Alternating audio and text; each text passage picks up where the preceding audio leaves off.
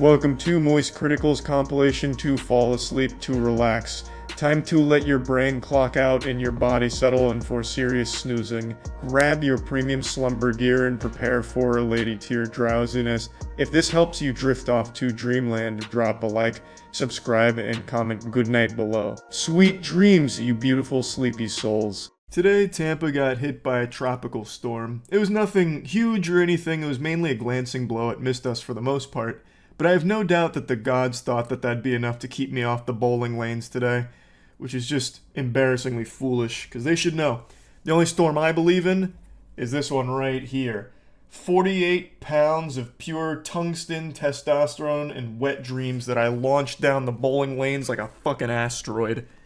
So, I got a new bowling ball, and it's actually got a little bit of lore behind it. I paid a visit to the lanes where I misplaced my rhino, and it passed on to the other side. It went straight to Valhalla and hasn't been seen since, God rest its soul. But I decided to ask if there was any chance of recovering it, like maybe it'd been misplaced, in the lost and found or something. It's been many months since I'd been back. And they said that no, it's not there anymore, but they bestowed upon me a gift, which was that red storm bowling ball right there. I don't know who the previous owner was, but I'm going to try and do them proud. It could be Pete Weber's previous bowling ball. Who do you think you are? I am. But anyway, I now have a hammer and a storm, so I'm basically just Thor out here. I've got two bowling balls, and I decided to break them both in on the lane today to see how they felt. Tropical storm be damned, I've got work to do chasing the perfect game, so here I am going with the storm here, just trying to figure out its quirks. And let me tell you, that puppy hooks left more than my penis. That bad boy just really rips across the lane. Like, I wasn't even putting a whole lot of spin on it. And that would just cut from right to left, like a fucking Star Wars transition screen. But anyway, picked up an easy strike to kick us off here. And immediately just trying to get accustomed to it. So here comes another one, as you can see, kind of more straight. I tried to even take some off, and I still got another Brooklyn for the double. So it's just kind of a learning process right now, figuring out how it reacts to the oil here. And let me tell you, it reacts harder than I do to eating a hot pepper. The reaction to it is just spastic. It's chaotic. So that's something I've got to get used to. But I do like it. I like the way that it hooks super hard. It makes it feel like a bucking bronco that you've got to tame. And then all of a sudden I just threw a fucking wet noodle down there, which was terrible. Now the chess master faces his most difficult obstacle yet, a pretty tough split. But I've picked these up before. Sometimes I'm good for it. And as Carl Weezer says, "Are you going to finish that croissant?" And my answer is resounding, "Of course I am, Carl." I'm actually just pulling your chain. It's a field goal. Straight down the middle, it's good. So, my perfect game's already ruined here. I can't even really get a great game anymore because now I'm left with an empty frame, which is the shame of all bowlers looking for a perfect game. A couple more bad throws later, and I eventually break the stinker streak by finding the groove again. So I think the technique for this ball in my hands is throwing it a little further out to the right than I'm used to and just letting the ball do a little bit more of the work down there so it hooks a bit harder. So, it's something that I've got to dial in on, it's advanced calculations, finding the angle of azimuth, all of that, of course, you know how it goes. But I'm entering into my flow state here, my third eye starts to open, I'm seeing the lines, the threads that hold the universe together, another beautiful ball right there. Me and the storm are like peanut butter and jelly right now. That 10 pin really wanted to stand up, but I put the fear of God in it, so it said, alright, enough was enough, and it fell to the floor, it laid over. Which I appreciate, it went belly up. Looking for a turkey here to finish this game off, but I gotta be honest with you sports fans, it just wasn't in the card for game one here. I line up for another perfect textbook strike, but unfortunately I held onto the ball a little too long and just threw a goddamn urinal cake down there, unfortunately. And for those that don't know, I'm actually automatic when it comes to spares. So my spare game is second to none. I just don't want spares, I'd rather just all strikes, you know what I mean? If you're not first, you're last. So I'd rather just get nothing but strikes and not have to rely on getting spares. But when the time comes, I can get them. Now, the next game, I was using my blue hammer to really give that puppy a whirl. And this one just does not cut nearly as hard as the storm. So this is a little bit more what I'm used to here. So that felt good right away. We immediately started sharing the neural load together. We were fucking drifting. So the blue hammer, feeling pretty good. And this game was dedicated to my rhino, which, I lost, unfortunately, but, I'm sure they gave it a Viking burial somewhere, and hopefully I'll get the cremated ashes at some point, and I can put them on my wall. So immediately getting a double with the blue hammer, things just feel right. but I'm trying to get used to both the blue hammer and the storm because I do think both can serve a very specific purpose. And right now, the hammer's purpose is getting a fucking beautiful perfect game. So lining up for a turkey here, this is business as usual. And you know I'm good for it. That's 3 for 3. A little Brooklyn to close her out there for the turkey. Feels nice. I'm jacking into the main frame here, staring down the quad, and I'm in a good groove right now. So I'm pretty confident about it, but it's not perfect. Like, I'm not throwing it as hard as I'd like. Like, I'm not launching the lumber the way that I usually like to. I like to aim for like 14 to 15 miles per hour, but right now I'm going about 13-ish. So it's a little too slow here, and it didn't cut nearly enough for that one, unfortunately, so I missed the quad. I then started to tilt a little bit, unfortunately, but my spare game is really optimized, so I've been really practicing hard on this reverse spin here for like the 10-pin, and even in this split situation, I was able to pick it up pretty seamlessly there. So I've really dialed into that, which is nice, but again, I'd rather just be getting all strikes. It does look cool, though. You can't tell me that it doesn't look cool with that reverse spin. I try and get back on the saddle here, and that feels pretty good. And it is pretty good. A few frames of ass eating later, and I'm faced with yet another split, and once again, I'm just kind of nice with it. So pick that puppy up, no problem whatsoever. I then started to go on this fucking flood of 9s, so I kept hitting it pretty much where I want it down the lane, but just ending up with this 10-pin for the most part. But I'd just like to showcase my ability to pick these up now thanks to mastering the reverse spin. It just feels much better. Like, I know that's probably not the optimal way of picking up the 10-pin or really any pins on that side of the lane, but for me, it just feels better taking a light ball, an 8-pounder house ball, and reverse spinning it, just giving that puppy the old what for. I also tried a two-handed technique there you might have caught. I just don't really like the feel of two-hand, so it's just not for me. I just wanted to give it a whirl. But once again, faced with a pin on the right side here, so I give it the old reverse-a-roo, and it's no problem whatsoever.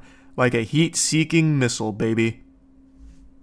I'm just going to go ahead and let the other frames ride out here, even though there's nothing super impressive about my throws. This was me trying out the two-handed technique and getting nothing but 9s, and picking it up with reverse spin every time. So this is kind of a showcase of the reverse spin more so than anything. The two-hand is nothing special for me. There's really nothing glorious about that, but I really am kind of proud about my reverse mastery here. It's pretty cool. I'm hitting him with that goddamn reverse curse technique, to be honest. Like, it feels good. So, I mean, just look at that. It looks so cool. Bang! And now I know you're wondering, does it work when there's more than one pin cowering in fear on the right side of the lane? And the answer is yes. Of course it does. It works in all types of terrain. Even during a tropical storm, I can pick that shit up no problem with the reverse spin. I have gotten extremely consistent with that. I am putting more fucking spin on that ball than the wind outside during the tropical storm. But it really is sad, though, because this game, I think, could have been a banger, but it was nothing but 9s. Nothing but 9s and then 1-8. But it was all spares, so it still ended up being a pretty decent score. But I'm not bowling for a decent score, I'm bowling for a perfect game, you know what I mean? But it's still a thing of beauty here, hitting these reverse spins on every single fucking spare pickup. By the fourth game, I started getting desperate, because the best I was doing was turkey. I wasn't getting more than 3 strikes in a row. And you know how when you start to get on tilt, you start changing your form, like in basketball, when your shots aren't hitting, like your 3-point shots off, you start making little adjustments? Well, that's what I started to do. So I started doing, like, little gallop throws. Like, I was basically doing Happy Gilmore bowling for a little bit, and I really didn't hate it. Like, it felt pretty decent. Like, my left leg was getting tired from planning so hard, so I was trying to do things to take some of the pressure off by doing, like, little gallops and little hops up to it. And it was kind of working. Like, the hammer was flying down the lane there, so I was hitting, like, the 15, 14 mile per hour mark. And it was just blowing those pins up. It was like a cannonball getting shot down the lane. It looks very silly. Like, you'll never see a professional bowler use this kind of tactic, this technique, but I mean, it was kind of working. Like, it really wasn't horrible. I then went to another interesting technique where I tried to get, like, much lower and kind of snipe at it a little bit. Like, almost taking, like, a knee while throwing it over there, like doing a fucking lunge. And that didn't feel nearly as good. But then it led to this, which was kind of a stylish pickup. Again, this isn't like a crazy split to pick up, but it just looks so cool when you do. Just look at that, threading the needle right down the middle, down the barrel right there, through the fucking gullet. That just looks like a really stylish pickup there on a very small split. But yeah, like I said, this like lunge sniper technique wasn't like my best work, but it wasn't horrible either. Like, I was still able to get some strikes with it, but I don't think that's going to be my go-to strategy for a perfect game. Like, this really was just because my left leg was starting to get fatigued and I was really looking for alternate throwing styles here, so I'm trying all types of, you know, different martial arts disciplines here to take some of the pressure off, which is kind of shocking because when I was bowling more often, like 5 or 6 months ago, my leg never hurt. But now I turn 30 and all of a sudden things that didn't hurt immediately start hurting. So now I'm getting fucking bowling injuries, which is crazy. Like, getting older is awful. Just actually withering away, it's a horrible feeling. Like, even bowling is starting to be somewhat painful for me. But yeah, anyway, that's where the strike streak stops right there with the sniper technique. Overall, I didn't have any extraordinary games or anything like that. My spares have become really good. Like, I don't usually miss a spare unless I have like a really tough split. But man, I am just not stringing together a lot of strikes at the moment, unfortunately. So I'm still pretty far away from the perfect game, but today was mainly just working the bugs out with the new bowling balls here to really get a feel for them. So I guess I couldn't have expected like a crazy fucking day out of it or anything, but it was still fun to go bowling during a tropical storm. That felt pretty hardcore. So yeah, that's about it. So yeah. On the internet, sometimes you have to get really creative to stand out from the crowd, which births some legends, like the great Tide Pod eaters of yesteryear, or the absolute champion, the brave soul who attempted the hot coil challenge where he put his forearm on a stovetop. And these ideas are always made with the intent of getting views and going viral. And today I learned about someone who tried a new tactic, derailing a train for YouTube views. Charges have now been filed against a Lancaster County teen accused of intentionally causing this train derailment out in Bennett. The 17-year-old even sent this video to 1011 afterwards. You see there some of those cars veering off of the tracks. It happened at the crossing at Highway 43 back on April 22nd. A criminal complaint says that between the rail itself and the train engines and cars, about $350,000 worth of damage was done. That teen has now been charged with 2 felony counts of criminal mischief, but he is not in custody at the moment. Attorneys have filed a motion to move his case to county court and to try him as an adult. A very interesting strategy here. This sounds like some kind of lame plot that Cobra Commander would have cooked up to lure out the G.I. Joe, except here it's just used for views. There's so many things to unpack here, but one thing I'm very curious about is where he planned to go from here. Like, let's say he did get a huge audience for derailing the train. Does he just keep amping up the stakes? Like, next video he smuggles a bomb onto a plane, follow-up video he drops depth charges into the Suez Canal. Like, I don't know how you keep upping the mischief to keep the audience hooked here. It seems like this is a one-and-done thing, unless he was just going to be some kind of, like, serial train derailer, like the worst Saturday morning cartoon villain ever.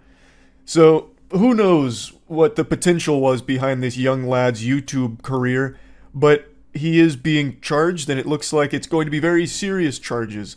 $350,000 in damages, that's a lot of clams. He's going to have to sell a lot of Hot Wheels and maybe even his Fortnite account to start trying to make up for that. Of also pulling a rail switch, ultimately causing that derailment. The lead investigator says the accused 17-year-old walked up during the investigation and asked what happened, later telling the investigators it was, quote, obvious that the switch had been pulled, and then showed the investigator the video you're seeing now. Railway police believe that security cameras in the area showed the teen not only driving up to the scene, but also setting up a camera minutes before the derailment. I guess I've never seen a real-life train derailment, which is maybe the purpose behind his video, to educate us on what they actually look like. Because in my head, I always picture it the way Hollywood portrays it, where when a train derails, it's going at like fucking Mach 5 speed. And even when the emergency brake is cranked, it doesn't really do anything to stop it. So then the cars just start shooting off the tracks in every which way as Linkin Park's What I've Done plays. But clearly that's not the case in reality. So the conductor attempted to make an emergency stop, but didn't have enough time to do so before reaching the point of no return. And then it collided with an empty coal car.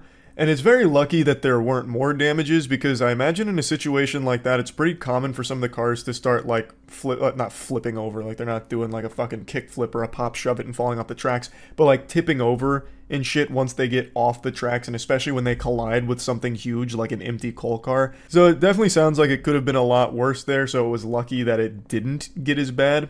And speaking of lucky, you can get really lucky right now by getting Goof Juice. It's going to improve your luck stat because it's the best beverage ever made. It's the best flavor. My GamerSupps Goof Juice flavor is available right now. There's a huge sale. gamersupps.gg/moist, or click the link in the description. Reading about it just makes the whole thing even stupider though, because the kid wanted to record it and share it on YouTube, so he hatched this nefarious scheme to go pull the lever after setting up a camera so he could film a train derailing, and then he stayed at the scene the entire time, and was even the one who alerted authorities to the incident. So he approached the investigator asking what caused the crash, and the investigator said he didn't know, so the suspect allegedly said, "Obviously a switch was flipped the wrong way."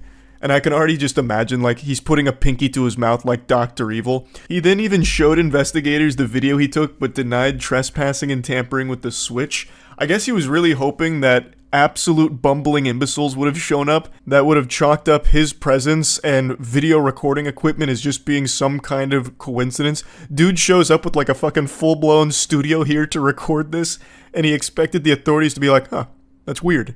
Who could have done this? Must have been the fucking goat man.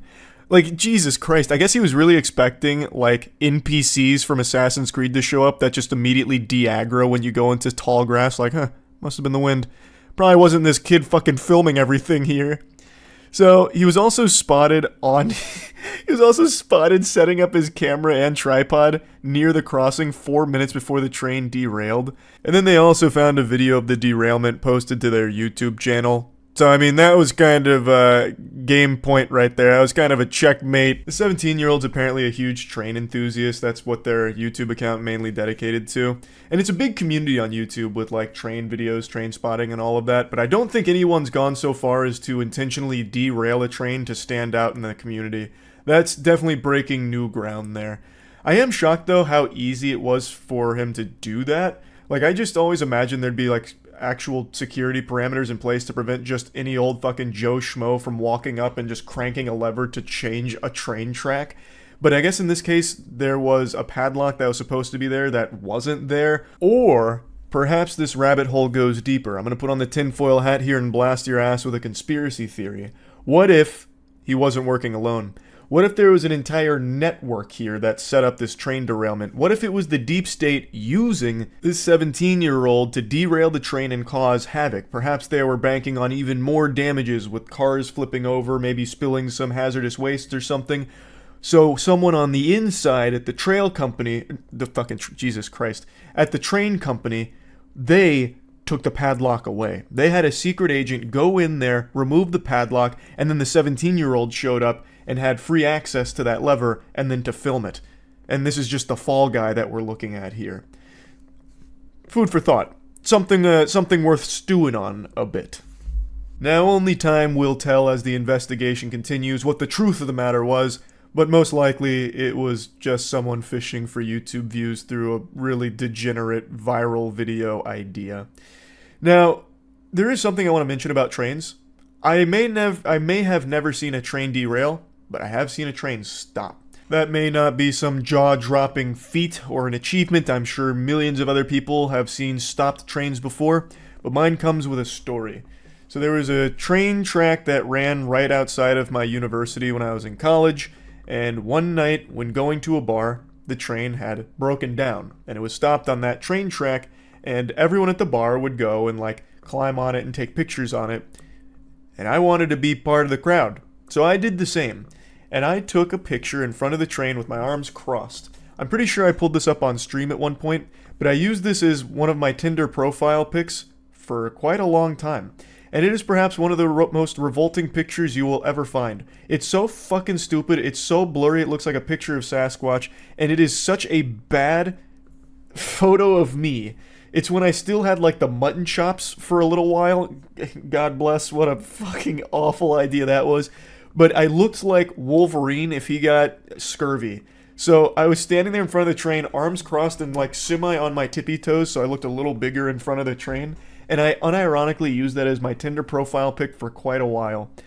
And I just had to share that here. I'm pretty sure I brought up that picture on stream, but I don't know if I ever told the full story to it. So seeing a train derail isn't really the same as seeing a train stopped and taking a picture in front of it, but both instances do involve a train. So, felt the need to share. That's about it. See ya. The new Deadpool movie has arrived at a time where interest and hype in the Marvel movies couldn't be lower. Most people seem to have more hype around finding an extra chicken nugget in their Chick-Fil-A order than they do for a new Marvel film that comes out.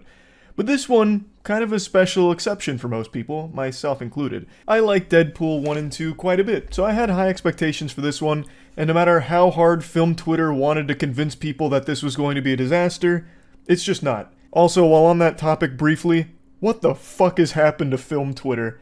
They're off their gourds sometimes. So for those that don't know, there was like a sneak peek scene of Deadpool and Wolverine that went online, and Twitter ate it alive. They went ballistic, blowing a gasket about like, this is not only the worst scene in a Marvel movie, but the color grading here makes it one of the worst scenes Hollywood has ever produced on the big screen in 100 years. This movie is unacceptable. It looks like a film student project. This movie's dead on arrival.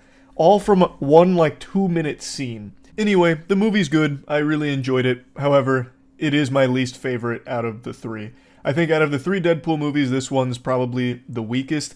And it might be because there was too many cooks in the kitchen. I know it has like 5 writers on this one, whereas previous ones had 2 and 3. Or maybe it's just a symptom of knowing what to expect with Deadpool now. For the first 2 films, I wasn't like the most die-hard Deadpool enthusiast, like, you know, fucking encyclopedic knowledge of everything about the characters. So I went into those movies pretty blind and was not really familiar with what kind of humor Ryan Reynolds could breathe into a character like Deadpool.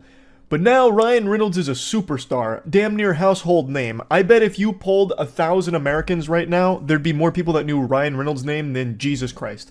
Like, he is a very big, popular actor, and his humor is Deadpool's humor. So, since Deadpool, Ryan Reynolds has used that same humor in pretty much all of his films, and it's not a bad thing because it's still entertaining. He is still a guy that makes me giggle, but it didn't have me giggling as much as the first 2. Like, I wasn't spitting up in my seat, kicking my legs or anything, right? But it did have me laughing a couple of times, which is infinitely more than I can say for many other films that inject comedy into it. The Hollywood comedy formula has been big stinky for a minute now. And even though I wasn't laughing as hard as previous Deadpool movies, I actually thought it excelled in a couple of other areas. And I'll get to that in just a minute. Real quick, I want to give a big thanks to a sponsor. Big thanks to Helix for sponsoring this video. You've heard me talk about Helix quite a few times over the last few years, and that's because I've used Helix mattresses for the last few years, and I really think that they're great mattresses.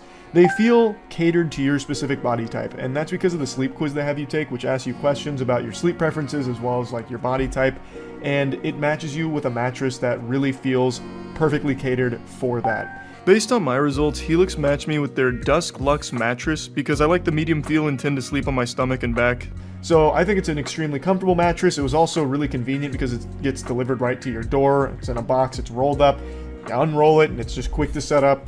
There's also a 100-night trial to ensure that you love it. Helix mattresses have a 10-year warranty, and they even offer financing options and flexible payment plans, so a great night's sleep is never far away. You can get started with a Helix mattress by clicking the link in the description below. Right now there's a 4th of July sale going on, so you can actually get 30% off of Luxe and Elite mattresses, plus 2 free pillows, and generally 25% off site-wide. So once again, big thanks to Helix for sponsoring this video. You can click the link in the description below to get started.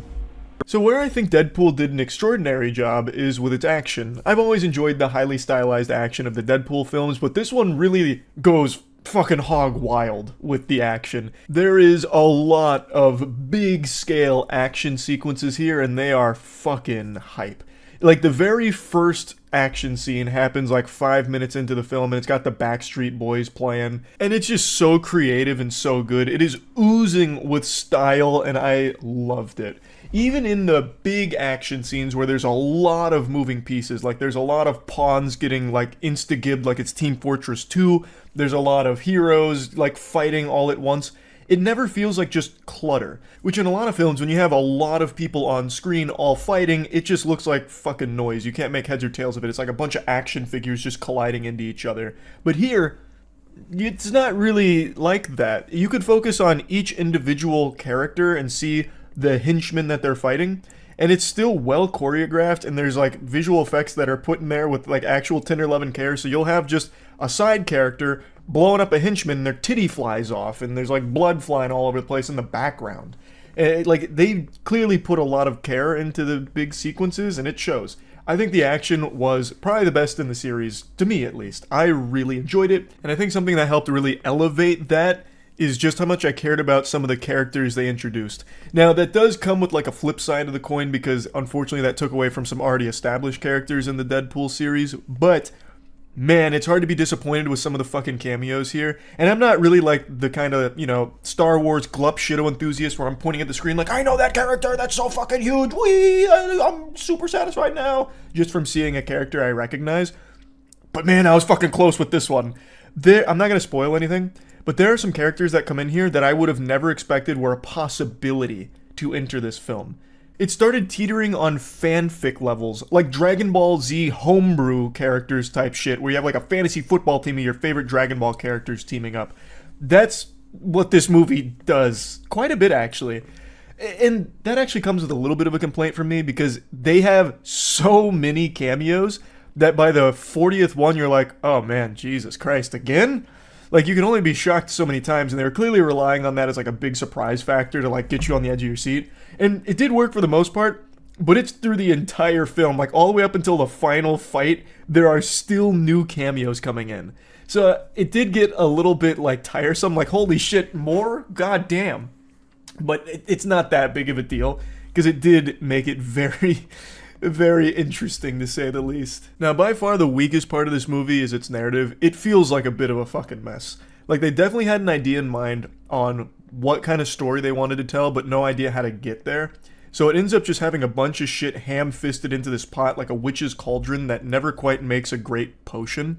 And I think it's because they tried to tell too many stories within that. So it's telling an emotional Deadpool story, while also telling an emotional Logan story, because we have the Wolverine here. It's not the same Wolverine that we know from Logan, but it's a new Wolverine that they give depth to, and they give us the backstory to. They give us a lot of characterization of. So because they're trying to tell a couple of different stories within this plot thread, it just makes it kind of messy.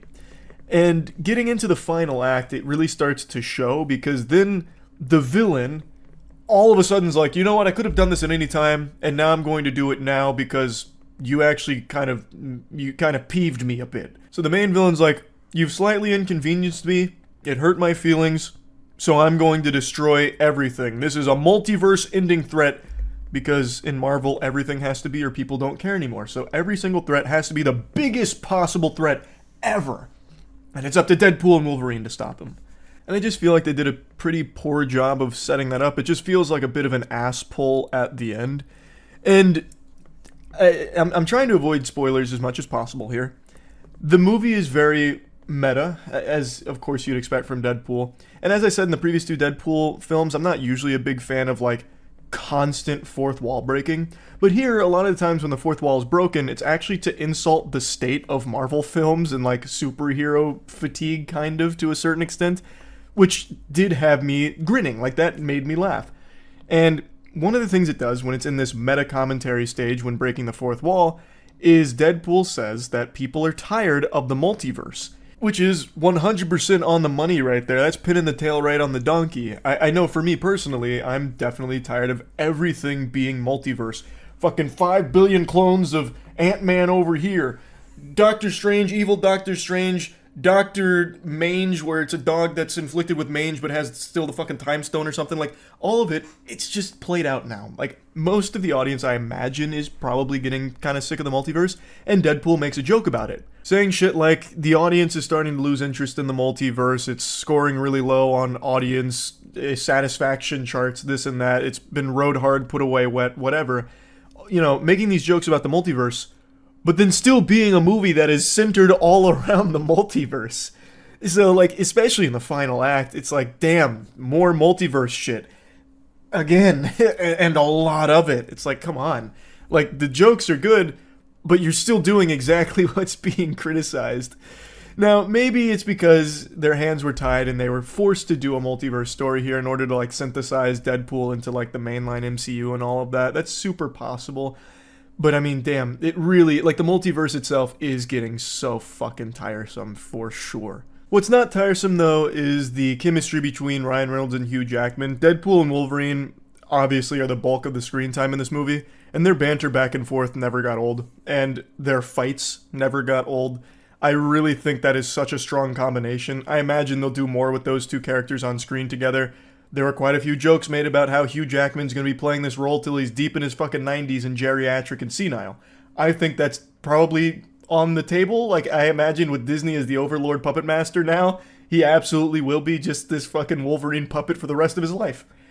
And if this movie's anything to go by, it's probably still going to be good. So I guess we could look forward to more of that maybe. But like I said, overall, I enjoyed the movie, but of the 3 Deadpool films, this one is my least favorite, even though I still really enjoyed it. Plugging it into the moist meter, I'd comfortably give it like a 75%. I wasn't disappointed or anything like that. I had a good time, and that's about it. See ya. Whoa! This is just a blatant Five Nights at Freddy's ripoff. Well, let's compare it. Let's see what's better. Five Nights at Freddy's or Baki. It's pronounced Boki.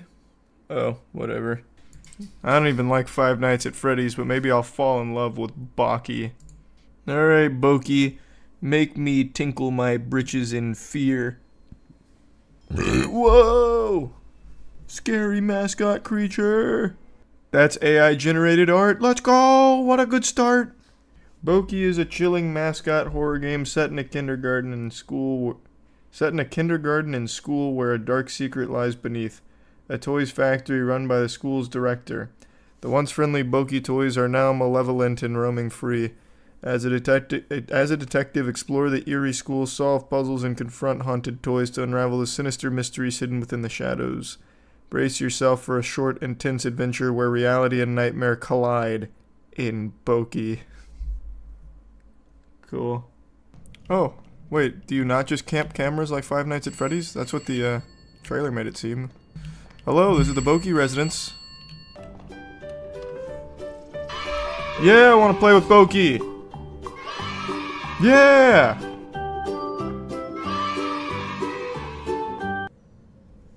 So what happens now? Are we playing Boki? Oh, I was probably supposed to pay attention to the colors that flashed there. Son of a bitch. Anyone in chat have photographic memory? Red, blue, white, green. Why did I listen to you? You're banned. You're to the Shadow Realm for lying. Yellow, green, blue, red. You're banned. God damn it, please don't make me go rewind the tape to see the colors. Oh, fuck. Red, blue, white, green. Someone just said that and it was wrong.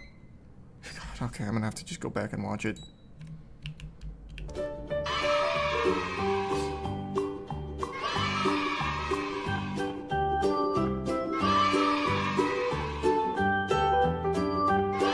Yellow, green, white, red. Or, sorry, orange, green, white, red. Alright, here I come, Boki. I think something strange is happening in the school. The kids have been mentioning strange sounds coming from beneath the school. During the math class, the lights flickered, and the students said they heard something like giant footsteps coming from down. Bunch of fucking liars is what they are. There's no toy factory underneath the school. Jason, it's me. Listen carefully. The toys, the monsters. They're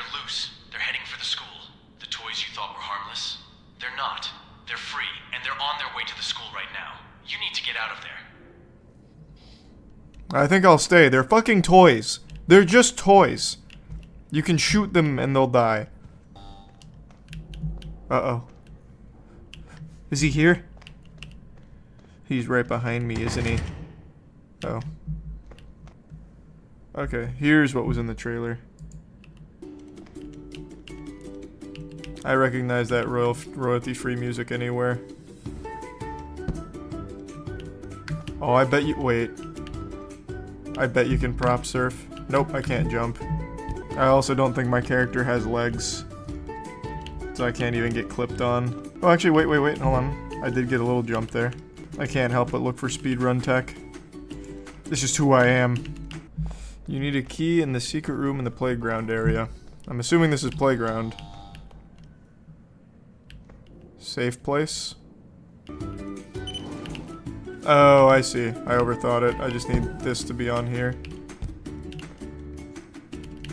I need to just weigh this down with enough blocks. Damn it. I found the secret room and the secret key. Boki didn't like that. Warning. No. Warning. Baki is coming. Oh, it is Baki. You. God damn it.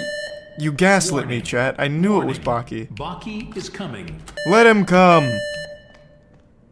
All over my face and back. See if I care. It's Baki! Ah!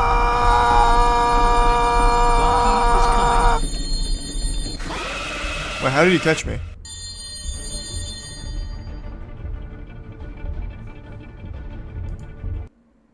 Damn. AI wins again?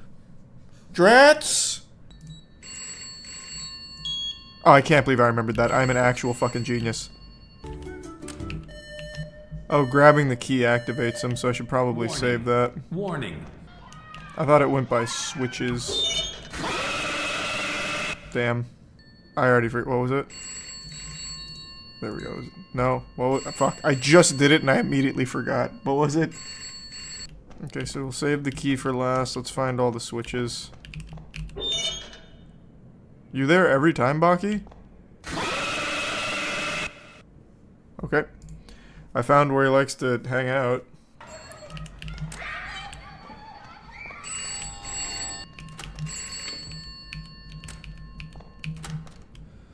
There's nothing else in here. There's nothing else in here. So I think the last one has to be where Baki's posting up. Where he's just like fucking making like the squatting. Alright, so I need to go to the kindergarten. Warning. Warning. Baki Is he going to be coming. there? Is he going to be there though? Warning. Okay, so that spawns him there. Now what happens if I go to his other place? Warning. Warning. So now he shouldn't be here, right? He still is. So I'll run by lobotomized Baki. He's still there. Well, I thought closing the door might work. So how do you de-aggro him? I didn't notice anywhere you can hide. Need you to turn right, Baki. Or, sorry, left. No, he's just going forward.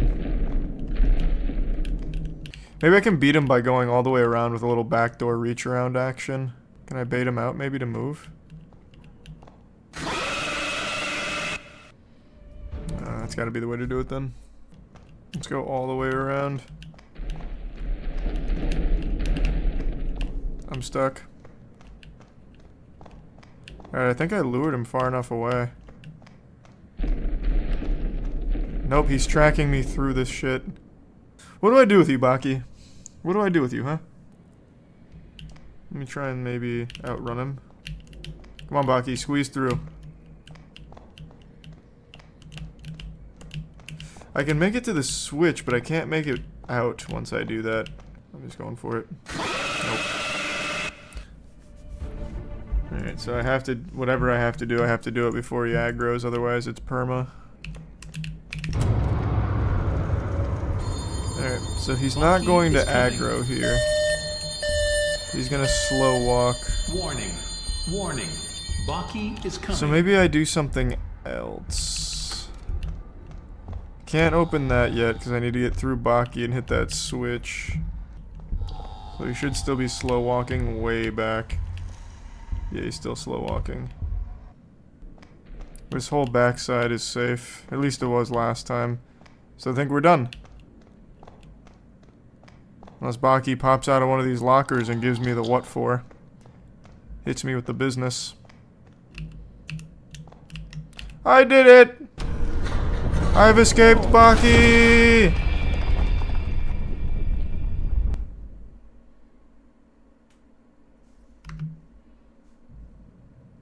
Stage 2.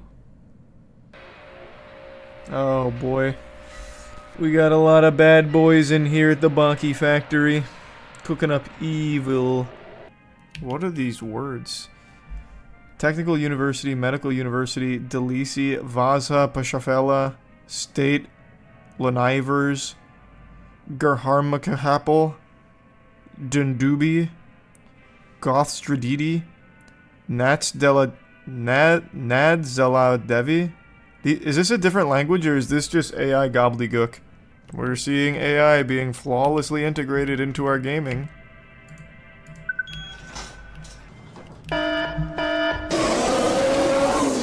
What was that? There's just an invisible wall there. It's like, okay.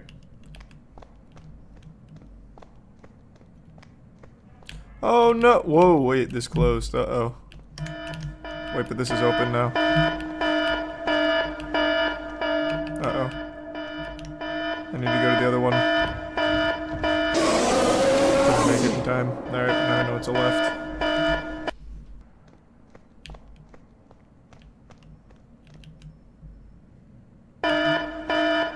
That shit just randomly spawns in. Cool.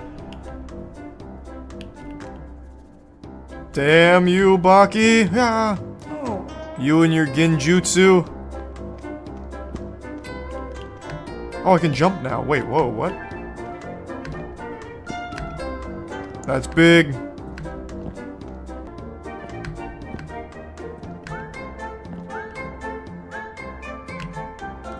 Okay.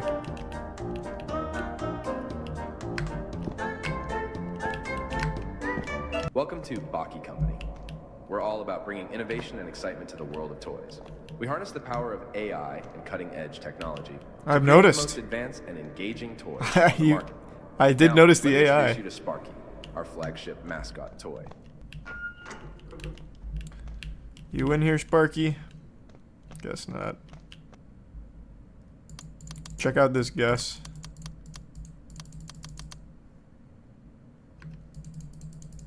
Nope. It's gonna be some kind of like meme number, I bet.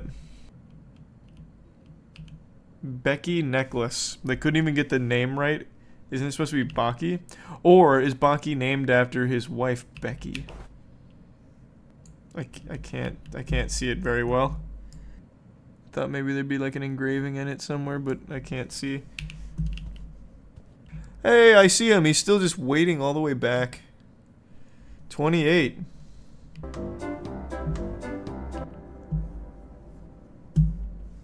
$28.41. We found it.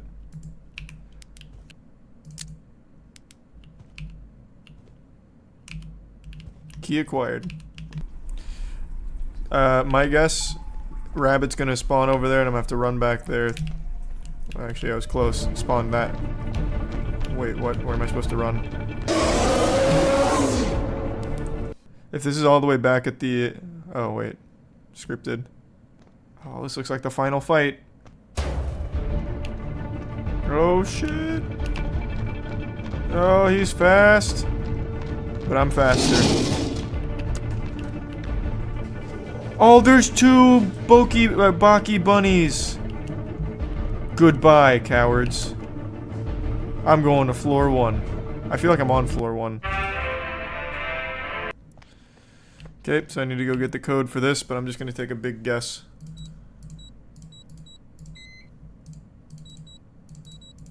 Just going to brute force a few more attempts.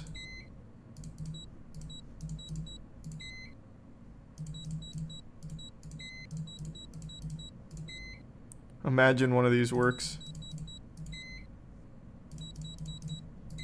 Okay, worth a try.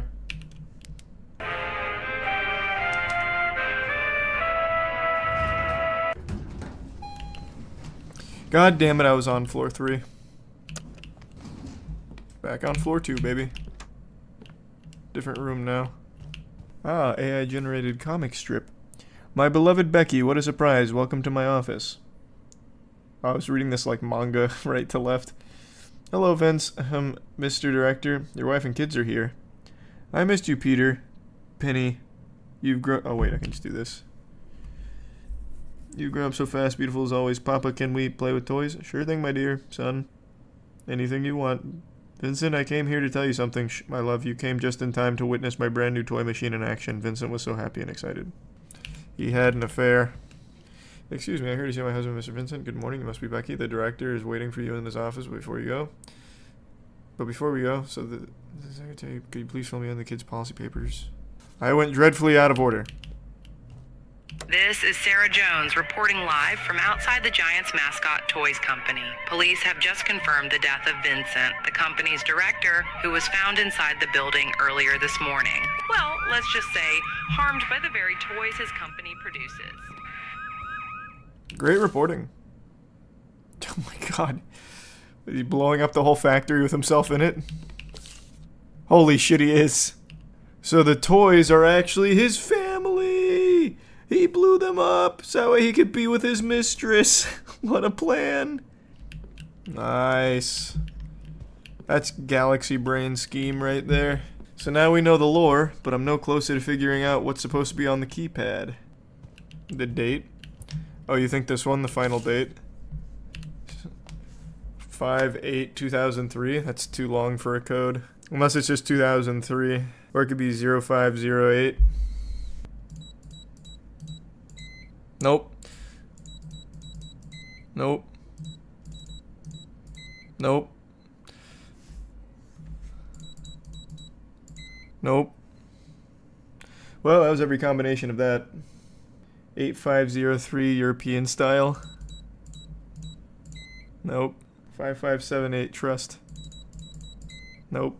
Try 2002. Nope. 0010. Nope. These are just random guesses. What the fuck else was there to look at? There was nothing else on floor 2, was there? And it definitely would have been there in the lore hub. What did I miss? There's a second date on another lore page. Okay. Oh, it's gotta be this one then. Well, actually, no, it can't. 2/14/02, that's too long. I guess it could just be 0214. Maybe the dartboard? This would be fucking stupid if this is it, though. There's only 2 darts on it, though. 7-2. And he didn't hit any doubles or triples. Alright, let's try 0214, and the time on, well, the time on the clock is the same one from downstairs, and it's wrong. Check the pool balls. Cue ball, and then the 1 and 4, I think. Or no, it's the 1 and 2. I guess it could be this. Could it be 7212? Nah, it's dumb. Well, we've got a few different numbers now. 7212, and then 2/14/2002. Rotate the pages. Well, okay. It's kind of underwhelming. I like the other ideas more. It's just written on the back. So 8, 4, 2, 6. 8426. Here I come. Oh, I'm deep in the insane asylum. Oh fuck. Baki's popping off. Vincent's wife and children are gonna beat my ass. It's heaven, I see it. Here I come. No, it was a trick.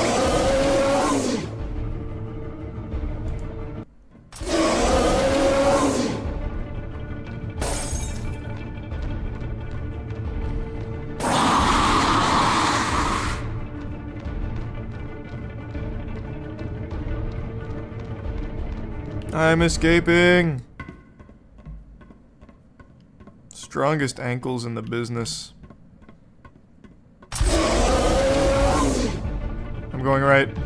It's colorful. This has to be correct. This is gonna drop on me. I'm fucked. Actually, no, I drop it on them. Outplayed. Sorry, idiot. Here we go, baby. We're cooking. Outplayed. Oh, that's scripted. Oh.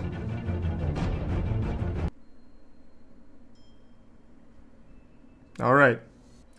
Another fantastic mascot horror game. There's a story I've referenced a handful of times over the years because of how bizarre it is. It's from 2010 when a Counter-Strike gamer got knifed in the cyberspace and got so upset that he spent 6 months, or a little over 6 months, tracking down the perpetrator who dared knife him in the game, to stab him in real life to murder him for it. His name is Julian Barreau, and he was dog shit at Counter-Strike, got knifed, got mad, and then dedicated over half a year to finding the person who steamed his cheeks in order to ambush them with a knife attack. So he found his rival, who then opened the door to greet him, and was immediately met with a knife being plunged into their chest, narrowly missing their heart. And for this attempted murder, Julian received 2 years in jail and anger management courses.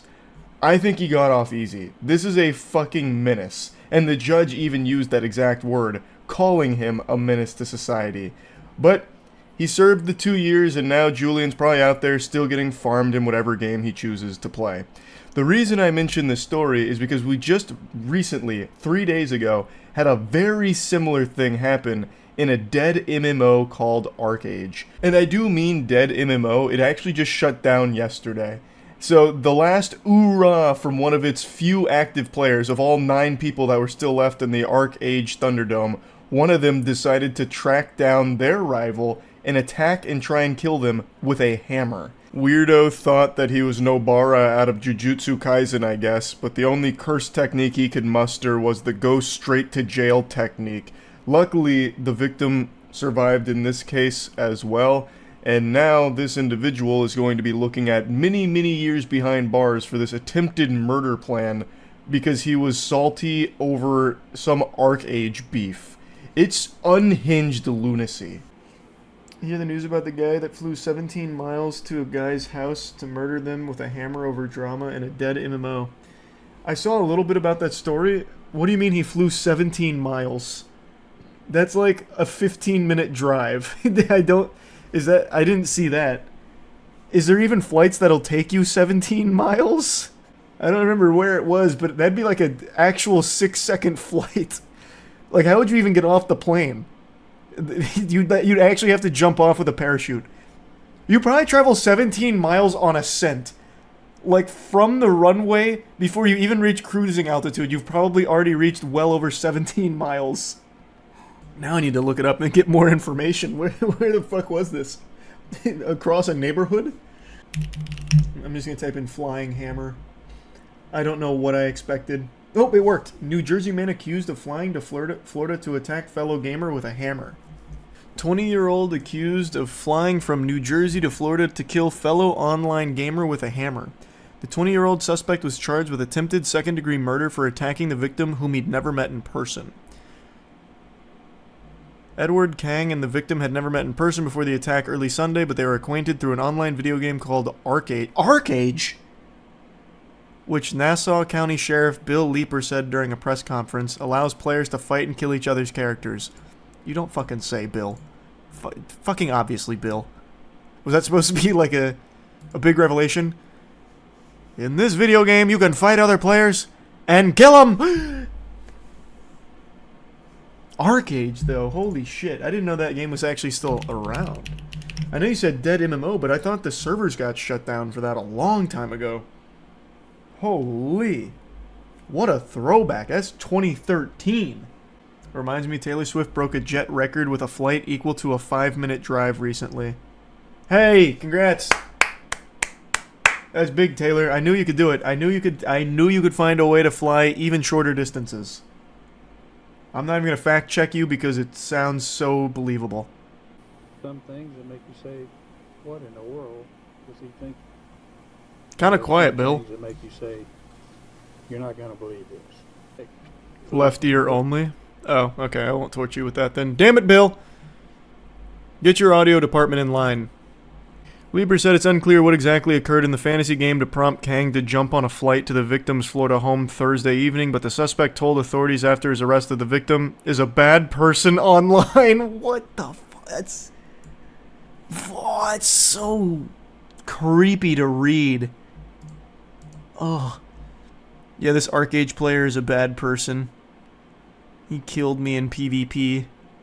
After telling his family he was leaving New Jersey to meet a friend he met through an online video game years ago, Kang landed in Jacksonville from Newark and took an Uber to his hotel in Florida Fernandina Beach, arriving there at 2 a.m. June 21st. He later went to an Ace Hardware where he purchased a hammer and a flashlight, receipts in his hotel room showed. Then, around 48 hours after his arrival, Kang went to the victim's Fernandina Beach residence and entered through an unlocked door. The unknowing victim had been playing video games in his room when he got up to use the restroom, opened the door, and found Kang standing with a hammer raised in the air, anticipated strike position, while wearing all black gloves and a mask. Holy shit. The victim's stepfather said he was awakened by screams for help and entered his stepson's room to find him struggling on the ground with Kang still armed with a hammer. The victim and his stepfather were able to disarm and restrain Kang until deputies arrived at 2 a.m., when they discovered significant amounts of blood in the home's entryway in the victim's bedroom. Sheriff said both gamers, who are around the same age, were taken to a local hospital and have both been released. Kang into custody and booked into Nassau County Jail. The victim had severe head wounds, but they appeared to be non-life-threatening. That's super lucky. He got super lucky. Luckily, he survived. What a fucking insane person. Actual lunatic. The sheriff said his office believes Kang left New Jersey with the intent to kill the victim and that the suspect's charges of attempted second-degree murder and armed burglary may be upgraded in the future as investigation continues. They should be, 100%. Yeah, absolutely. This was clearly premeditated. After his arrest, Leeper said Kang asked the deputy how much jail time a person gets for breaking and entering an assault. I would say Mr. Kang is going to be a long time before you play video games again. That goes kind of hard. Oh shit, and that's particularly true for Arcage. According to an April announcement, the Korean massive multiplayer online role-playing game will shut down in Europe and North America on June 27th due to a decline in active players. And at least one of the active players is an actual maniac. Oof. He won't even get to say goodbye! Dude caught an attempted murder charge for a game shutting down in a few days. Yeah, it shuts down tomorrow. This guy said, fuck it, I'm gonna take him out. The incident serves as a stark reminder of the potential real-world consequences of online interaction. We urge the public to exercise caution, report any suspicious online behavior to the authorities, and always ensure their homes are securely locked. The shortest flight in the world is Logan Air Westray to Papa Westray route. It's about 90 seconds long and covers 1.2 miles. You should just be arrested if you take that flight. You should just go straight to jail to think about what you've done. I was going to wait for this video to be finished before showing anything or talking about it, but I just can't wait any longer. I'm scratching at my neck about this. The cup runneth over on giggles. I keep laughing to myself about it, so I just want to show you it, at least a little bit from it. A few days ago, my friends and I thought it would be a banger idea to go to a comedy club and perform a stand-up routine, a nice tight 5. But we wrote each other's material. We drew names out of a box, and we would write for whoever we got. Kind of like Secret Santa, but instead of giving a gift, we're just giving pure fucking cringe. It kind of became a competition to see who could make the worst stand-up routine that would have to be performed by the person you got from the box in front of an audience. A live audience. And I was blessed. I got Matt, and I knew I could do something diabolical. I think I created one of the worst stand-up routines most of you have ever seen. This shit is so bad, Amy Schumer's probably gonna steal a few jokes from it, and I just need to show you it. So I'm sorry for like the misleading thumbnail here because my section of this isn't done yet. The full video will be complete on Friday at 8 p.m. Eastern and go up on the other channel. But Matt's section I do have, and I want to show you it and give you a little director's commentary about the material.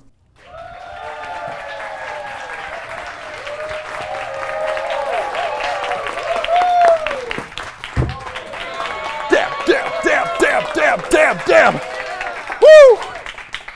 How's everybody feeling tonight? That was pathetic. How's everybody feeling tonight?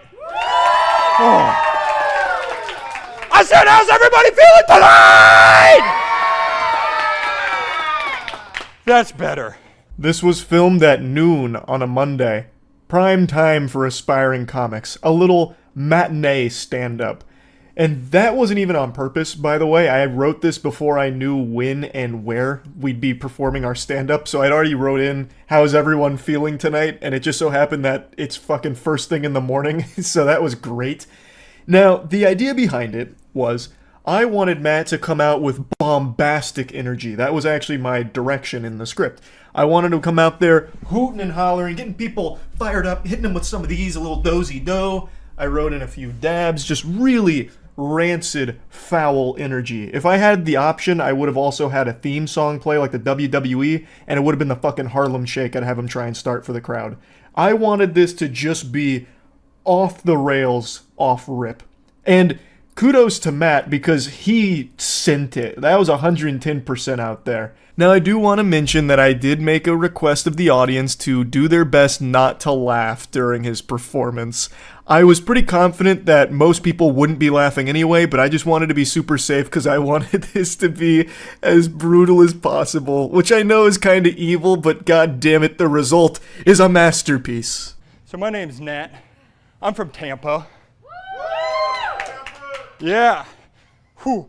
Tampa! Tampa! Damn, damn, damn, damn. Oh, fuck. All right. I'm going to put some smiles on your faces tonight, even though you guys aren't really feeling into it just yet.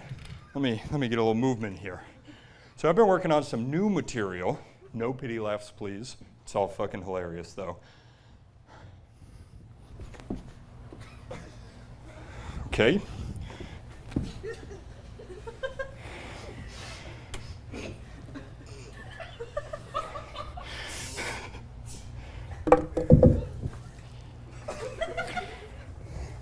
Okay.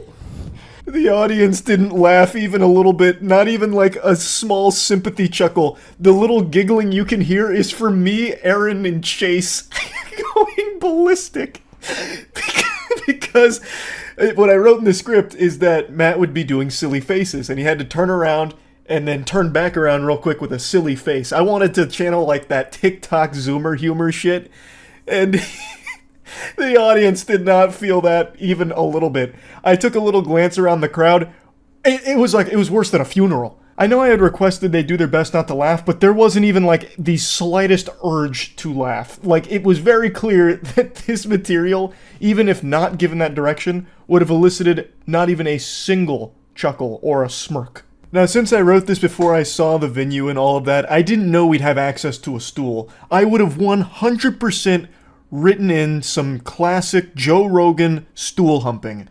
I didn't know the tools we'd have at our disposal. I didn't know the equipment we'd be working with, so unfortunately a huge missed opportunity here for some stool fucking. That probably would have sent the crowd into gut-busting fits of laughter. Like, they would have been sounding like hyenas out there with how hysterical that would have been.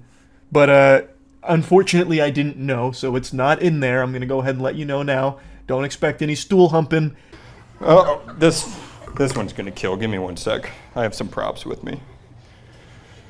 I think you all can see this just fine.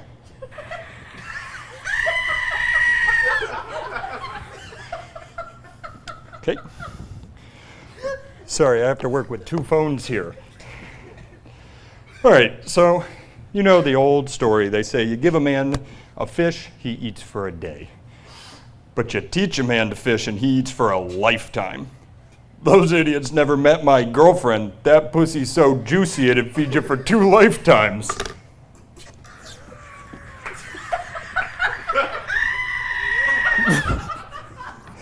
I can't even fucking watch it back without laughing. It was so beautifully painful. So, let me explain a little bit about this little humdinger here.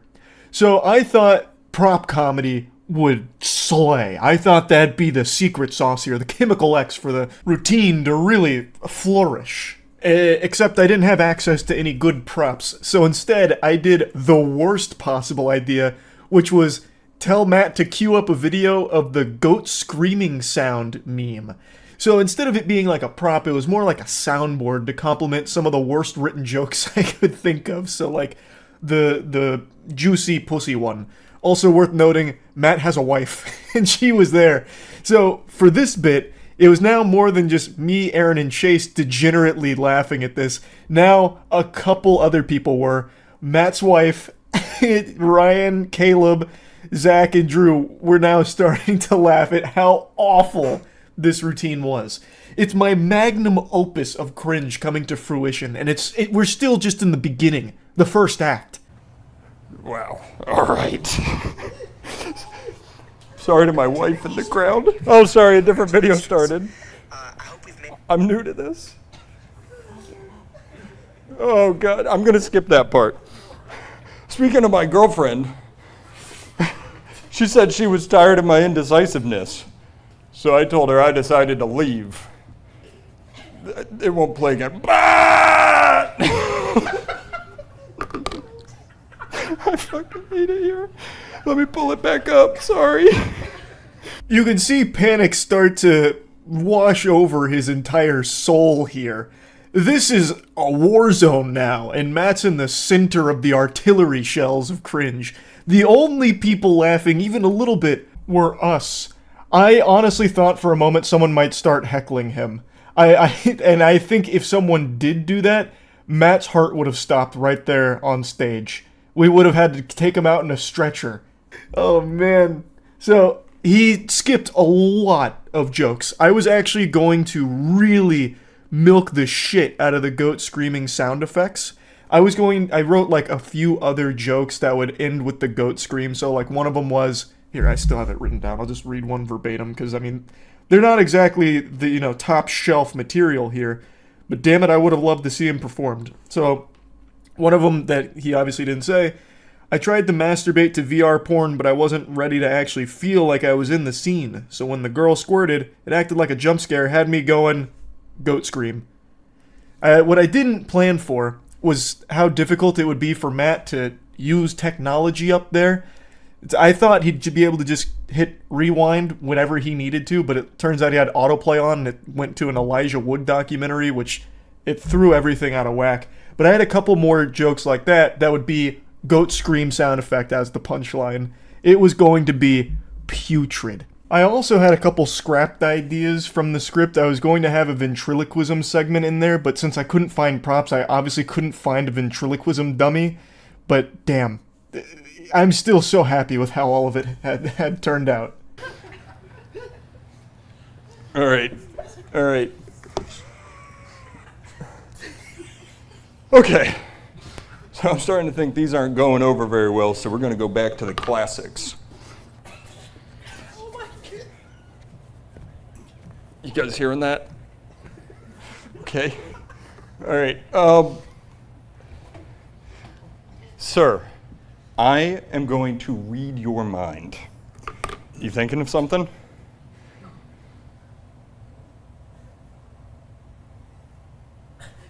No, I don't got it. There's a lot to unpack in this material here. There's a lot of nuance to it. So, after the goat screams, he abandoned that questline. He went to another joke that I wrote in there where I acknowledged in the script, hey, I guess this material's not going over well, fully anticipating a normal audience would hate it. So, I planned for the future here. So then I had him say, time to go back to the classics, and I wanted him to start armpit farting for a while. But he couldn't get any good toots going from the old pits. So he abandoned that really quick too. But I had him going around the stage doing this for a little bit and then transitioning into crowd work. So I wanted to obviously get the audience involved. I wanted him to directly interact with them. And the crowd work, I didn't have a whole lot for, so I went for the mind reader angle. And I actually thought he did a really good job of bringing that one to life. That's pretty much exactly how I scripted it. I can do impressions though. Foo Fighters, you come to me on the day of my daughter's wedding and you say to me that my silly faces aren't funny. Okay, that's all my time. I'll see you guys later. Thanks.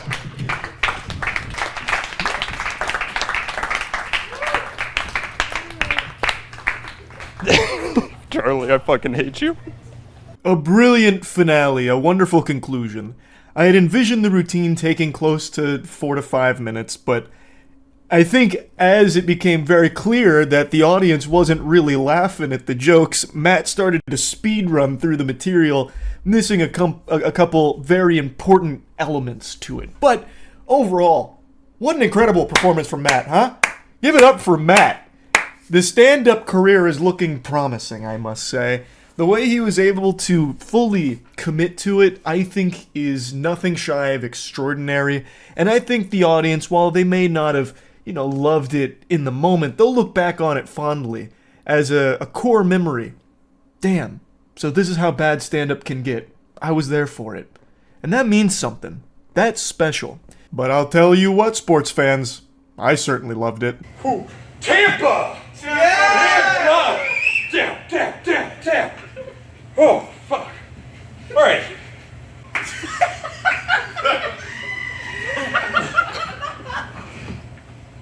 Wow. All right. Sorry to my wife in the crowd. Oh, sorry, a different video started. I'm new to this. Oh, God, I'm going to skip that part. Speaking of my girlfriend... So yeah, the full video for all of our performances, including mine, will be up by Friday at 8 p.m. EST on the other channel, but I had to show you this one. This one I still keep laughing about. I'm very proud of how Matt brought the material to life. I only wish I had done more. I feel like I could have utilized props more had I known there was a stool. There was a lot of notes I could have taken from Joe Rogan with the stool. Like, there's definitely room for improvement. Maybe we do it again in the future, who knows, but it was a lot of fun. That's about it. So yeah. Do I look awake to you right now? I hope not, because I'm pretty sure I'm sleeping, stuck in a nightmare of streaming services. It's so exhausting. Chick-Fil-A is apparently launching their own streaming service. Kind of. It's more so the company that owns Chick-Fil-A is launching a streaming platform, but even still, there's a lot of silliness to touch on with this. I've already been shaking my fist at the clouds about how absurd streaming platforms have become, and every company on the planet is fishing for any possible excuse to launch a streaming service to try and wring you out like a towel to get a couple extra doubloons to fall out of your wallet. And today it's been reported that Chick-Fil-A is putting their ass on that toilet seat as well. They're going to be having their own streaming service, apparently. Chick-Fil-A being closed on Sunday has given the executives some extra time to cook up some of the worst ideas imaginable. So, before going into the nitty-gritty and diving into the weeds, I think most sane people would probably write this off as a horrible idea. They're a fast food restaurant. They're not in the entertainment industry. They don't have a catalog of productions or anything except for like the Eat More Chicken commercials. But you can't really launch a streaming service that's just Eat More Chicken animated adventures or whatever. It's super stupid. It's not like they're gonna fill their Chick-fil-A Plus with, Martin Scorsese exclusives or anything. It would very likely be just quickly shot, haphazardly thrown together garbage, would be my guess. Again, Chick-fil-A is in the fast food industry, not the entertainment industry. The only thing they entertain is my butt with a little extra poop when I eat too many chicken nuggets. According to Deadline, Chick-fil-A is working with a number of production companies and traditional studios to create multiple original shows for a streaming platform debuting sometime later this year. So mark your calendars, it's coming pretty soon. I can't wait. Maybe this is going to be the platform that picks up Halo Season 3. Imagine how blessed that would be. Halo partnering with Chick-fil-A to deliver the worst adaptation mankind has ever experienced, and bringing more of it. Thank God. Initially, the restaurant is said to be focused on family-friendly, unscripted programming, including a game show produced by Glassman Media and Sugar23. I'd never heard of either of those companies, so I looked them up. Glassman Media has this impressive resume here. I've heard of 3 things on here: The Wall, and Bingo. All the others I'm in the dark on. Ex-Wives Club sounds like an absolute banger, and The Cowboy Way looks like Ram Ranch, and it was so good they brought it back to Ultimate Cowboy. Those actually look like the covers to those like erotic novels that you see on TikTok from time to time, or like a Chuck Tingle book or something. maybe the show is incredible. Maybe it absolutely claps cheeks. I couldn't tell you. But the Cowboy Way and Ultimate Cowboy really caught my eye. And of course, I'd never heard of Sugar 23 either. It sounds like a screen name a Predator would have used before being busted by Chris Hansen. But I looked into Sugar 23, and I don't really understand. So on their website, it's a bunch of buzzwords about innovation. It's a talent management and production company that's been reimagined, which to me sounds like one of those Michelin-starred restaurant, like, pretentious menu items. It's a deconstructed hot dog using squid. But they keep talking about, the mission to impact culture through entertainment, world-class entertainment executives in scripted and unscripted TV, film, and podcast. They create original premium content for global distribution. And here's one of their examples. P&G Studios, Time Studios, and the secret sauce, Sugar 23. I love that they call themselves the secret sauce. That is adorable. Came together to make a star-driven documentary series focused on making the world a better place. Sounds very wholesome. Quick side note, you know what I'm really tired of? Star-driven anything. The Borderlands movie should prove once and for all that people don't really give a fuck about the star power behind a film if everything else about it is terrible. This probably doesn't apply to that documentary series. Again, I don't know anything about it. But just that word star-driven or star-studded, that word is foul to me now. It's like poison. Let the material of the production speak for itself, and if there's great actors and actresses attached to it that people know, then that's just a bonus. It shouldn't be the selling point of a movie. You've just wasted a ton of money on an absolute dog shit script, talking about Borderlands here, and paid hand over fist oodles, millions upon millions of clams for a bunch of A-list actors and actresses that don't want to be in it and can't save it. It's just a waste. Anyway though, Glassman Media and Sugar 23 that we just learned about through this quick lore breakdown, this adventure I went on, they are slated to be working on this in some capacity, but down the line, the currently unnamed service could also feature original scripted series, animation, and content that's either licensed or acquired from other entertainment outfits. And thus is the curse of streaming services. Anytime one of these fucking things sprouts up, they always take from other already existing streaming platforms to try and get fans of whatever that product was to just immediately buy a subscription to your new one so that way they can continue to watch it. I hate that practice so much. Like, if you go to try and watch the entire Pokemon series, like Donkey illustrated in his video about streaming services, you have to go to, I think it was 7 different platforms to watch the entire series or something crazy like that. It's unacceptable. Like, that should just be illegal. It really should. It's such a headache. It's such a nuisance, and it's extremely expensive to do that. It costs more than cable for that, obviously. And if you have just one streaming service, your catalog is constantly dwindling and constantly subject to change, normally for the worst, because other streaming services are starting to poach from it. It just sucks. It super sucks. Companies don't really suffer for it, but consumers do. So I just imagine a world where Chick-Fil-A All Day Turbo Vision Plus, or whatever they're going to call the service, comes up and they just say, you know what, we're going to grab a couple of seasons from all of these different shows, this mishmash of a ton of beloved properties, and immediately slap them on our platform, and hopefully we can get some of those fans to just buy a subscription here so they can continue to watch what they love. I hate that. Like, it's so awful. I am beyond tired of all of these streaming platforms. It's so unnecessary. It's like Horcruxes. You have to just defeat all of these other streaming platforms, kill them, let them die out, so that way you can just defeat this streaming menace and stop the gold rush once and for all. It's the only way. Chick-Fil-A hasn't announced or publicly commented on the programming initiative, but a pivot into entertainment production could be part of a bigger advertising or customer data play. Customer data is more valuable than money at this point. Every single company on the planet is doing everything they can to grab as much data as possible. It is the #1 currency in the world, period.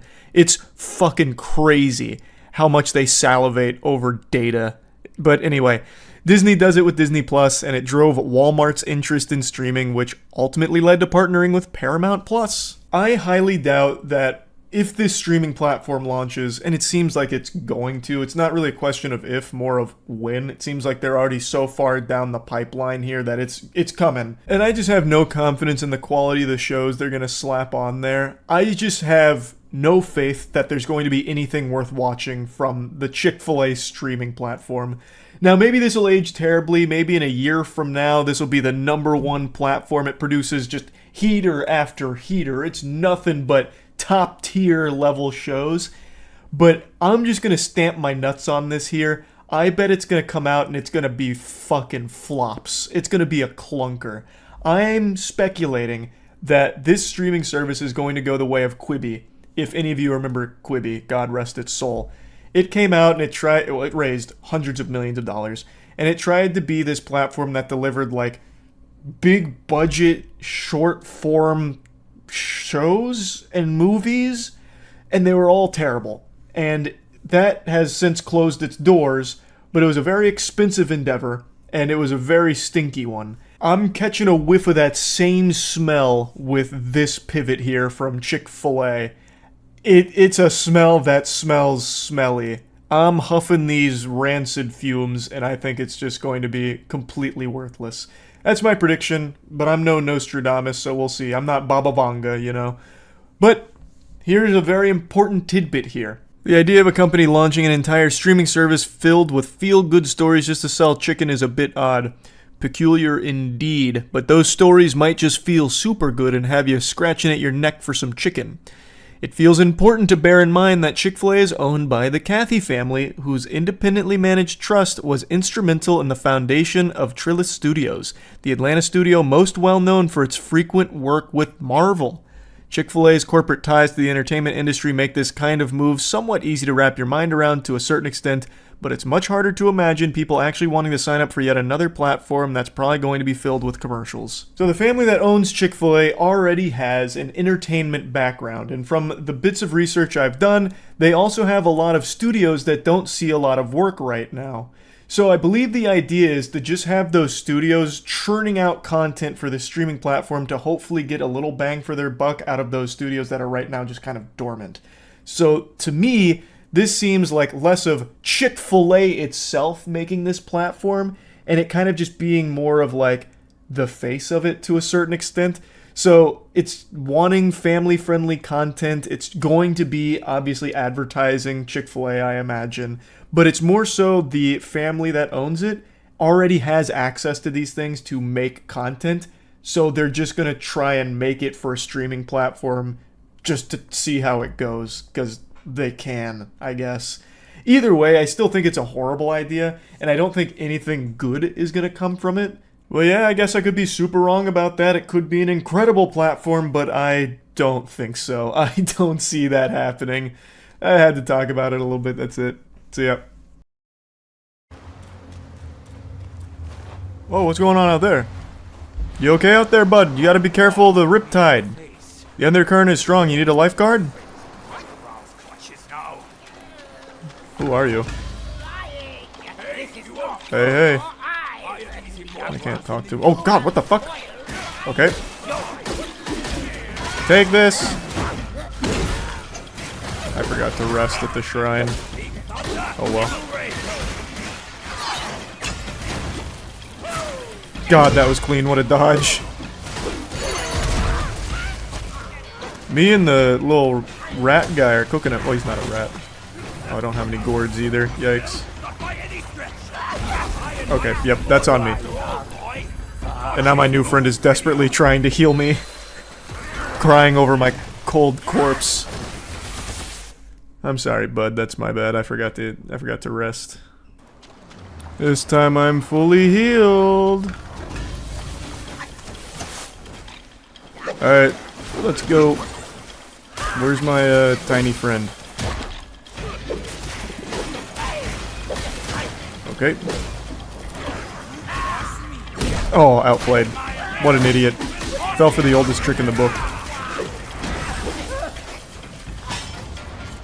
Bang. Nope. That's unlucky. I'm just gonna gourd. Might as well. That's sad. Okay, that's really sad. How is he hitting me with all that? Thank you for spitting healing juice on me. Alright, let's just make this easy. Did not expect the tentacles, he cancelled my pluck of many. Amazing. That's extraordinary. Oh my god, the hitbox on this shit!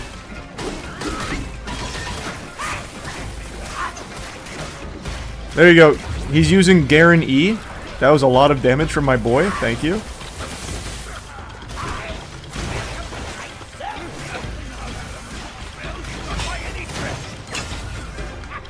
There we are. That worked out much better.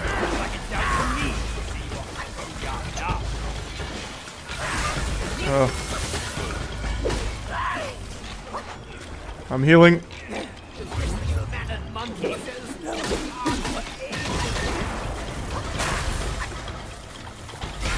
Oh my lord! So much lightning!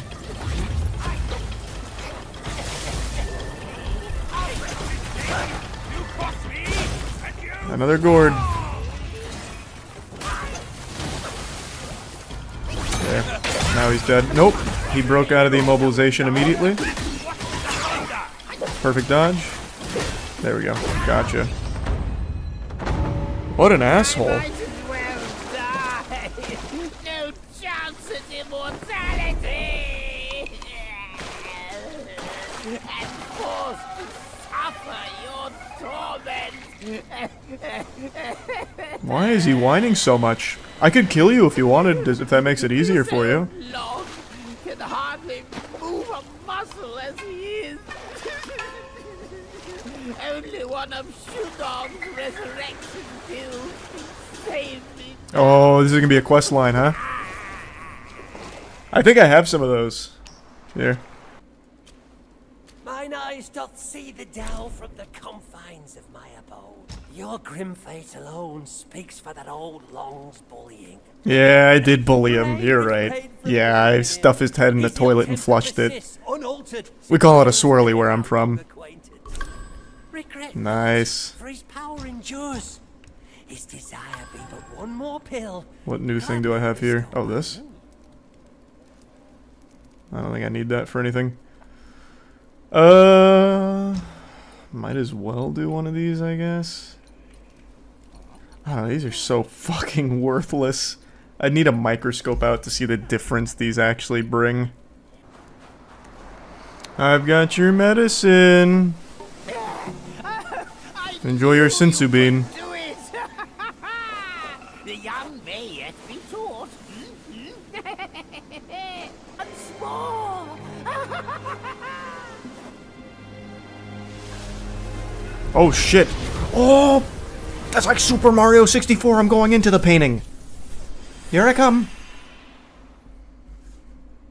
Another new realm through a side quest. That's so many. Oh, hey, wait. The medicine guy, the crackhead's here. Are all my friends here? They are. Wait, the gourd guy's here too. Well, that's cool. It's like a hub world then. An entirely missable hub world. Love it. That's so good. Seeing our pub. Deliver seeds. Do you want to deliver all seeds? I don't even know what that means. Yeah, here, you can take my seed. Take it all. As they say, fine soil yields fine sprouts, and fine sprouts bear Harvest fine ingredients fruits. now. He already grew it. Seed Wait, to what is he doing? sprout to fruit to harvest. Patience is the path to Oh, wait. rest He assured farms for me? So Long knows his trade. Perhaps it's for That's interesting. I don't think I'll be needing any of that, but that's still cool. Who's this? Who are you, bub? Blacksmith? Spare me, you prattle, it bores me. Since you're here, the scrap you're all in can stay no more. Alright. Wait, upgrade armor. Wait, just a patty flippin' minute here. He can upgrade my armor. Well, some of it, kind of. That's still pretty good. He can craft some armor too. Oh wait, this is just normal armor crafting. I can challenge him. Sure. I'll fuck you up. Let's go, Tony the Tiger. About to give you an ass pounding that's gonna feel great. Looking for someone to test it. Mark me. This blade is cast from the best metal. You know what's better than metal? Wood. Here it comes. Pluck of Mini. Oh, wait, he instantly broke out? Oh, someone else cast it. Okay, this guy's impossible to immobilize. And he blocks. Kind of, he's still eating all the damage. I dodged all of that. I bet he's very upset.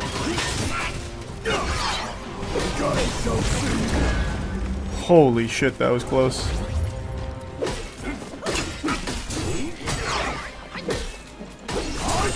Alright, hold on, he's starting to pop off. Going up. Alright. That might be scripted. Nope, that was just a command grab. Still alive though, still alive though. Just transform, it'll be easier.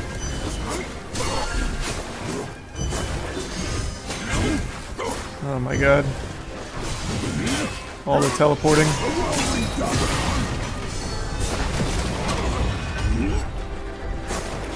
I need this to hit. He canceled me out of it. Oh my god. Gord, Gord, Gord, I'm stuck. Ooh! What a cinematic dodge. That was bad risk for me. Okay, yikes. I lost the challenge. Talking shit, huh? Well, I'm not going to let that fly. Challenge him again. Wait, do I have to rest? No, we're good. Pluck of Mini.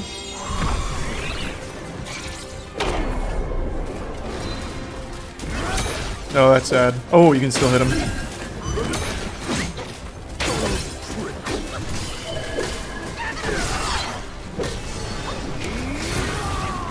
Hang in there, boys.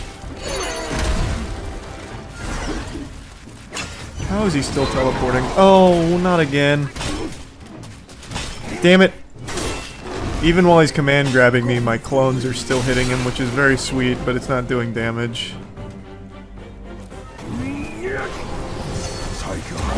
Oh, God. It's so flashy. Oh, I didn't even see that. Damn it! Whoa. What the fuck? Alright, got his teleport out again.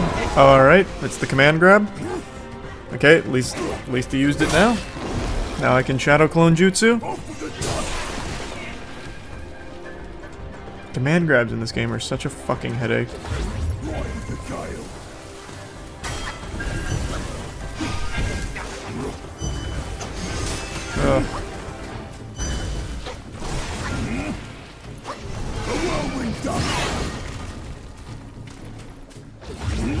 Pluck of Mini. Teleporting again?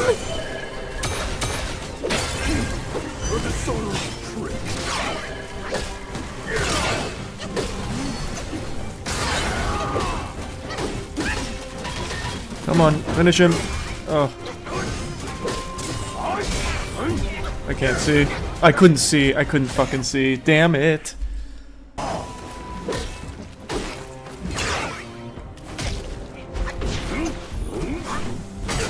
Yikes. I keep forgetting about that second strike.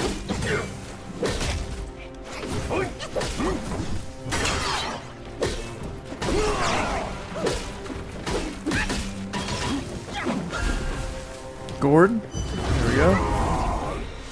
Oh my god. That is impossible to dodge.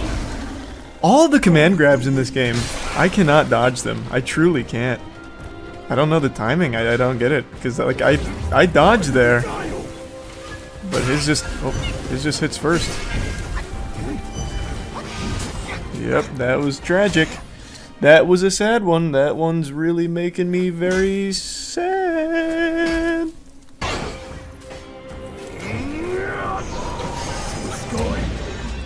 Oh God, scary.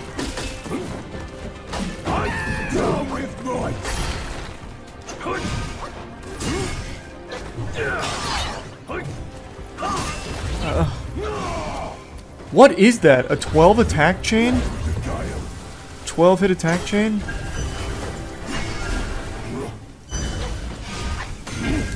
Oh.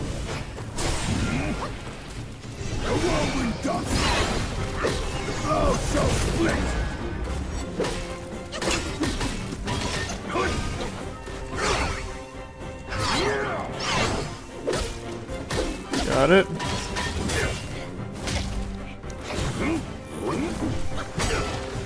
Need this, need this, need this. Oh, the range. I definitely thought I dodged in time. Mobile. God, he breaks out instantly. That's sad.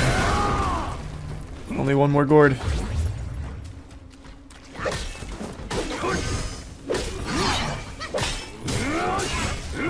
Transform, transform! I should have just transformed. I really got too complacent there. I really thought I had time.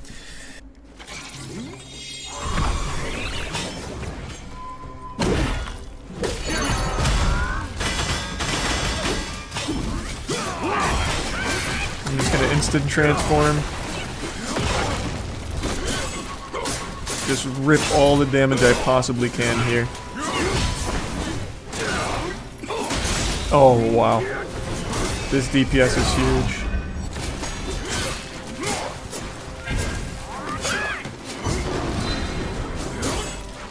Nice. Okay, looking pretty good. Dodge the command grab by being transformed.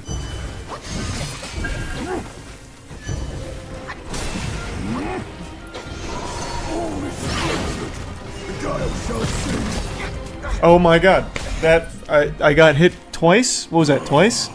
I'm pretty sure it was twice. All of that damage for nothing. Just bopped with 2 hits. I'll just wait up here. Okay. He outsmarted me.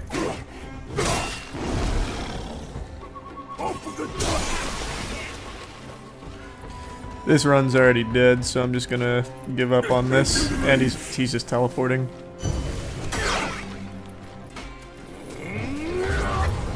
Actually a 15 hit attack chain. Pop it. Did that knock him down? It did not.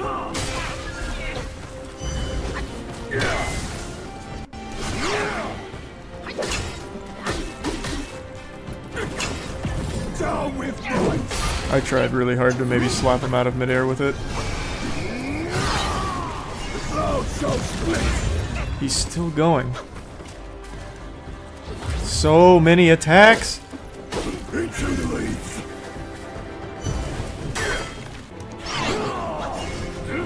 Oh shit. He's still going! Pop gourd. Oh god, why? He keeps going up when I'm going up as well. Perfect dodging though. Yeah, it just breaks him out instantly. Oh no. I couldn't dodge in time. Well, yeah, no, that's a real shame. That is a real shame. Alright, this is the one I'm feeling really good here. This one's absolute money, I feel it. He's gonna just, yep.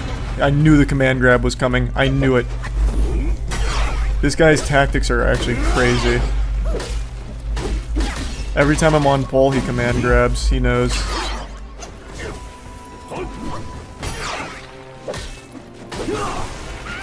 Whoa, what hit me there? I dodged it.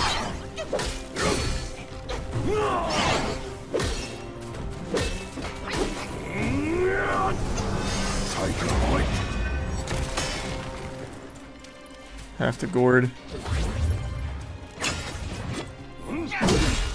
How did we trade? He didn't even get an attack off? Baloney!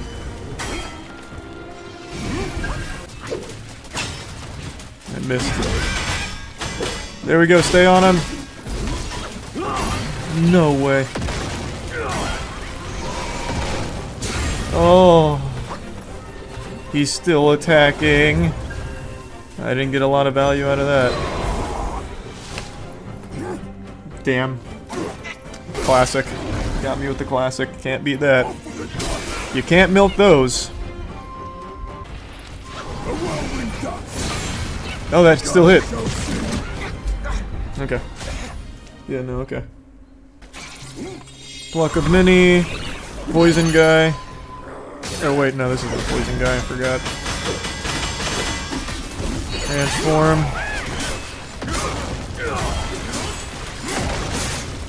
Stay on him. Great.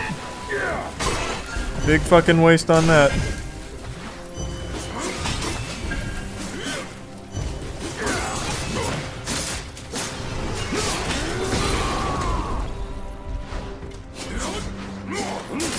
Not a ton of value there.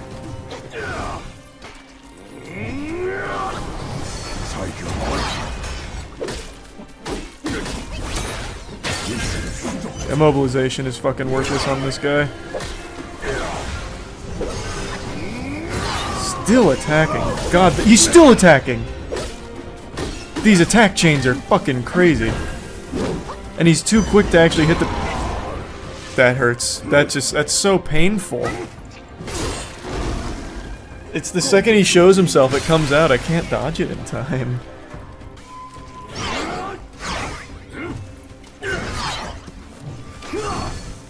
God, he's still attacking. That's like actually 12 attacks in a chain. Oh. That's so unreal. Alright, I switched off my pillar stance. Tell me how this feels, alright? Now put your balls in my hand and cough. Here I come! Blow it.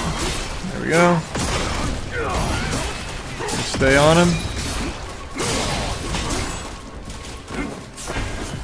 Unlucky. Need that shit to stop.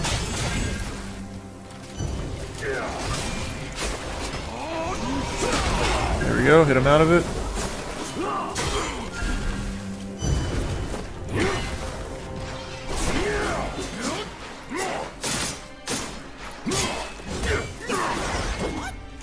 Oh boy.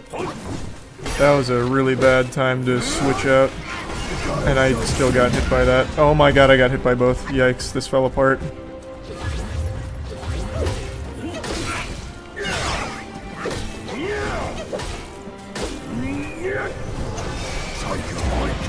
Close fucking call.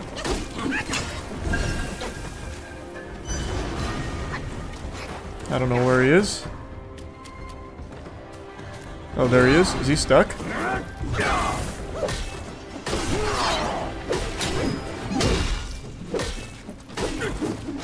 Down with might. Ugh. No, no. Why? That was not a victory screech. This is without a doubt the hardest boss in the game so far. Here I go. Pop in some crazy DPS and it won't matter. This needs to hit. Okay, it didn't go off. That's good. Didn't even want it to go off anyway, because fuck them.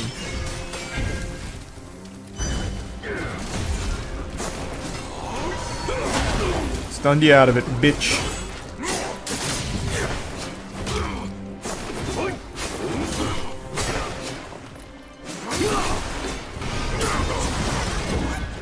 Wow. What a crazy time to switch. Huge rock solid. That's for Malphite, baby. Resolute strike. Nice, nice.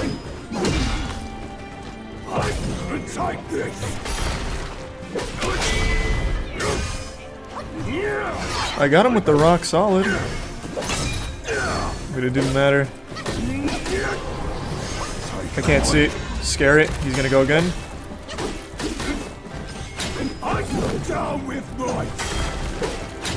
Resolute? Nope.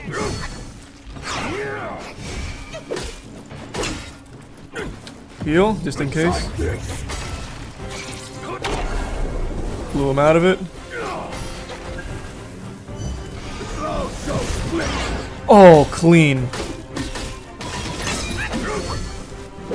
Gotcha. First try. Pussy. Well then, that was unquestionably the hardest boss so far. Jiminy Christmas.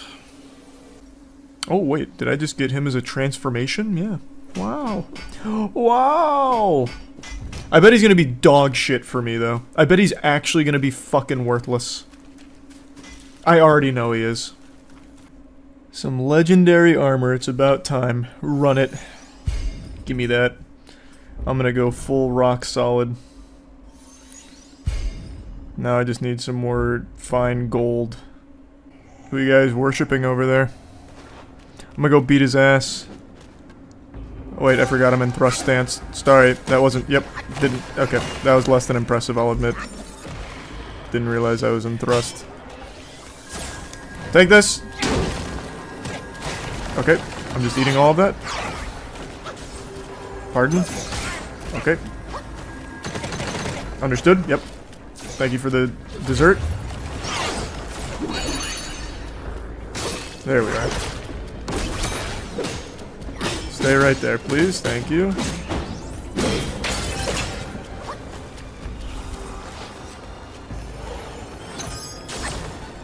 Easy dodge.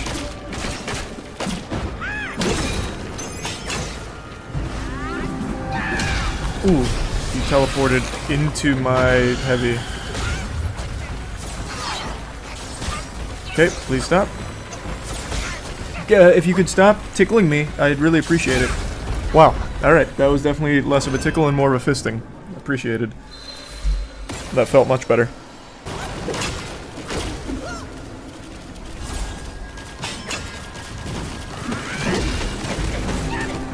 Wow, that's just a lot of projectiles coming at me all at once. Perfect dodge. Okay, didn't expect that. Okay, can't move. Alright, huge. That was pretty big. Might as well just gourd.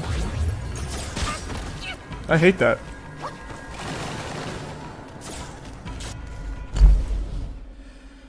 Hey. Alright, that was Wukong himself calling me from imprisonment there. He said, please free me from the rock. And I said, I'll do my best. Right now I'm busy eating this fucking honey bunches of orbs here.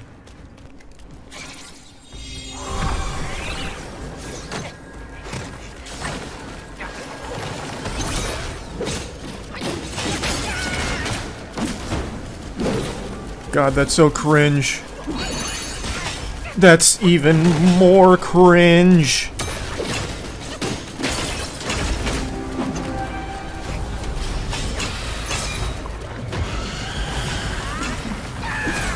Oh my god, no way.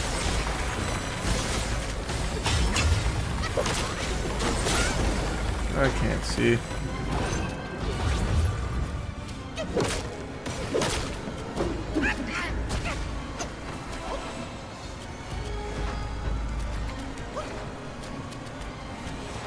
There we go.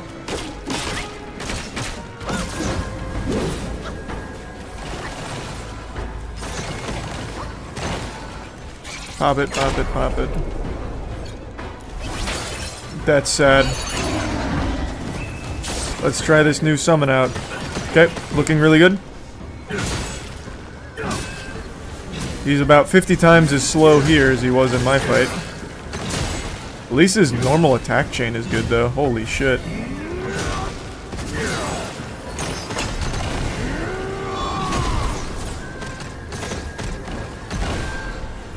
Nice.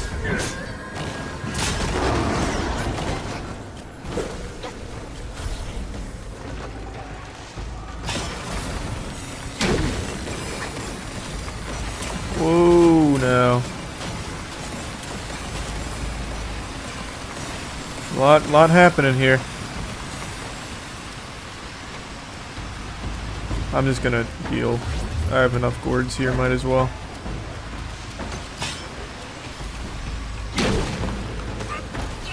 Okay, got greedy.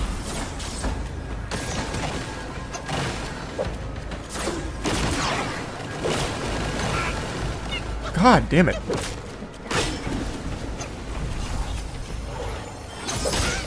I hate that.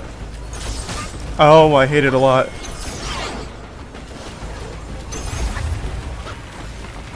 Oh. Not as much as I hate that though.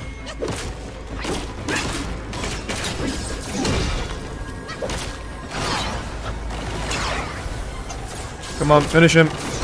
Gotcha. Oh. Trap. 4 mighty captains. I got rid of my eyes and ears to shield myself.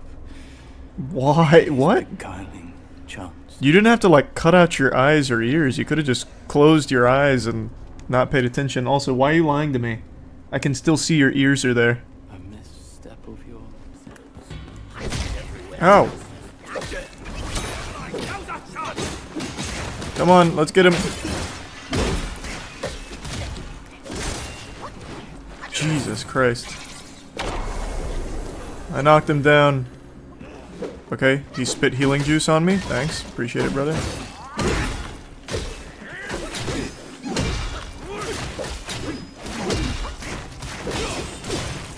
Nice. Wow, we make such a good team. I don't exactly know what he does, but he kind of like spins himself around like a Beyblade and hits him with the rake. And that's nice. I'm looking at that Buddha over there. See his belly button? It's so big. What the fuck is wrong with you? Me and you, we look way Freak? similar. Weirdo? Where is it? You see no Buddha because you think no Buddha. Huh? No thought, no So sight. you're imagining it? I, the sacred Okay. Martin, saw Like enough SpongeBob and Buddhas Patrick before in the you were box. born. The face of the destined one. This guy's name is just non-white. Interesting. Alright then. Oh, huge rock solid.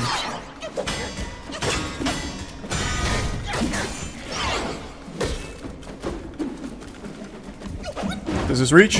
It does. How did I not resolute strike? Nice.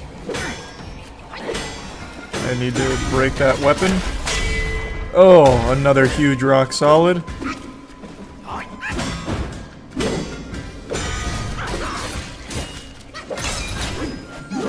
Oh, that's fucked up. I just wasted all of my focus for that. Had to freeze him. There we go, broke it.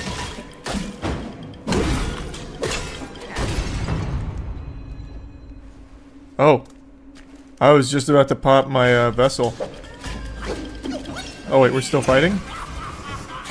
No, I will pop it. Oh, no, we're not still fighting? Well, popped it for no reason. Can I deactivate? Nope. Alright, this is what it is. Now it's just acting as a deterrent. You're back, huh? Ooh, wow. Wait, that was big. Damn, I didn't get my rock solid off in time. That time I did, though.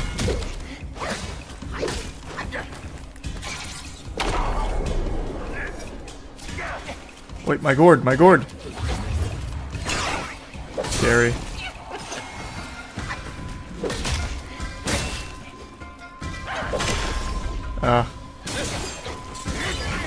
Okay, I'm playing like shit trying to get my tactical retreat to go off. There we go. See, like, I think that'll be good. I've changed my stance on, what's it called? You okay, bud? Did I confuse him, or is he narcoleptic? What happened? Oh, I feel bad now.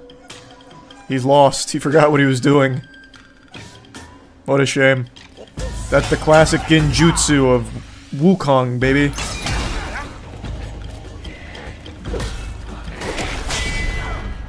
Easy rock solid. He just keeps shutting off. He just keeps like blue screening. Oh, perfect rock solid again. Yeah, I like thrusting now.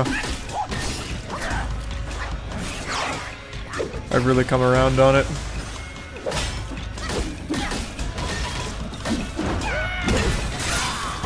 Uh-oh, I thought I had that. Might as well charge it. That's such a shame.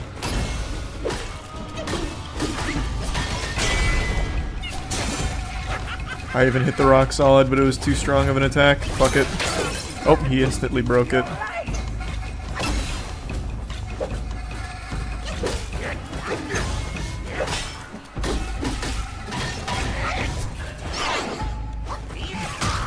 Damn it, man. Keep getting hit by that. Gotcha. Big, big, big. Yes, sirree. Take that. And he was guarding this beautiful meditation spot. Hogging it all for himself. What a bad guy. You might be a boss, though. It's a big arena. You are. Non-able. Oh, so this guy is tied up. Oh, that's so much damage. Perfect rock solid. Oh my god, that's so clean. Okay, yikes, yikes. He's popping off. Need the gourd. Another great rock solid.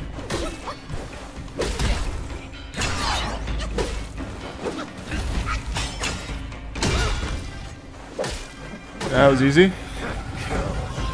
Oh, it wasn't really a fair fight. Now it is.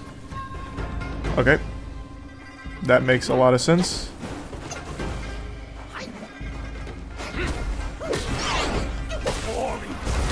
Ooh, that palm strike would have done a lot of damage, I bet. Too early. He faked me out. Oh, boy. Double gourd. I had a pixel of health left.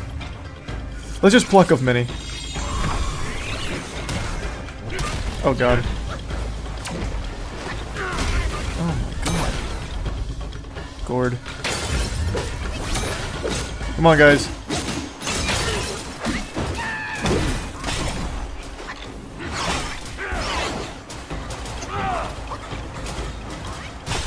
Gourd. Why? How? How did he even catch up to me like that? I played too safe. I played like a bitch and he punished me. That's the anti-bitch protocol kicking in right there.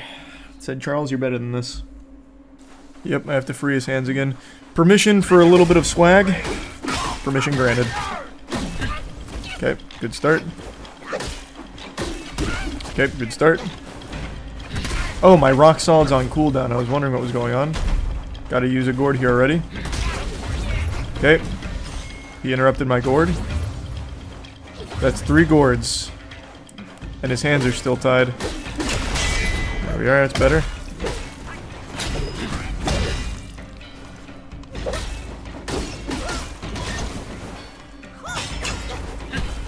Oh, fuck. I accidentally canceled it.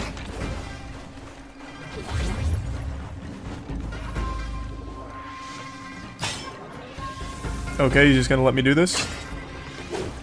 What? Wow. There we go. Wow. He kept pushing me back after the thrust went off. Oh my god. Calm down, man. Jesus. That was terrible from me.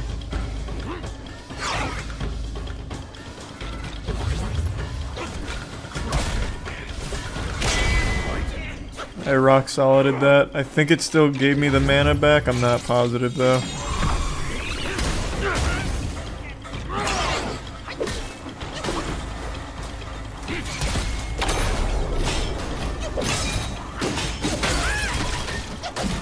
Transform.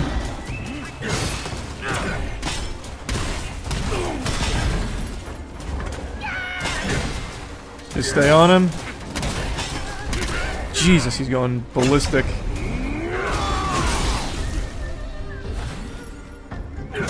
Come on, clones. Oh boy.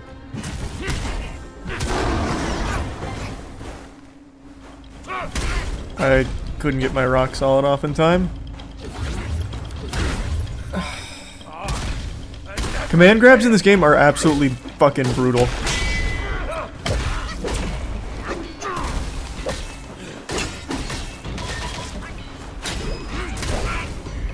The AoE. I think my goose is cooked.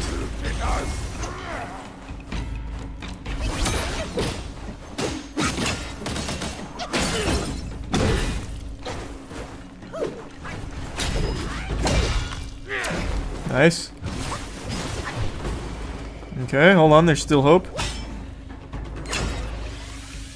Cool. That threw me backwards. Nice, that's big. Play it safe. Okay. I didn't expect that. That was a rather large lunge. Oh, he was skating around. There we go. There we go. He's still going. I thought there was about to be an attack when he lifted his leg there. Like a dog about to take a piss, I guess. Fooled me. Pluck of many. He's still going. God damn it.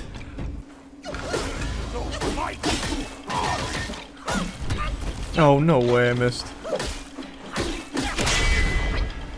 Better.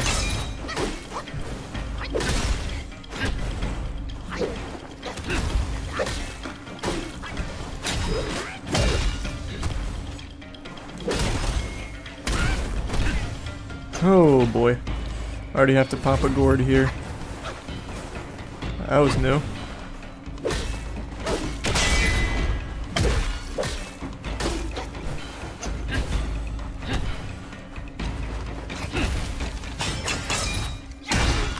That's better.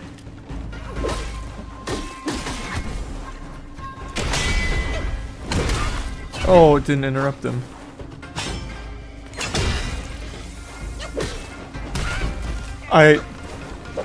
I can't believe he's still, thank you. That was really sad.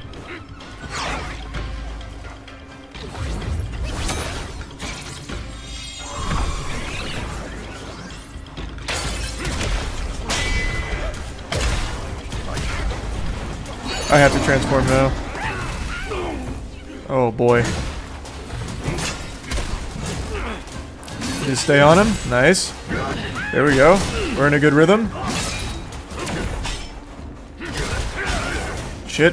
Just stay attacking the whole time. I only move by using my attacks. Looking good. Ouch. Ouch. Ouch.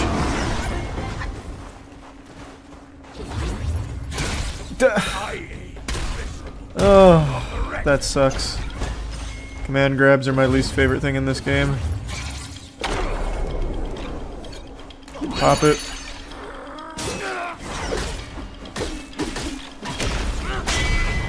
Oh, I didn't get the timing. Fuck. Scary. Very scary. Oh, I thought he was about to come in, and he did, just later than I thought he would.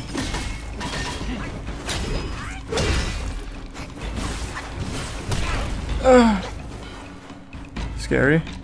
Very scary. Well, that hurts. That makes me very sad. Oh, wow. God damn it, I keep mistiming it.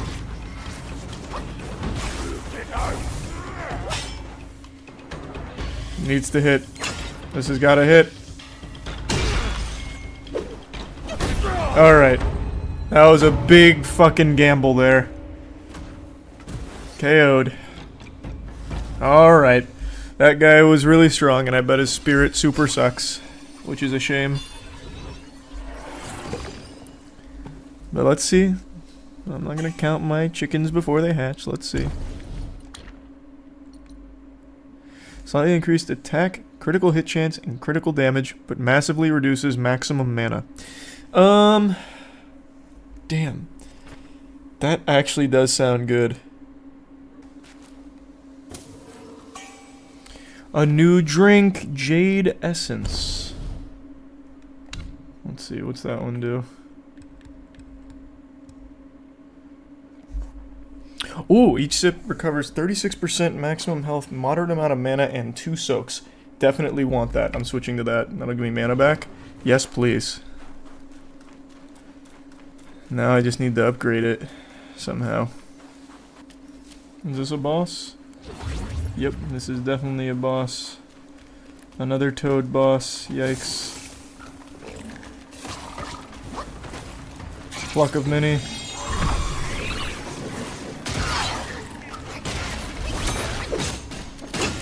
Come on, boys, let's wail on them. Oh, nice, they even cast it too.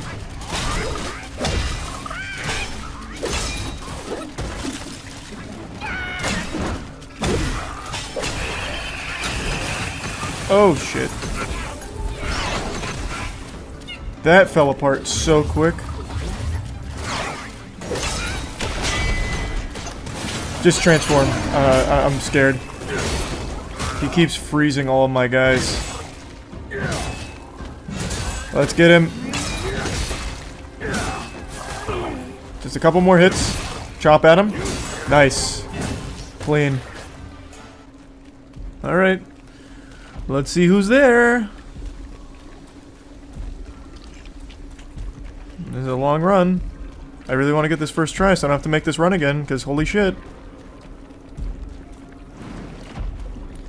Captain Kalpawave. Oh, I think this is the last captain. This should be number 4, right? That is fucking awesome. But I hate that it's that immediately knocked him over. I hate that it's another, like, tall boss where I'm gonna just have to chip away at its feet. That's cringe. Oh, even worse, it jumps too and uses projectiles. It's everything wrong with bosses in one.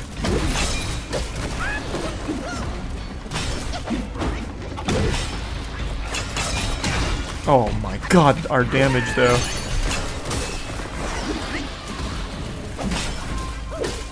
We're still clocking on him. He's gonna report us. He hasn't even been able to play. Wow. That was my fastest boss fight yet. I don't even think I got to see more than one move, his opening one. Holy shit, that was embarrassing. That was a captain? That was a captain? You should be ashamed. Whose dick did you suck to get that position? How many cocks you gargling? Fucking skiing with the dual hand jobs or something? Captain? Like maybe private first class? But even that, a stretch. That guy super sucked. New Thunderclap Temple. Oof. I feel like it's gonna go into an immediate boss fight, the back-to-back. Yeah, that looks like it. That looks like the plan here. That's all right. Shrines, that makes it convenient, and I'll give them the thunder ass clapping. Actually, since that was the last boss, I'm gonna go turn that quest in. The suffering has ended. And ended quick, I might add, especially in regards to Kalpa, whatever. I forgot his name. Kalpa Alpha thing, whatever. But look at me. Fucked him so hard I forgot his name. And the destiny of those anymore. What is that, a pin? Oh, it's some kind of like letter opener? I don't even know what that was. It's too small to even be a dagger. Now I can go home. Alright, have fun. A spear. Wait, a spearhead. Who are you? What? What do you mean, who am I? I just brought your captain's souls back. Between life and Oh, he sat down and just immediately forgot everything. That's sad. Holy shit, I can make a spear. Wait a minute, wait just a patty flippin' minute here, sports fans. Integrate spear techniques into light attack combo and increases damage dealt by thrust stance moves. And I've been using a lot of thrust stance. How much better is it than what I'm currently using? Not like significantly better, but it is definitely better. I do eventually want this. But I'm still a ways away from that, I think, so let's grab it. Fuck it. Time to use the spear. I really hope it's good. That was quite an investment of resources. I will be tight if it's bad. If I get thunderclapped with this spear, I'm gonna be really upset. Alright, let's try this spear. You're my guinea pig. Hey, pal. You just blowing from Stupid Town?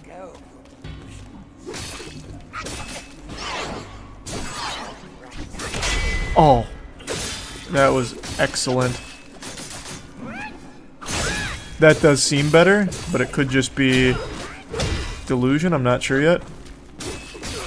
I don't know, it feels like it was a lot stronger.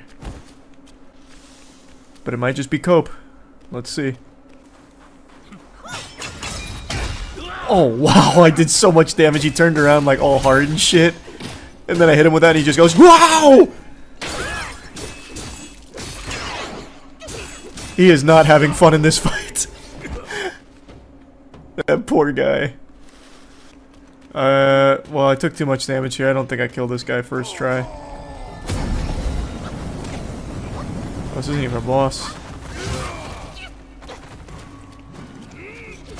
Oh, this is a spirit, though. He's blue. Why are you here? Damn, that's unlucky.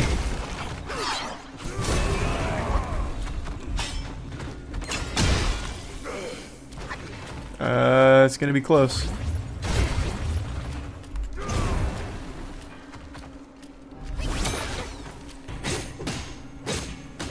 We'll see if I can squeak it out. Nice. Nice. I can't believe it.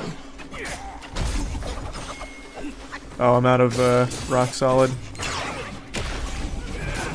That's unlucky.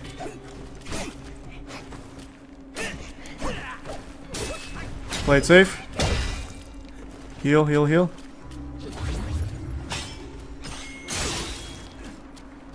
Gotcha. Alright, and we got the spirit. Well, I did not think I'd squeak that out with the no gourds, no mana. But that's the beauty of the spear. Now I got the clay Vajra. Oh, I forgot to kill the other one of those guys. Is that not a boss? It might just be a... Yeah, these are not bosses. They're just big enemies.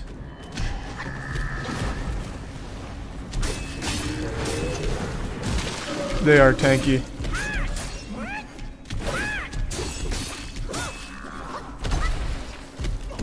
Let's try.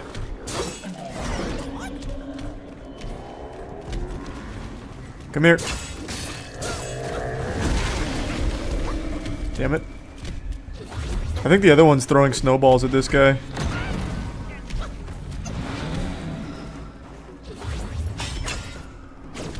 That's sad. Yeah, the other one's hitting him with snowballs, which is really nice.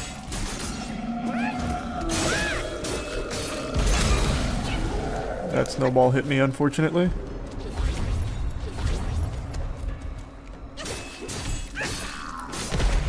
I can't see.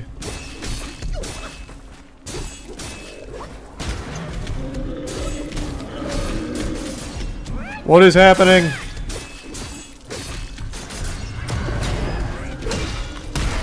Oh. Got one. Only 462 for that? Why so little?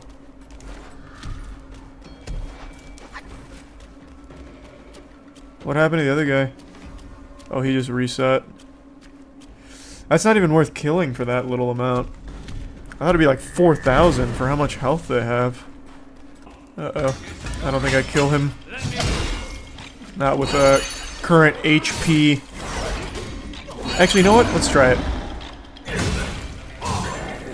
Come here.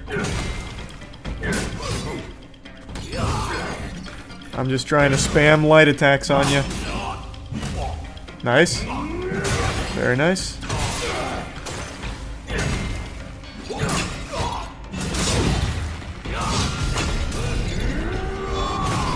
That missed. That's such a shame.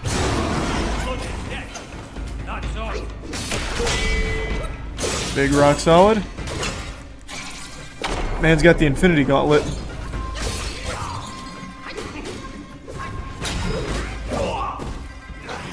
Nice. Made it through. Why is he invincible right now? That was interesting.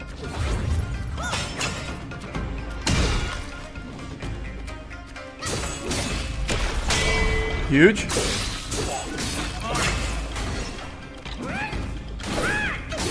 Wow, so clean! No gourd, no problem. Well, actually I had one gourd. No mana, no problem. Yeah, I'm liking the spear a lot. That's fucked up. Can he climb stairs? He cannot. Imagine being that big and not being able to okay, he can climb stairs. He figured it out. There's gotta be a shrine or something nearby, right? They're not gonna make you run through that whole area again. He too took to the shadows. Pathetic. Those journeyers have misplaced their worship. Why bet on the sutra when one oneself can be a Buddha? Oh, he's striving to become Buddha. Well, I won't let you. Not on my watch. I have a spear. You don't want to fuck with that. Oh. Oh, so this is Yellowbrow, the guy that, or the person that the guy in the prison was droning on and on about, yapping about Yellowbrow. Nice to meet you. I'm doing pretty decent damage. Perfect rock solid. Uh-oh. I know it's gonna blow up. Okay, it didn't blow up. There's another jumping one.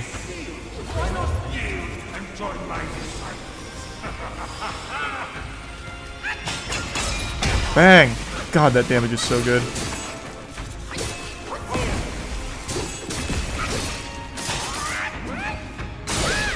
I am cooking him with the spear. Bang!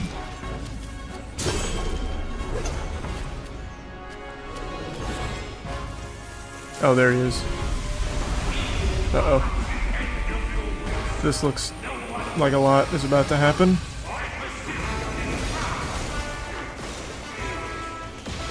Oh! That was flashy. Take this! Oh, so much damage.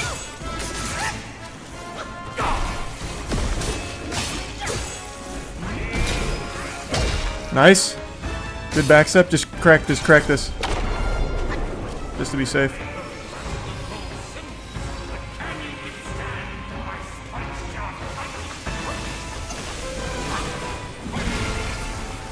Get ready. I know I need to jump. Nice. Perfect timing.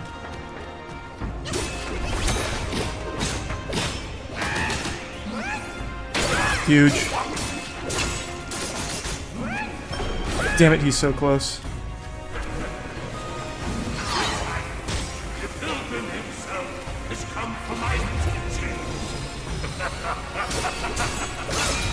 Gotcha. First try. Unless he has a phase too, which it looks like he does. Damn. Curse you, yellow brow! Whoa!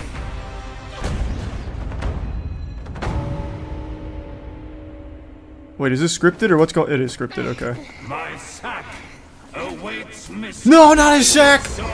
Anything but a sack! No, no, no! No! Enter within and find enlightenment.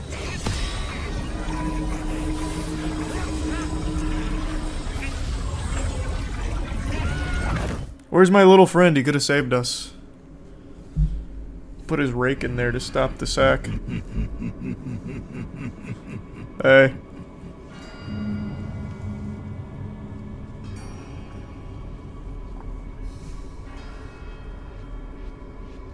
This is so cool.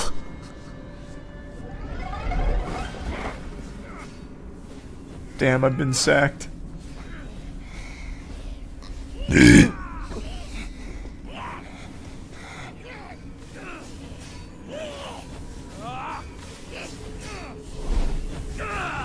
Oh, my little friend! You're here too?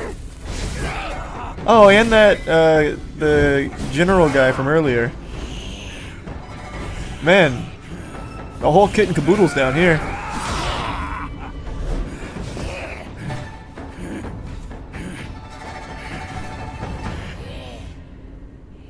Idiot! That trickster called you too! He's not really a trickster. I beat his ass and then he cheated. This wicked sack is much more vicious than before, nurturing such evilness. Yellowbrow must have woven Wukong's strength into it. That bastard! How would he do that? How in the world did he do that? Take that! And my spear hungers. Big.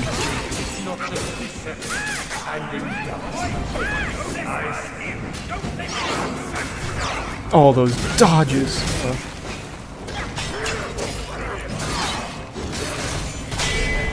Perfect. I can't see. I can't see. Oh my god. I wasted pluck of many. He's plucking actually. He's using a lot. Damn it, damn it, damn it. I almost first tried all of it. I could have had that. I played way too safe at the end there. I should have kept pushing. That's on me. I really hope I don't have to do both bosses back to back. I hope it just starts me in there. Oh my god, that's... Wait, no way. All the way back here. Holy shit. That's brutal. I had to have missed the shrine. At the very least, I had to have missed the shrine. Holy shit. This would be the worst run back in any game I've ever played. If this is the intended one. Let me see what's this way. I didn't go this way last time. I see a huge chest. And I'm not talking honkers, you feel me? Monk from the sea. Oh fuck, it's one of these guys.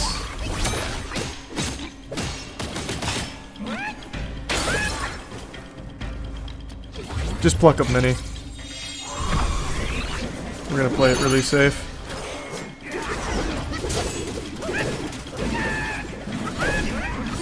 I can't even get close to him. I have too many clones doing too much damage. That's a good problem to have.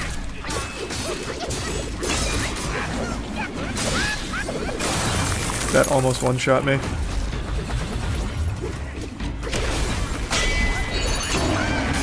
Play it safe.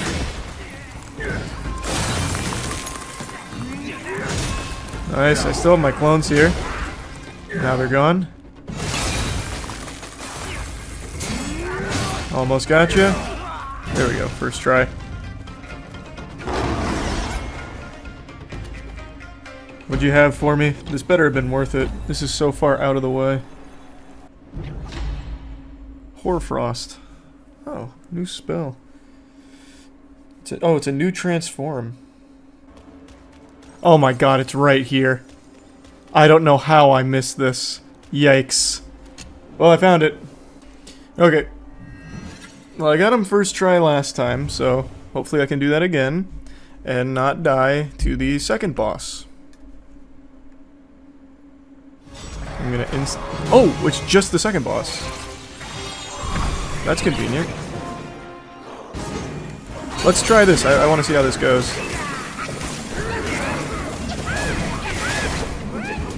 Ice sheet. Come on, baby. Keep stacking that shit up.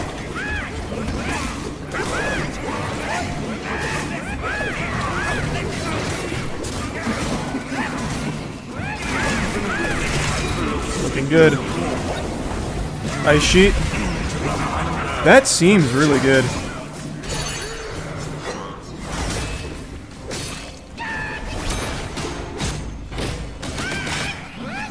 Nice.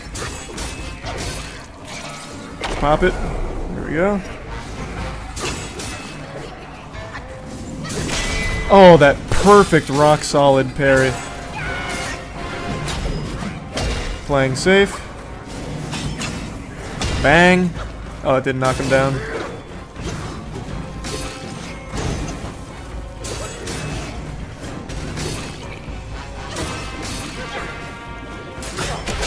Perfect. Play it. Oh, no, no, no. Oh, so clean. Actually, so fucking clean.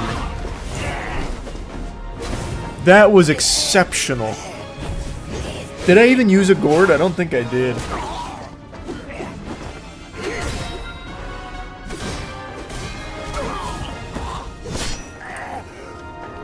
This is gonna end up becoming a friend.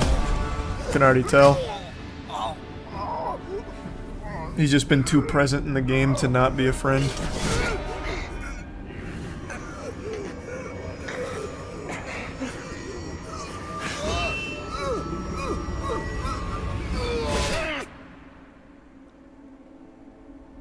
I think it went to the side. I don't think he killed him.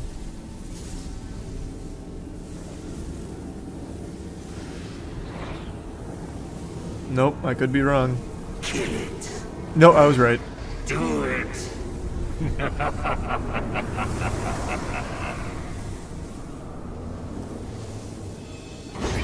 Yes. Just like that. That's who you are. What is happening? The sword talking? There must be some kind of cursed sword.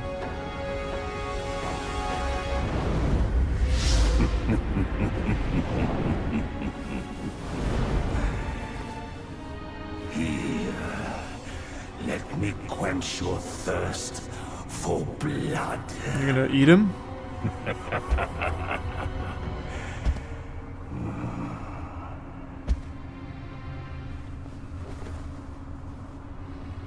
He's moving him around like an action figure. Just a toy to him.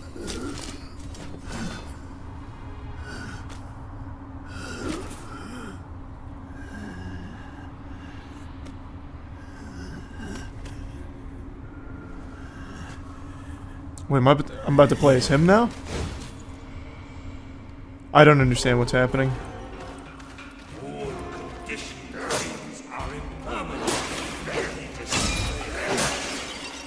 Alright, do I want to kill them? Do I not want to kill them? I mean, they're attacking me. It's self-defense! Take this!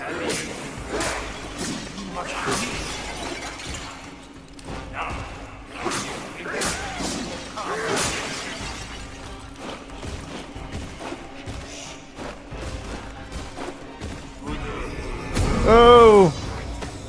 Ouch, the light. I can't move. This is so fucking cool. I don't understand it narratively or anything, but it's very cool.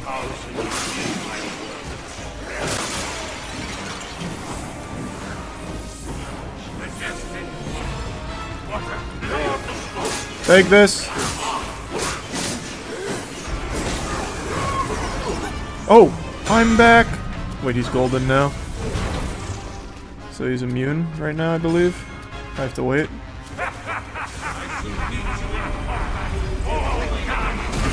Wow, that was a lot of damage.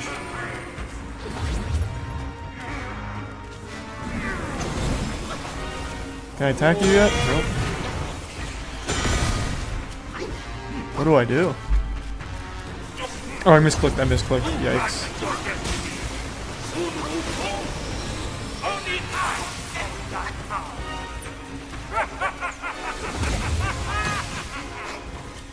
Ow.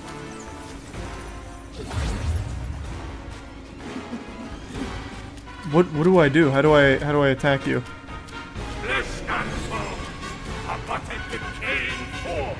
Focusing on them.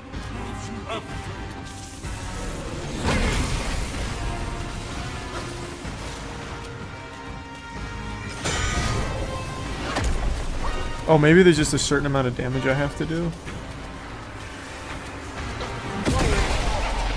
Really thought I was out of range. Pluck up mini. Let's go, boys. Get in his ass.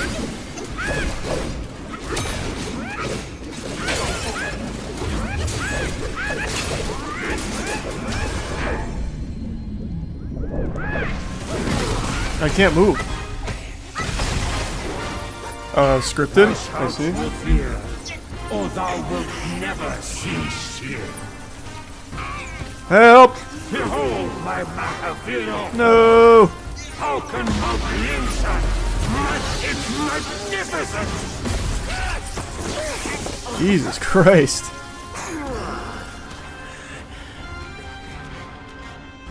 Those who follow me pursue light.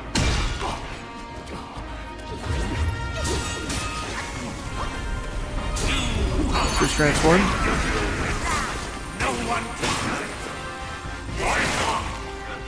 Come on, baby. Just stack it up. Wait, how? How did he already get me out?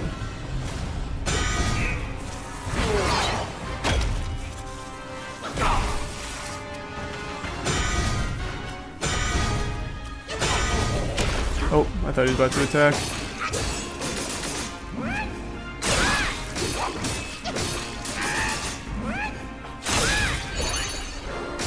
Nice. That's so sad. Oh, scripted, hopefully.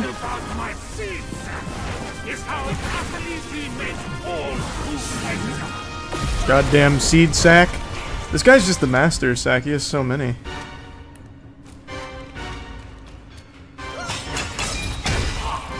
Not on my watch, Buster. Oh, that's such a shame. Oh, he's still going.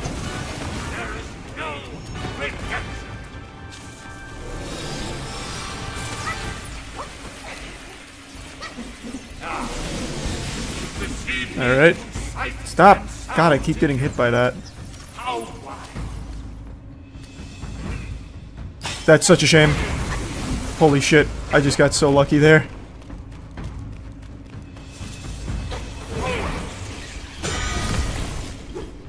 Come on. There we go.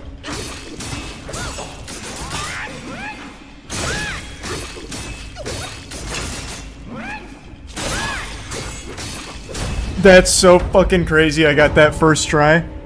I was out of health for so long and still squeaked it out. That's beautiful. That's just beautiful. I saw how this would end for you long ago. keep fighting for others, and in time, you shall fall by their hands. I, Yellowbrow, fight solely for myself. And that's why you lose. You don't have the power of friendship. I'm one for all, you're all for one. And this is My Hero Academia. I will not lose. Yeah, I bet your feet are real cold though, huh? Don't you feel stupid? If only I could wield that monkey's relic just once more.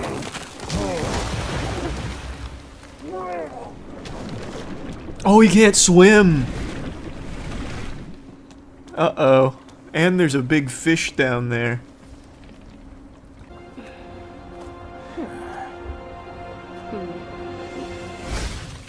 Oh, he turned the rake into a magic wand. Oh no, it's a fishing pole. He's gonna fish Wukong's relic out?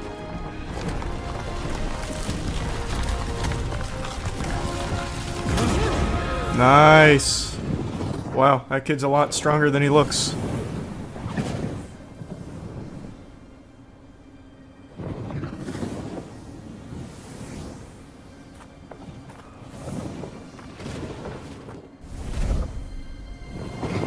Bye! It was nice to meet you, big fish. If that fish can fly, why does he choose to live in the water? Under ice. In freezing temperatures. Interesting decision on his part. Oh my god, those nipples are so aggressive. Holy! Oh my god, it has a pussy too.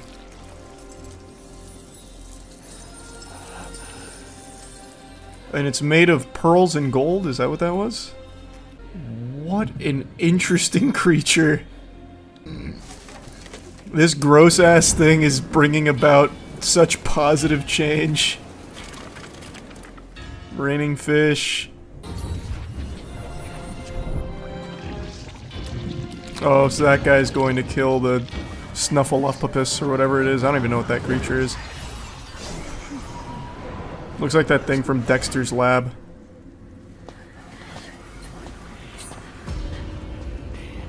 His greed got the best of him.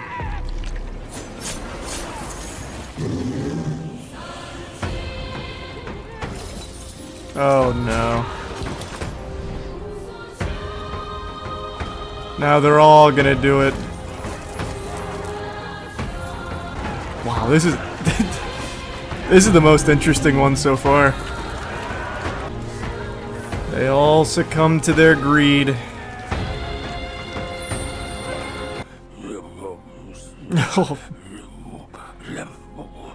Yeah.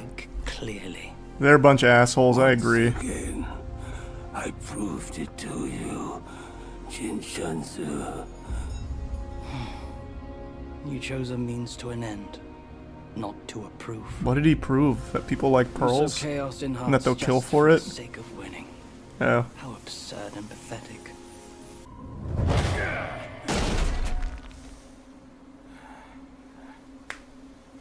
This is my favorite loot box. It came with a weird gopher guy.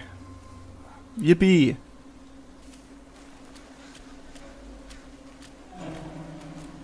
Wow, wait, that turbo speed from the little guy. Holy shit. That guy runs like a 4.440 with that speed. That was crazy. Pay your mother a visit.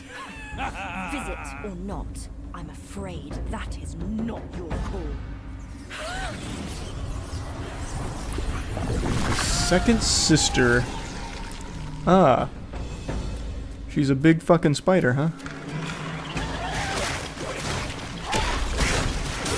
You completely mistimed that.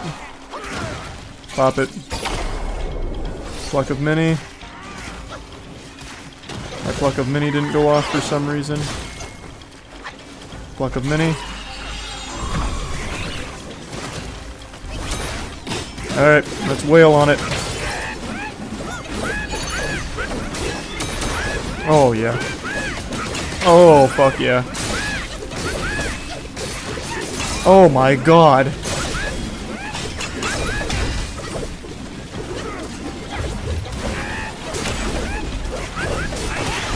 Wow. Holy shit.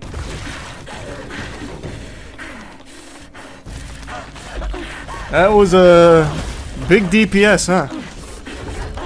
That's the first enemy that's like actually wide enough so every single one of my clones can hit it at the same time, which is really nice. And she just sniped my boy. Let's see where else you'd build your lair. Man, he is fired up. He's gonna go solo all of this. For the longest time, I was a Division 1 hater. I'm talking elite level Hall of Fame status frown enthusiast for one particular beloved property that everyone preaches the gospel for. I couldn't stand it, and I'd take every opportunity to passionately rant about it to the point where I'd have veins popping out of my forehead and flames coming out of my eyes as I was talking shit about it. And now I've become one of its biggest fans, to a level that I think most of its community doesn't even go to. It's like the dynamic between Vegeta and Goku, how Vegeta hated Goku's guts for the longest time, and then they end up being best friends, being like, you know, fist bump, I'll suck a fart out of your butt anytime, pal. That's me with One Piece. I tried watching One Piece so many times throughout my life, and every single time I dropped it because it was such a snooze fest I couldn't push through, and I really didn't understand the hype with. Now, I'm not here just to talk about like the One Piece show and my journey with it or anything, but 4 years ago, I decided to embark on the noble quest to actually catch up with the One Piece anime, which has over 1,100 episodes or so. And right now, I'm at episode like 860 something. And it's been a grueling journey to get there because I really hated the beginning of this show. I had to push myself to muscle through 300 episodes that I really wasn't liking, and then all of a sudden, a switch flipped in my brain that said, oh, actually I love this now. I don't know if it's Stockholm Syndrome or the sunken cost fallacy or what, I don't know, but I have become a massive fan of One Piece to the point that I now compete in its card game. I actually travel around and go to tournaments competing in the One Piece card game, and I'm getting scary good. I become like the fucking Baba Yaga of the local scene here for the card game. I am the boogeyman because I play Enel, which is a leader a lot of people despise. It's a very strong leader, like the deck is really consistent, but playing it basically turns you into a public restroom for everyone to shit on. Like, people wipe their ass with your face because they just despise you for playing it. Fundamentally, Enel is a stall deck. What it does is it heals you when you go down to 0 life and brings you to 1, which means you need to get hit 2 more times. So it changes the way a lot of people play against it. And I'm piloting this motherfucker like Tom Cruise in Top Gun. I am becoming one of the most efficient Enel players the East Coast has ever seen. I went to a tournament last night, and it's only my second tournament, and I placed 4th. I top 4'd, baby, which means I got a tournament prize pack. And I'm in a good position for the upcoming Treasure Cup for One Piece. And I kind of just want to talk about this because I fucking love playing this card game now. I think it's super fun. So I initially got into it because I thought the art was really cool. Like, this is a manga rare I collected. This is like the top level rarity you can get, which is the manga rares. Or they also have like winners prize cards. So I got a tournament prize pack, but it's not a winner's pack. You need to win to get that, and there's special cards for it. It's super fucking cool, actually. But anyway, last night I top 4'd at a local, and I went with a couple friends of mine from the Skill Check channel. Skill Check is a channel where we mainly do a lot of TCG content as well as Dungeons & Dragons. So if you like chaotic and silly over-the-top TCG related shit for Magic the Gathering and One Piece, then that's the channel to go to. Check it out. I'll put a link to it in the description. And I've been kind of documenting my One Piece journey recently. So this was my second tournament. I went with Ryan, Zach, and Penguinz0, and Penguinz0 and I top 4'd. So of the top 4, 50% was made up of the boys here. I got absolutely blasted, Charlie. How'd you do? I went 3-1. Me and Penguinz0 top 4'd. So we have a tournament prize pack and then 4 normal packs. Yeah, I'm elbow deep in the asshole of this card game so much that I even got little custom sleeves for Enel. I mean, they're not custom sleeves. These are just like Enel sleeves that I found on TCG Player. And then I even bought an Enel mat. So after the tournament last night, we kind of hung around a little bit just to kind of do a debriefing, a post-game analysis, an after-action report to go over our games, victories and losses. And even though the store was officially closed, the party had only just begun, because they allowed us goobers to stick around a little bit and just jam a couple more games for practice before they oh wow, huge voice crack. Man, I get into like an anime card game, all of a sudden my voice is hitting a new puberty. But anyway, they let us practice some more games so we could get ready for the upcoming Treasure Cup, which is a pretty big one-piece deal. I think the most interesting thing for me, anything? Yeah, I'm just going to do a flampe. What's interesting to you, Ryan? Isho, in a Lucci matchup, he slammed it on the board and then was just like, you know what? I'm never going to attack you. And I was like, uh-oh. Because I was like, literally all of my strategy is hoping that my opponent misjudges the amount of rested characters and I can make math hard for them. So what I learned is that if people don't attack me, I get fucked. Yeah. Like if people just try and like wait, I lose a lot of momentum, which is why I'm about to do something super stupid. I'm going like pure ape brain, and if you thought I was done, you're out of your fucking mind here. Holy Oh my god. Jesus. So now I'm much more comfortable. Well, here's the thing. I was watching Charlie's late games, and he had this unique strategy where he took his little flompies and he put a bunch of fucking Don on it and started beating face. No one expects that. That actually won me the Blue Nami game. That makes sense. 6 at lead. I'll go ahead and rest your prettiest flompy, so I kill it. And I like drawing cards. Sounds good. Nope. I'll pass. Wait a minute. No trigger. All right. Okay. I think I only really have... I'm going to a pack step. Oh, you know what? Please. Oh yeah, you know, while my back's against the wall, let's see what I pull in my. Take a moment to Charlie got a placement pack. Ooh. What do we got? It's a green. I have no idea what it is. I think it's just a promo. Oh, Kazuki. Oh, I actually think that might be one of the money ones. That's, someone was saying that. They're running it in green, yellow Yamato.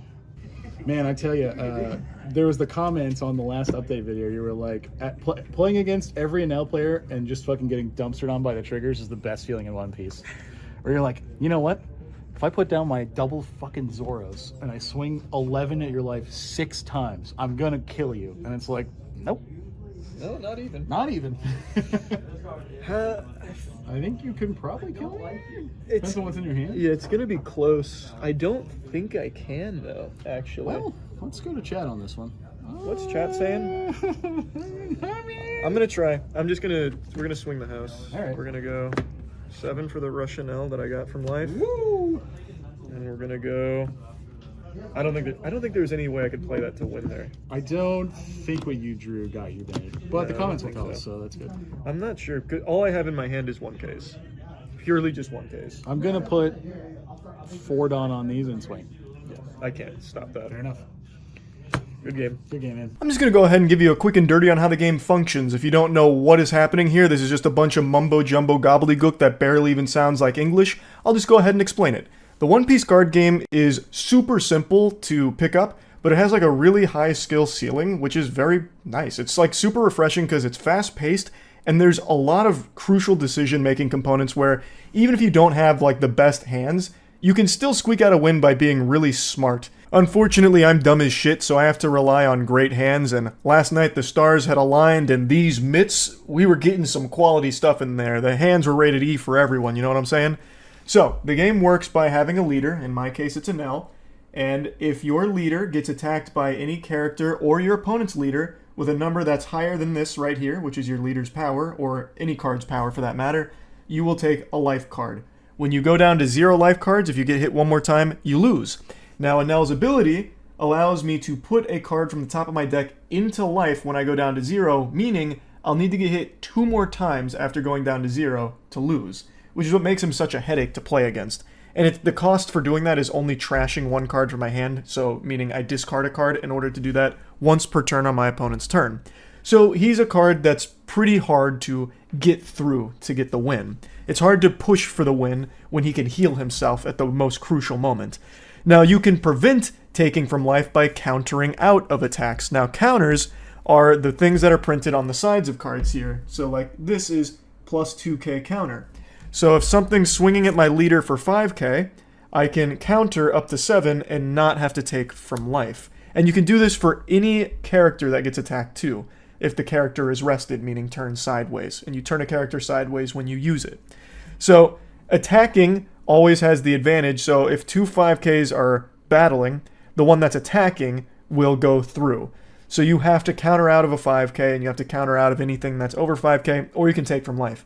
The beauty of playing this is it's actually good if people hit me and I take from life, because I play cards that have really strong triggers. And triggers are things that you can do when you draw them from life.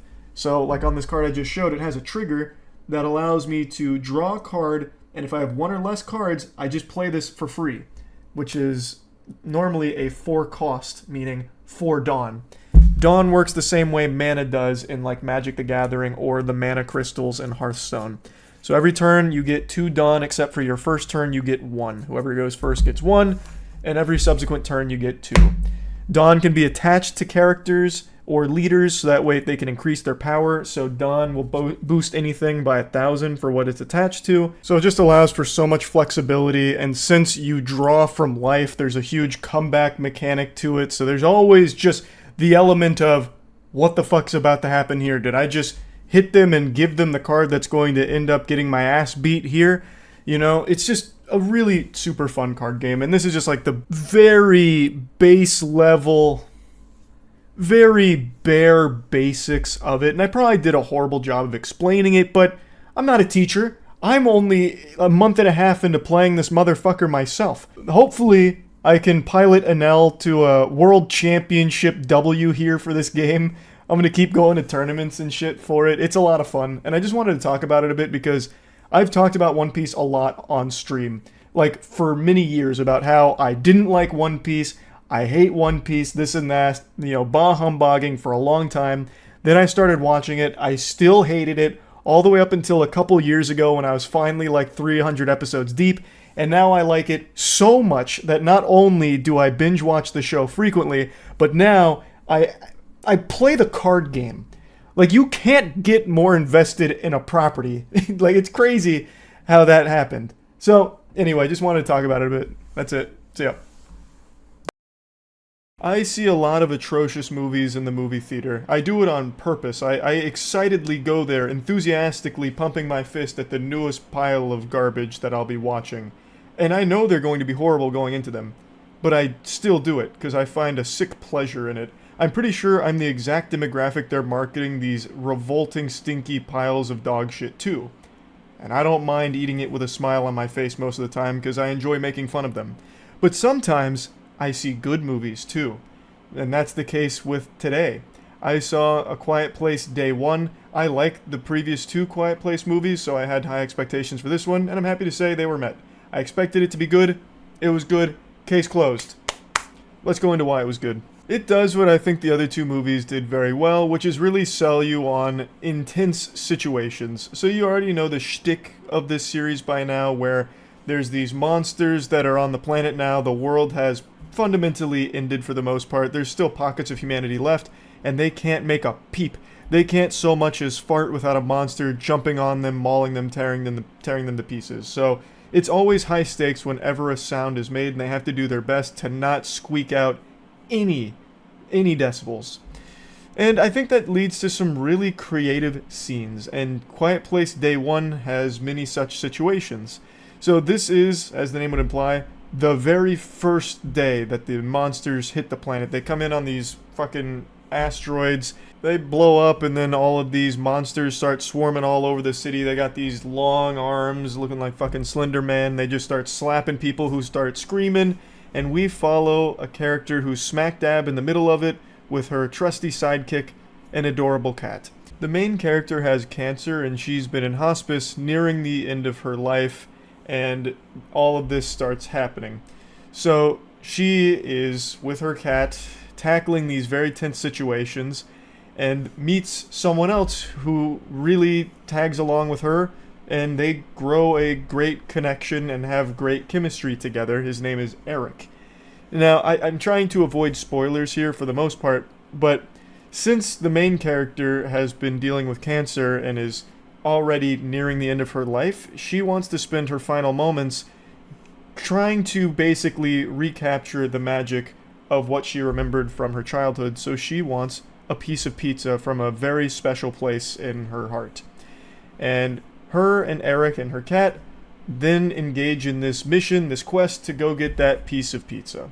And that's all I'll say about the story without getting into spoilers. It's a really beautifully told narrative, honestly. I was very surprised with just how much I ended up caring about all of the characters. And I think something that really helped is the cat. Now, you could argue that it's kind of cheap to use animals to elicit an emotional response from the audience because everybody loves seeing a cat or a dog on screen and they're always constantly on the edge of their fucking seat, wondering, praying, hoping that nothing bad happens to the animal. But in this movie, it didn't feel like it was used as some kind of cheap gimmick. It actually felt like it contributed a lot to the overall plot and just kind of like the theme of the movie. But I do have a bit of a complaint about that because the cat is unrealistic. It's not, that cat's not real. It's got to be like an animatronic or something. I have a cat, Io, and she would not act like this cat. So in a world where you can't make a noise, Io would be fucking screaming and shouting all the time just out of spite. So in the film, she's traveling with her cat, and then sometimes like a sound will get made, and then all of a sudden the monster immediately shows up. Like they just fucking instant transmission like Goku to get there. So then the monster's there, and they have to just shut down all sound, and that leads to her really tightly gripping that cat. And the cat doesn't make a noise, nothing. That's not how cats act, in my experience. If I did that to Io, the monster wouldn't even have a chance to kill me. Io would rip my fucking heart out. She would be hissing and shouting and just clawing me to pieces. I would just be like insta-gibbed like it's Team Fortress 2, and the monster would probably be afraid of my cat. Like I don't think the cat was acting like a real cat would, being like gripped like that, even taken underwater at certain times and still not making a sound when brought back out of water. So this cat's got some kind of superpowers, or maybe it's extremely smart and it immediately understands that the monsters hunt by sound, so it knows not to make sound. And in that case, it's an extremely fucking smart cat. But anyway, that was one of those things where I was like, oh, there's no way. There's no way. And also the cat is kind of omniscient. So there's a couple times where the cat runs away, like really runs away. And then within a couple of minutes finds its way back to not only the main character, but Eric. The cat just knows where everyone is at all times. It has like an unlimited UAV kill streak from Call of Duty and can just immediately find the people that it needs to find with no problem. But, you know, it's a fucking movie. I get it. It's not supposed to be like extremely realistic, but it's just one of those things that really stood out to me. Aside from some of that with the cat, though, I really think the whole movie is just very well done. I really enjoyed it. It's not like a horror movie or anything, so I don't know if anyone has that perception going into it, because some of the marketing material makes it seem like it's supposed to be. It's really not. It's much more of just like a thriller movie where, you know, there's high stakes, it's intense, but it's not scary per se. Unless you really find the monster design off-putting, which it's supposed to be, so that's totally fine. But I would never classify this as like a horror film, to be honest. Not that it needs to be, I think it excels at what it aims to do. I really thought it did a great job of telling an extremely emotional story and telling it really, really well. There was a lot of great action sequences that took place. There is a couple of times where I had to question how the fuck the monsters could hear one thing but not the other. Like, there's a couple scenes where someone's breathing right in the face of the monster, and like other times they can hear the sound of like a Coke can being gently pushed by a light breeze from across the entire fucking city, but not the breathing in their face. So it's just, you know, it's not a big deal. You know, it's not the biggest deal in the world. But I just wanted to point that out, because sometimes it felt like they couldn't hear things when it was just convenient to not hear them. And no, I guess in a couple of those scenes they were distracted, to put an argument against myself here. Overall, though, I really liked the movie. I thought it was very good. I've got no real complaints about it, like nothing serious about it that I could complain about and say I didn't like. So yeah, plugging this into the moist meter, I think I'll give it like a comfortable 85-ish%. I think it's a great watch. I think if you've liked the previous two Quiet Place movies, you'll probably like this one.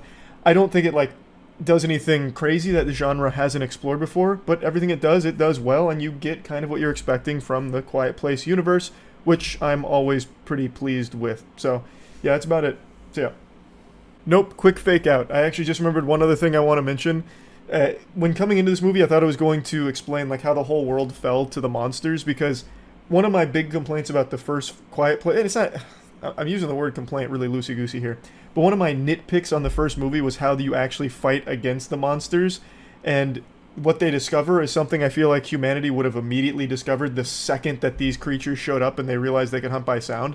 I thought this movie would explain how they were ineffective at beating the monsters, but it doesn't really explore that. However, the film does immediately showcase that people were quick to pick up that the monsters hunt by sound. So the second they arrive, they start killing everyone. The main character gets knocked out from an explosion. When she comes to, within like the next scene or two, there's helicopters that fly overhead with megaphones telling people, don't make a sound. Don't make noise. Like, be as quiet as you can possibly be. You know, silence is fucking golden type thing.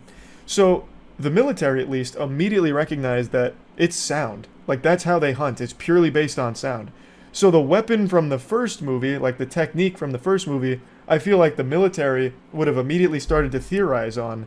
Yet, I guess they never did for some reason. I'm trying not to spoil what that weapon is in case you haven't seen the Quiet Place movies, but it's pretty much exactly what you would expect it to be.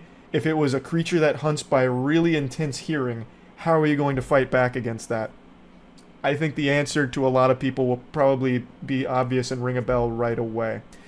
So this movie doesn't really explore how the world falls. It's more so a very personal story between three characters, including the cat, and their journey together through this perilous situation. And I think that's great. I think they do a wonderful job with it. I did want to mention that, though. So that's really about it. So yeah. Did you know Rick and Morty got an anime and the first episode dropped 2 days ago? I certainly didn't. I didn't hear a peep about this leading up to its release. There was less hype around this than there was for Velma Season 2, it seems. The only reason I even caught wind of this is because a buddy of mine sent me an article talking about, like, Rick and Morty fans being disappointed with the anime. I thought my friend was just spouting mumbo jumbo. I thought he was back on the Fint again, just eating a full-blown Fint sandwich, talking about a Rick and Morty anime. But it turns out this is a real show, and a lot of people don't seem to like it very much right now. So I decided to check it out for myself, put on the big boy pants, and do my own investigation here and form my own opinion on it, to see if it really is as shitty as a lot of people are making it out to be. Now, I used to really like Rick and Morty, but I haven't watched the last 3 or so seasons, and it's not because I hate the show or anything like that, it's just I haven't had any interest in checking it out recently. But I did want to check out the Rick and Morty anime because I just have this fascination with bad media that I just feel compelled to watch it, or when it comes to games, play it. So there's only one episode out right now, and it's a little early to count your chickens before they hatch. You can't exactly just throw in the towel after the first quarter here, but what a rough start. Jiminy Christmas. Zoinks, Scoob. I don't know what went so wrong here. So let's just dive into everything about the episode here, but first off, I'll try and start with something positive. Is there anything I liked about episode 1? Fucking no. Nothing. Actually, I can't think of a single compliment. If I had to fish for something positive, I'd say I don't think the show can get worse. This is about as messy of a start as you can have to a show. It's not even like a good-looking show. It's a really weird style. I'm not going to play any clips from the trailer because YouTube's been kind of weird with the MCA recently, so I'll just show you a couple images. It reminds me of the way Clifford the Big Red Dog's cartoon looked. It just looks so weird, like it's not finished. It's just like doodles. It looks like a flip book. And for some reason, the animation is super choppy. I don't know if that's on purpose or what, but I actually thought my service was lagging and was causing it to like buffer during a couple of the scenes where Morty is running. It reminds me of the Die Fantasy music video, you know, where they break into that pool and then a Lovecraftian monster blows that girl's eyes out or whatever. But like 10 steps below that. I don't really understand what they were going for with this style here. It's just not pleasant to look at. I understand trying to make it unique and quirky, but I think this one was a total miss in that regard. Now, let's talk about the actual contents of the episode. Do you remember that episode of Rick and Morty where they go to Blips and Shits and Rick puts that helmet on Morty for a game called Roy, and what happens is it transports him into a life where he spends 55 years living as someone named Roy. He experiences love, loss, he has a wife, all kinds of things, and it's a like minute and a half or so montage of life. And then Roy falls off the ladder and dies, game over, and that takes Morty out of the game, only for him to realize that those 55 years that he experienced weren't real. In the real world, no time had passed. But to him, that whole experience was real. And it's just a really interesting concept. I actually think that episode's a banger. The Rick and Morty anime takes that and shitifies it. So it takes that concept, and instead of giving you like a 1.5-minute montage showing it, it's a 20-minute episode that tries so hard to be deep and profound, but ends up sounding lamer than that classic Rick and Morty Reddit copy pasta about, to be fair, you need to have a high IQ to understand Rick and Morty. It's so disjointed. This episode has Rick give Morty a VR headset. And in the VR headset, Morty's playing this VR game that Rick has designed. And he's experiencing something that feels real to him. And what's happening is the episode keeps cutting between like 5 or 6 different Mortys chaotically, randomly. There's even 2 moments in this episode where there's a black screen that just comes up for like 2 seconds, and it feels like that was an editing error. That happens twice. And it's just constantly cutting between a bunch of different scenes that don't actually connect. The only thing that is like a through line is that Morty is here, he's about to get beaten up, and then some giant monsters come out, and in a couple different versions, they're slayed in different ways. So like, a love interest slays them one time, a friend slays them one time, and then it just keeps randomly cutting back and forth. This whole episode is like when you try and remember a dream, but all you can recall are bits and pieces that don't actually connect to each other, so it doesn't make sense. So it completely fails and fumbles this idea that it tried to get across, because it does so extremely poorly, and it doesn't even have comedy to fall back on or anything. The Rick and Morty anime doesn't have jokes. And I'm not just being like dismissive of, oh, the jokes were so bad and so lowbrow, I didn't even register them as jokes. Pathetic. No, I mean the show is not a comedy. Like episode 1 is not a comedy, and it doesn't really try to be. There's a few moments in the beginning of the episode that try and inject humor into a couple of scenes, but the humor is a character saying that another character is a bitch, or at the end of the episode just saying the word bitch. There's really nothing else. There's no like punchlines, they don't set up gags or anything, and it's really only a couple times at the beginning and then once at the very end of the episode where they have a character say a naughty word, and I think that was supposed to be the moment where you giggle and spit up, but I don't even think they're trying to make this a comedy, because it doesn't seem to want to be, which is a crazy decision to make for this. Like, it really does feel like they didn't actually watch the show they were adapting into an anime here. This is like the Halo Paramount series, but for Rick and Morty. It barely, very, very barely even resembles Rick and Morty in any capacity at all. I just don't understand what the fuck they were going for here. Rick and Morty is a comedy first and foremost. Yes, it tackles like some other bigger things like throughout the seasons, sure, but that's not the core of the show. Now, again, it's only one episode, so maybe all of the other episodes are going to try and get you with some side-splitting comedy, have you slapping at your knee, just going ballistic with, ho ho ho, holly jolly jokes. But man, episode 1 was a clunker. And what's really even more baffling to me is that nothing happens most of the time. It's a lot of just nothingness. It's a terrible story they try and tell with episode 1. It's terribly disjointed, and it's terribly boring. So I thought there'd like be action. And in episode 1, there are moments that set up for action. He's in a fucking VR game. That's just like free reign to go crazy with what you can do with action. Especially when he's surrounded by a lot of enemies, he has lightsabers, and then like a giant monster pops up. You could have some really cool scenes. And they don't. When the creatures get slain, it's off screen. You don't see it.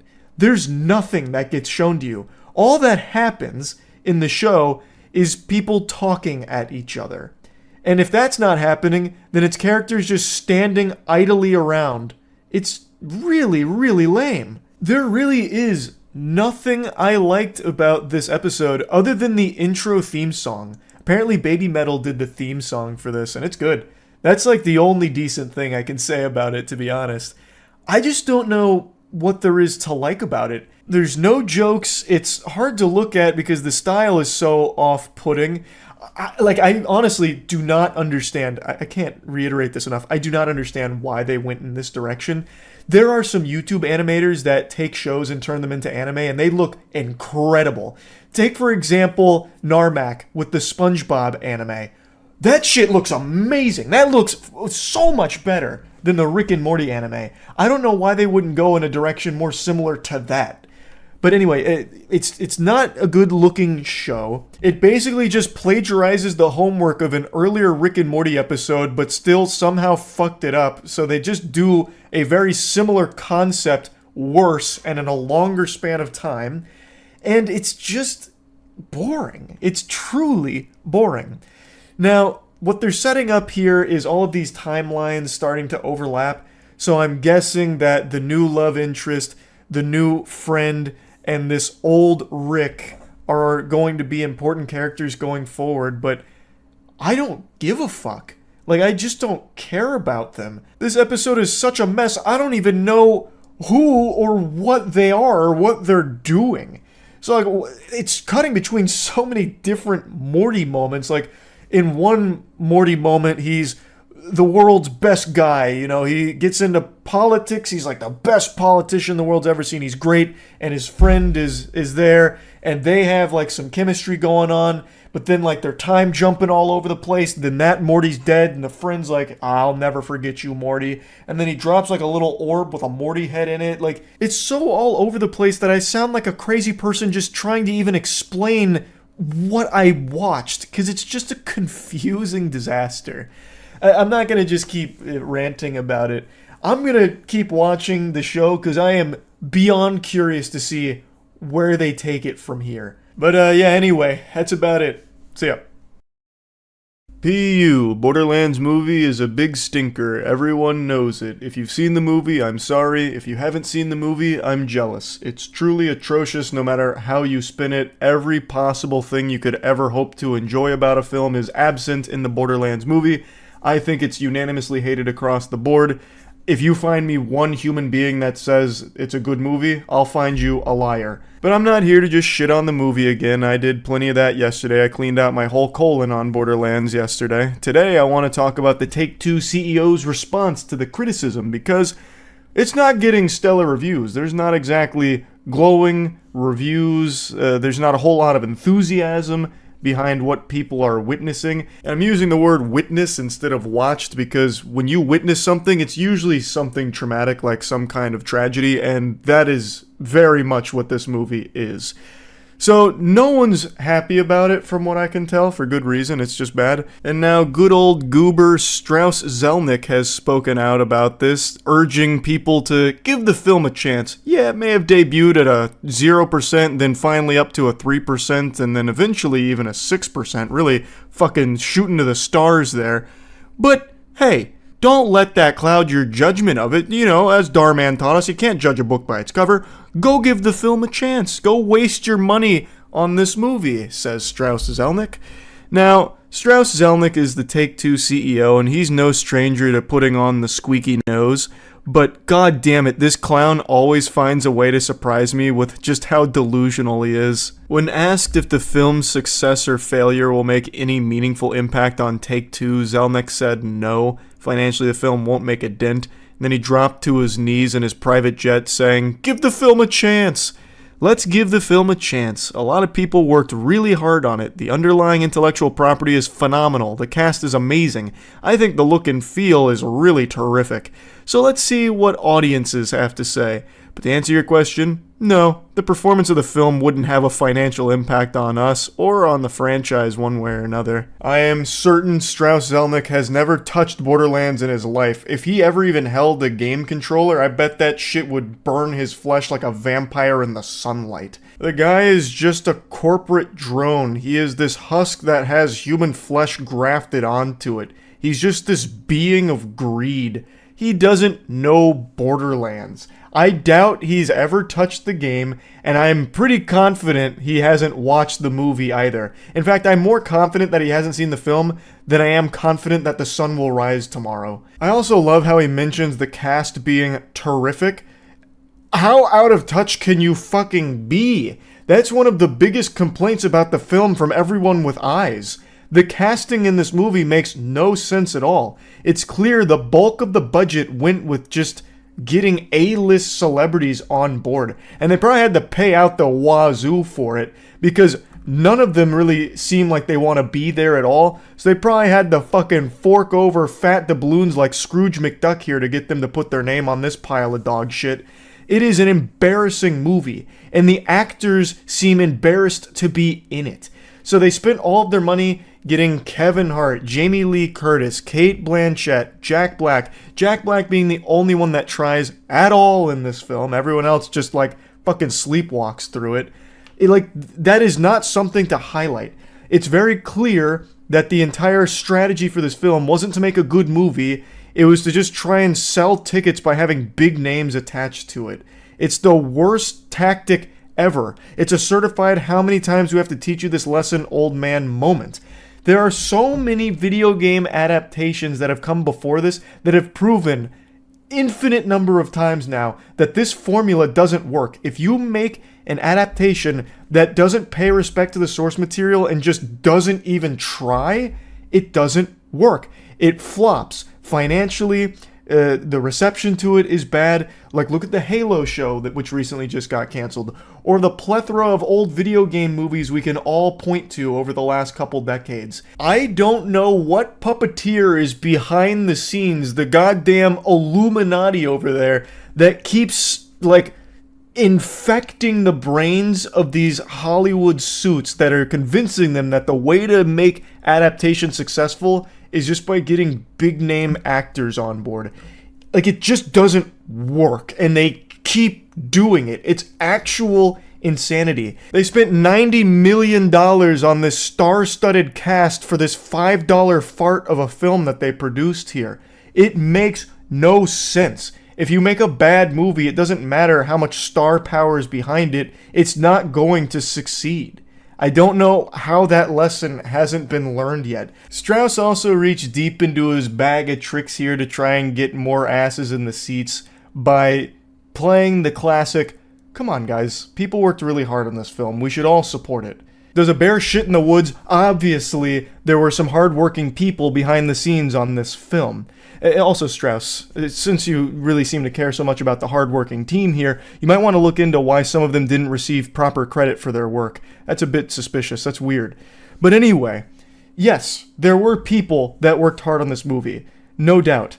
But that doesn't mean that all of a sudden it's immune from criticism. It is not a good movie. And I would wager a guess that a lot of the people that worked hardest on this film were not the ones that were behind the scenes lobbying and pumping their fists saying, we need Kevin Hart in this movie, we need Cate Blanchett in this movie, pay fucking hand over fist amount of money to get Jamie Lee Curtis in our Borderlands movie. I imagine there was quite a few people that were actually passionate about Borderlands that were probably fucking crushed with what they had to do on this film, because it's not like they were at the top of the food chain putting together these awful decisions.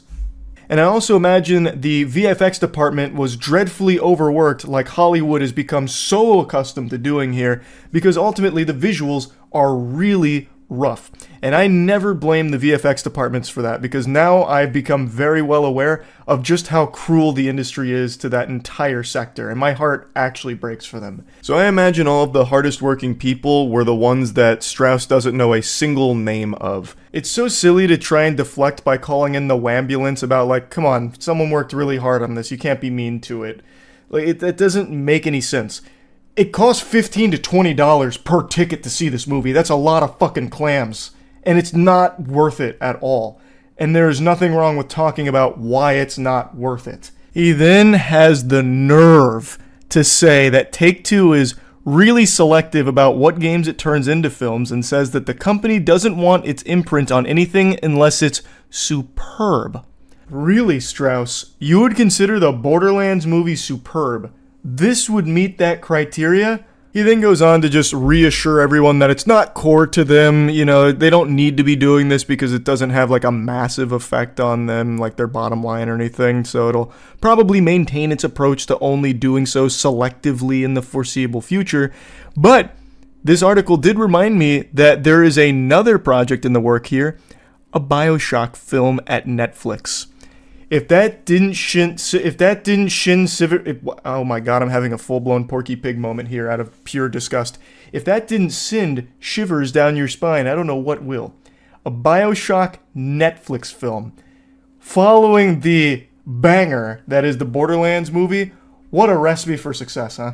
Who's counting the days, right? Like, get your calendars ready. I can't wait for that fucking thing to drop. That's gonna be a real heater. Throw out all your DVDs and Blu-rays and forget everything you thought you knew about cinema, because it's about to be redefined with the next fucking Take-Two film project here with BioShock coming to Netflix.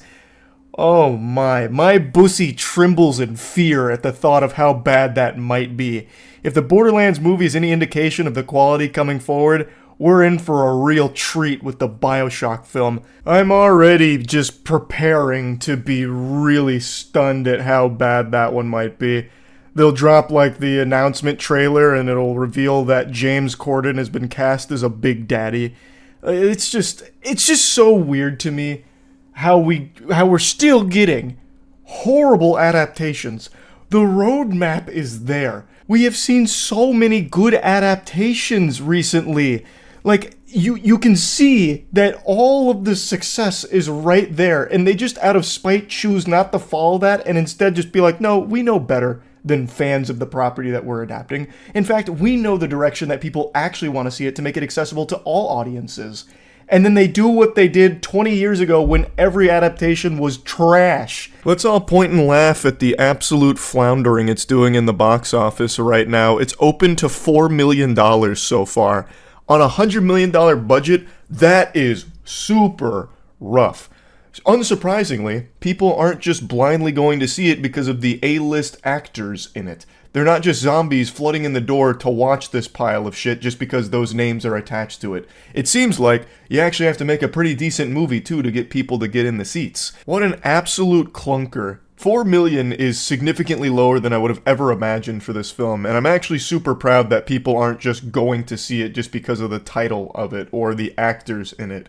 It really isn't worth the time or money. So it's very reassuring to see that it's doing so poorly here, because it, under no circumstances, should succeed. It's purely a cash grab that isn't grabbing much cash right now. They actually would have made more money if they just compiled every cutscene from the Borderlands series into a movie and released it for free on YouTube. They probably would have made more off just the fucking AdSense from that, as opposed to this $100 million theatrical catastrophe. But yeah, don't listen to Strauss. It's not worth giving the film a chance. The movie's just bad. That's about it. See ya. I saw a body cam video floating around today that I would have sworn was from Florida, but turns out it's not. It's a gentleman being arrested for driving a Power Wheels battery-powered car while intoxicated. I've got a male adult on a Power Wheels. I stopped him driving down 2nd Street. No lights on or nothing like that. What's my grounds if I get any impairment off of him? Standard protocol dictates you give him an apple juice and let him know he needs to install headlights and some neon on that motherfucker, and you send him on his way. And just be thankful you ever even caught him in the first place. He must have been granny shifted, not double clutching like he should. Lucky he didn't blow the welds off the intake.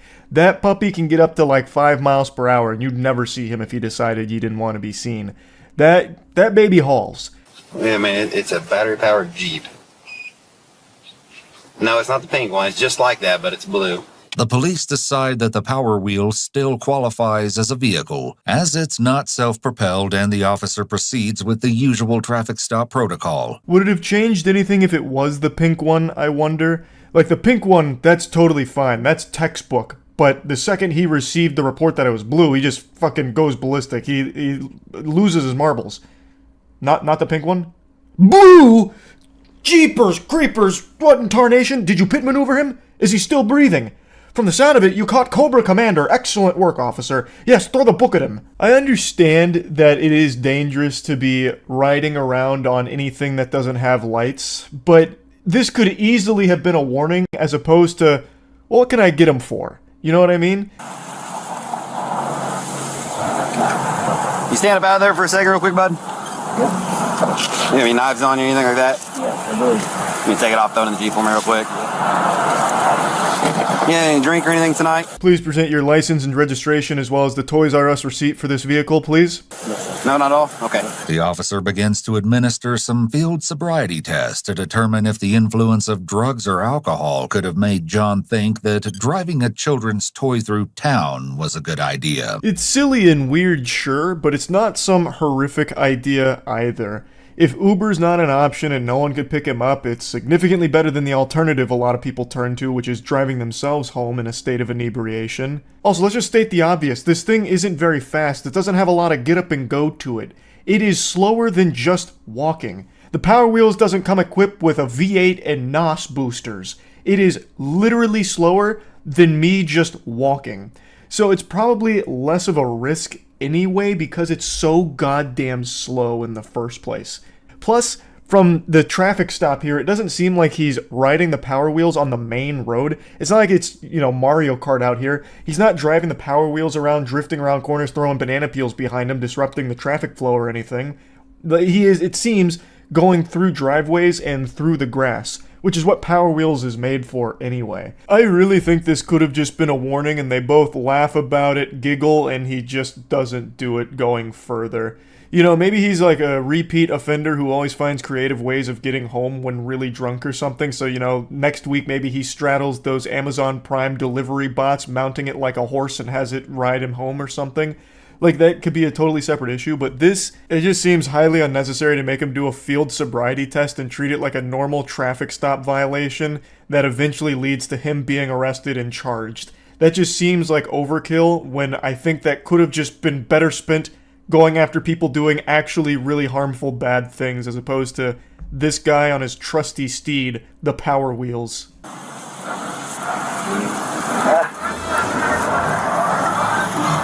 I never did that. The officer proceeds to conduct additional tests. He gives him multiple opportunities to pass different versions of the straight line balance test, but John does not pass with flying colors. He failed the field sobriety test harder than me failing in a tall man competition. So they do get him for that, operating a vehicle while intoxicated, even a tiny one. Making the officer question his fitness to operate a motor vehicle, even a tiny one. They speculate that this guy's on meth and decide that it's worth taking him in for this Power Wheels violation. And that got me kind of thinking here, up here in the noodle. Let's say someone is tweaking out on meth in a big way. They're Insano style on meth. If given the choice, I would much rather they do that in a Power Wheels vehicle. Because if they decide to chase me for whatever reason, I feel confident I can outrun a Power Wheels car. I am faster than Power Wheels, but not even a goddamn US military fighter jet is faster than someone on meth running on foot. I'm sure some of you have seen those videos of how fast people on meth can run at top speed. They go 0 to 60 faster than a Cybertruck. This may come as a surprise, but under Indiana code, the Power Wheels qualifies as a vehicle. In addition, state code forbids an individual from operating a vehicle while intoxicated. The location where John is driving falls under the definition of a highway or street, according to law. So arresting John for operating a vehicle on a highway while intoxicated is entirely within the officer's authority. And also just entirely unnecessary in my opinion. I feel bad for anyone that gets in a situation like John where they're turning to drugs or alcohol to the point where they're taking a Power Wheels ride home, you know what I mean? That's sad. And this absolutely could have been one of those situations where the officer has some empathy and just lets him know, hey, you can't really be doing this, But instead, they slap him with charges, throw him in the back of the police car. The fate of the Power Wheels is unknown. I don't know if they towed it or put a boot on it. Who's really to say?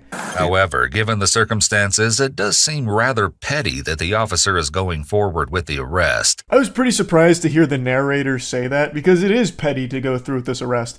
He then goes on to say that it raised some additional questions like, what if a child is driving a similar vehicle on the road instead? Or what if someone was operating a lawnmower, or like a riding mower or something like this as well? But yeah, even though the officers legally can make this arrest, I think there's a strong argument for why they shouldn't make this arrest. Like, I can shit my pants right now. I am holding in a fart that I know is packing a little extra punch. But I really shouldn't. Like, I'm not going to gain anything by doing that. I'm going to waste my time and my britches doing it. It's just one of those things where, even though they can do something, there was no reason to do it. This could have just been a simple conversation. Hey man, I don't know if you're going through a rough patch or not, but you really can't be taking the Power Wheels for a spin while you're drunk. You know, keep that puppy locked up in the garage and, you know, wishing you the best of luck. This is just a warning, so, you know, be a little more careful with it. Still can't drive them on their own, man. I mean, what you see me run most of the way out on the grass. I passed you on the road, okay? I know that. So the officer's saying that he was on the road with this vehicle, which does change things a bit. That does make it much more dangerous. However, in the footage here, there is a short moment before he gets pulled over where he is slightly encroaching on the road, but it seems like he's only there because there was nowhere else to go, because there's something blocking his path with like the sidewalk and the grass there, so it looks like he gets onto the road to get around that. I don't know if the officer's referring to another time, like maybe there was an instance before this whole thing started where he was just on the road, like maybe he was cruising down the interstate, taking a little joyride, tossing some bush lights over his head or something. I doubt it, but maybe there was a time before this started where he was on the road, and again, that makes it a little more understandable why he pulled him over, but I still don't think it was necessary to arrest him and slap charges on him for it. It still could have just been like a warning, like, hey, don't do that. Now that's it, I got my boots up on. Lost it.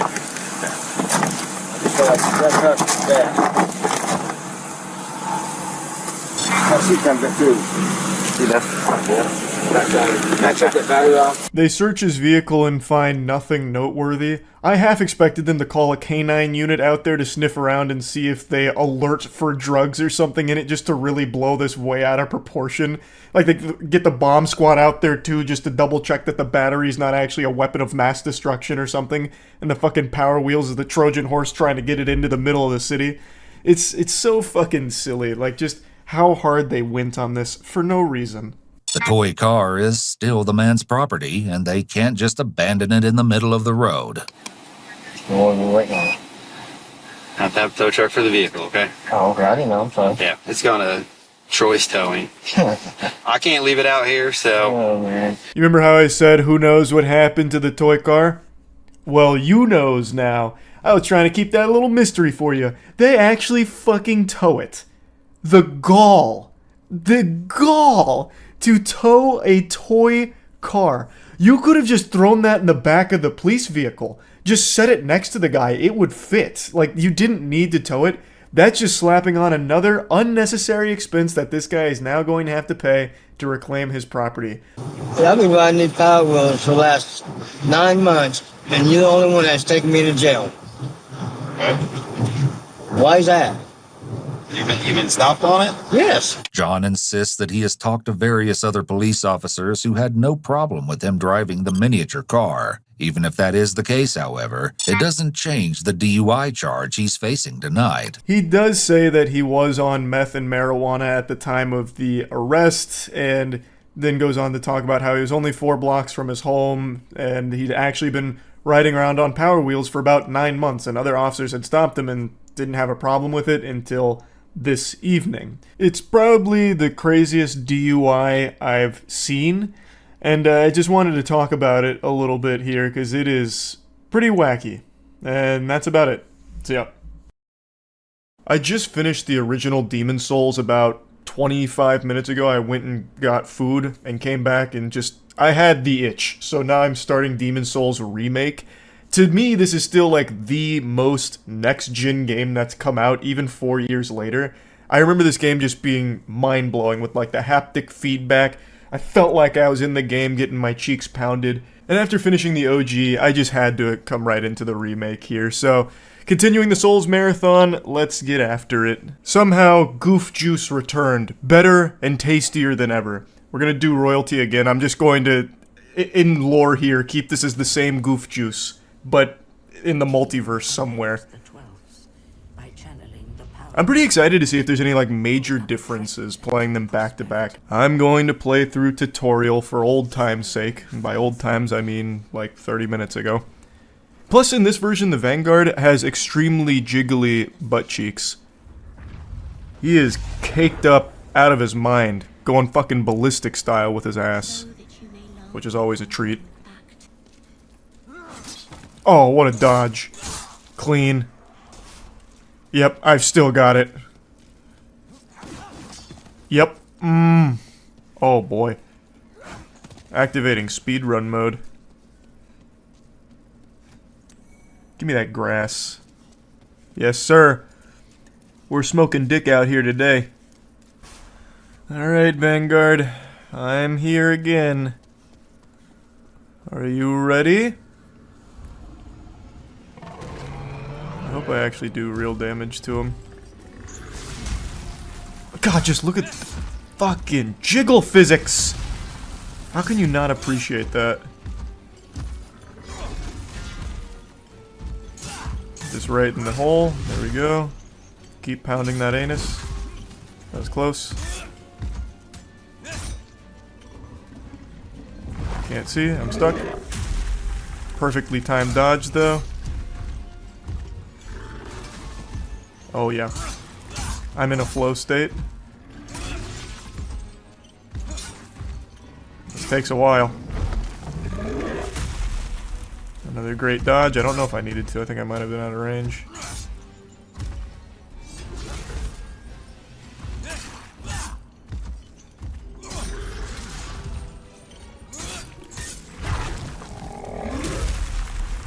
This certainly does take a while, huh? Uh-oh. I rolled the wrong way. I might actually just let myself die here for the sake of time. Like, what am I trying to prove, huh?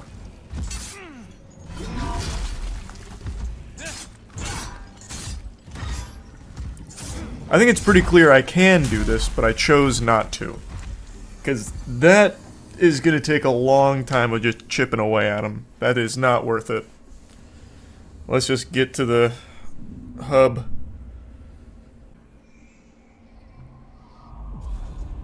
Thanks.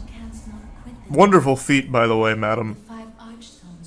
Over there just like licking on her toes. Boletaria, fear not. Your guardian has well, guardian, it's a little late, this place is in shambles, but your Avenger has come back. Goof Juice is here to bring peace and flavor. Hey, hey. Out of my way, assholes. Nice. Wow, baited that out beautifully. That, not so much. Immediately gotta use some grass. I wanted to avoid using any grass, but is what it is.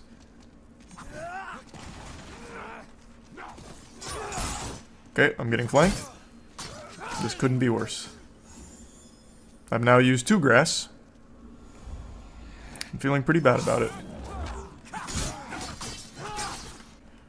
Take this! Magic. What? Oh, I got hit from behind. I didn't even notice. Oh, Lord. More magic!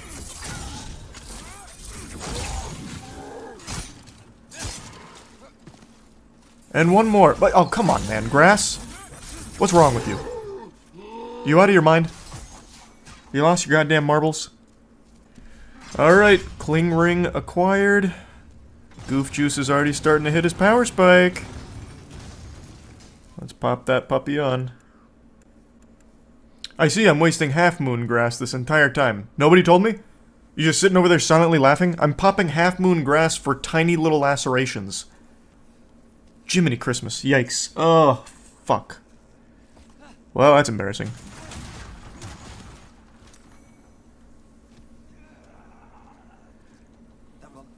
Alright, get down there. I missed the backstab. Good luck. That's incredible, I just missed the backstab on a guy who was standing completely still. That bodes well for the rest of the run, I'll tell you what. Give me the scimitar. Swap this out.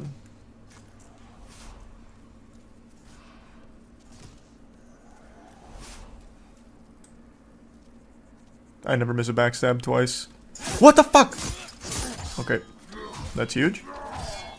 Misclick. God damn it. I meant to throw magic. What a shame. And that's why magic is cringe. Makes me look stupid. Ostraza, where are you at? Are you still fighting back here? How? How are you still fighting this? This guy's not even aggroed. What are you doing? Go on. He shot you. Now do something about it. Go get him. Holy. Ostraza's AI is much worse in the remake than in the OG. Dude's actually lobotomized here. Go get him, Ostraza. Really, man?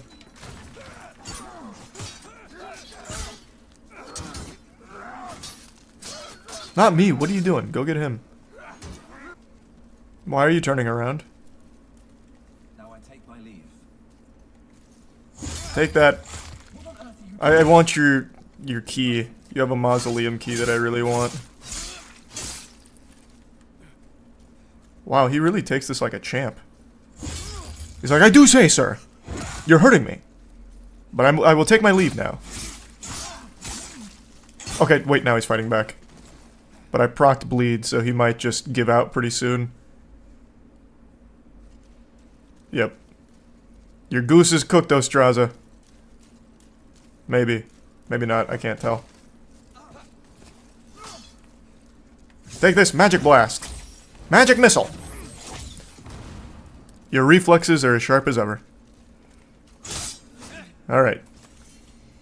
Thank you for your noble sacrifice. I'll take that key now.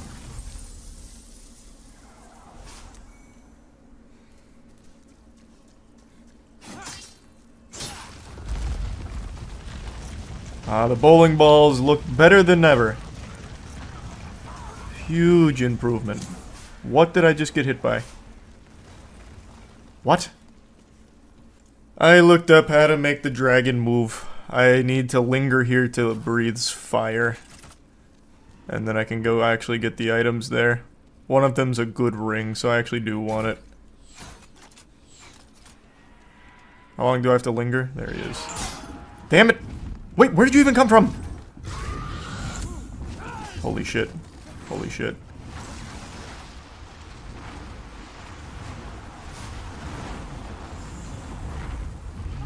That was scary. I'm gonna go grab that ring now.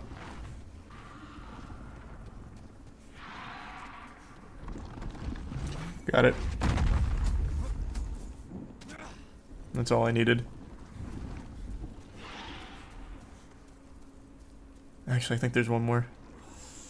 Actually, I want to grab everything. I'm greedy. I want it all. Oh my god, he's coming back. Fuck, fuck, fuck.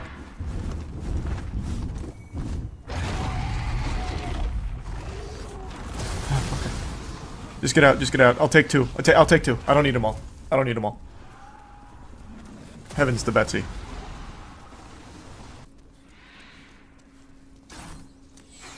Oh, I just low profiled that. I ducked under the shots.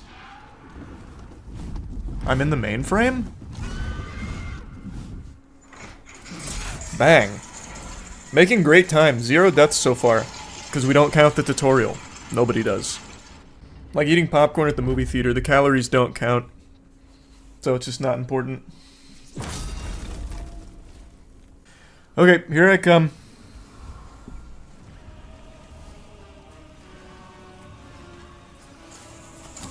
Okay, great start.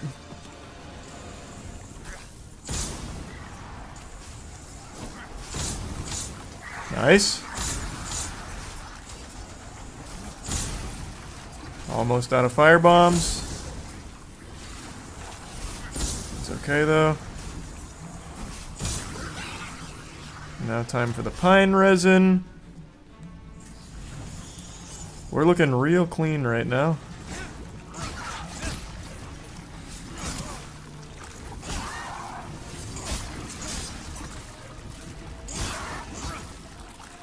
Hold on, let's just play it safe. There we go, gotcha. First try, easy. Nice. I've mastered that boss fight. Probably the easiest boss fight in all of Souls, actually. Assuming you have fire. Which is very easy to get. I'm not falling for this old joke again. That one just sends you straight to the Shadow Realm. Hey, what's up? I know, Slayer Demons, Goof Juice is back. We've been through this song and dance. I'm well aware of the prophecy. I just fulfilled it. And now I've traveled 10 plus years in the future to do it again. And the past isn't that distant, by the way. I just fucking did it.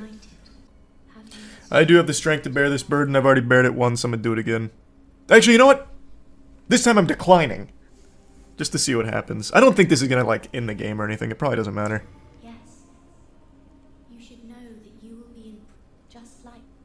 Whatever. I'm still gonna do it, but I'm telling you no to your face this time around. Alright, I need 20 strength. Let's go here and here. That looks pretty good. I want to hit 20 strength because I think I'm gonna do the Dragon Bone Smasher this playthrough. So that's what I'm gonna aim for. But for now, I'm gonna go grab the Crescent Falchion and not fuck it up this time. Please. Oh, wow. That was not in the 2009 version. We didn't have physics like that. We were still cavemen. Please stop. I'm already just getting clapped on.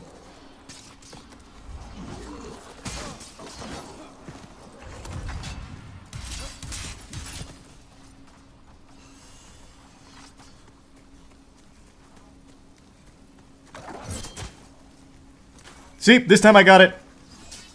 Didn't disappear on me this time, huh? See how much I've learned? And some half moon grass, why not? Get me out, get me out. Oh my god, get me out. Get me out! He's gonna kick my butt! Ah! That was a tight squeeze for sure. Oh. I meant to teleport back to the Nexus, whatever. Still saved me. Alright, time for Flame Lurker. I'm gonna go in the same order. I'm gonna go Flame Lurker. And this time I'm grabbing the Dragon Bone Smasher. What else do I want to pick up? I'm going to do something I saw in a Vati Vidya video. I'm gonna try and do the Duran cheese. I didn't actually kill Duran in the OG. I didn't even know about this guy. So, we'll see how this goes. He's got a cool weapon, armor, and a good ring. I don't think I'm going to use the weapon, because the weapon might be a little busted and make this too easy, but we'll see. It scales with world tendency, I believe. Something like that. So maybe it's not, like, too strong if I don't farm it. Oh god. Jesus, that was close. I cannot believe he didn't blow up the things. I thought for sure those were about to pop. Ooh, two-shot the Blue-Eyed Knight? Okay. Crescent Moon Falchion does not play around. 2 games deep now in Demon Souls, and I still don't know how to say that word. I'm gonna keep calling it a Falchion. A fucking Captain Falchion.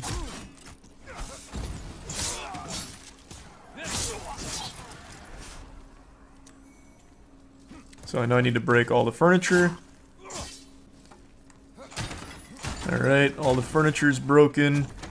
Because for some reason, apparently, he hates furniture, so it'll make him attack when we don't want him to attack. This guy, we want to lure all the way over and make him fall. Can I not just fight him like a man? Like, how strong is he? Can't be that strong, right? Okay, that was a lot of damage. I'm just gonna make him fall. I'd rather not waste a ton of grass. Come on, bub. Come on, man. Need you to fall now. Nice, gotcha. Great fight. Sorry it played out like that. I know it's not honorable, but whatever. Alright, here we go. Here's the guy.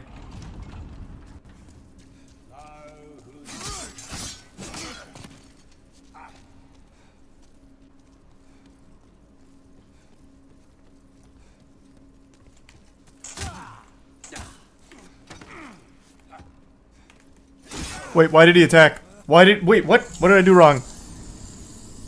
Vidya, what did I fuck up on? Come on, brother. Almost there. You're almost free.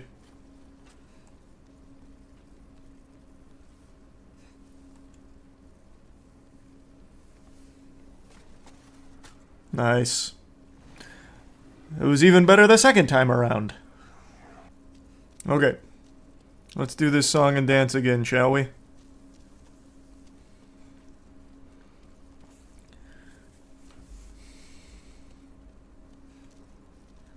No, stop.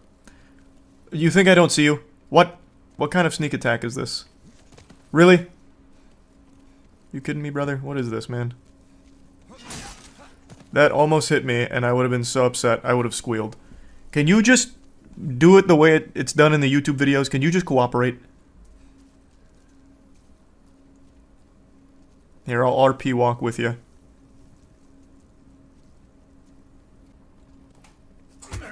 I'm really bad at headbutting. Please, out the door. Out the door. Out the door. There we go. Now I'm in the groove.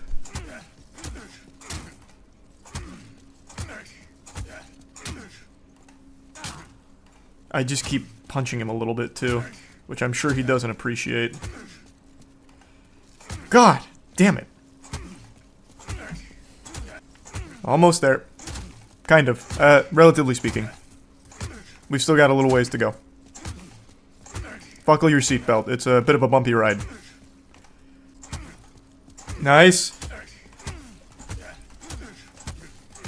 Oh, got into a flow state there.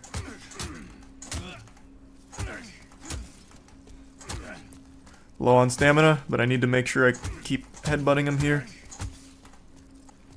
We're so close now. Journey's almost over, friend. Just bear with me a little longer. The steel cranium of goof juice. That should be close. Almost there. Gotcha. Yes. Yes. I did it. Vidya never lets you down. Imagine I just fall and die now too. Oh, I thought that's what he had. I was like, what the fuck? Just grass? Oh, yeah. Oh, yeah. Alright, let's take a peek at what this looks like, huh? The Ancient King. Here, we'll put on the full set. Oh, he looks so good! The goof juice is flowing there. And then Demon Brant, right? Alright, I'll try Demon Brant for a little bit, but if it seems too strong, I'll stop using it. Unless I'm having a lot of fun. Fun's the most important thing. So it's all relative to... Am I smiling? And if the answer is yes, then I'm gonna keep smiling and keep doing what's making me smile, you know what I mean? There she is. Demon Brant. Alright, let's see how that treats me. Can't use it. So probably not gonna treat me well, huh? Let's hit something. Anything. Just to see a number pop up. Perfect. Well, he's gonna kill himself. Never mind. He just blew his... What? What? What? What? Alright. Outsmarted me, huh? Take this. Yep, I don't hit super hard right now. Probably because I can't use the weapon effectively, would be my guess. A little more dex, some endurance, some health. Let's do some more strength. Oh man, I can level up a lot. Holy shit. Those souls really come in handy, huh? It's just another into vitality, I guess. That looks good. Run it. I'm super strong now. Now I can effectively use the Demon Brant, but it hasn't, like, fully scaled yet, I don't think. Time to test it on the ultimate adversary. The perfect enemy, a lizard! 22 damage. Okay, yep, this isn't hitting that hard.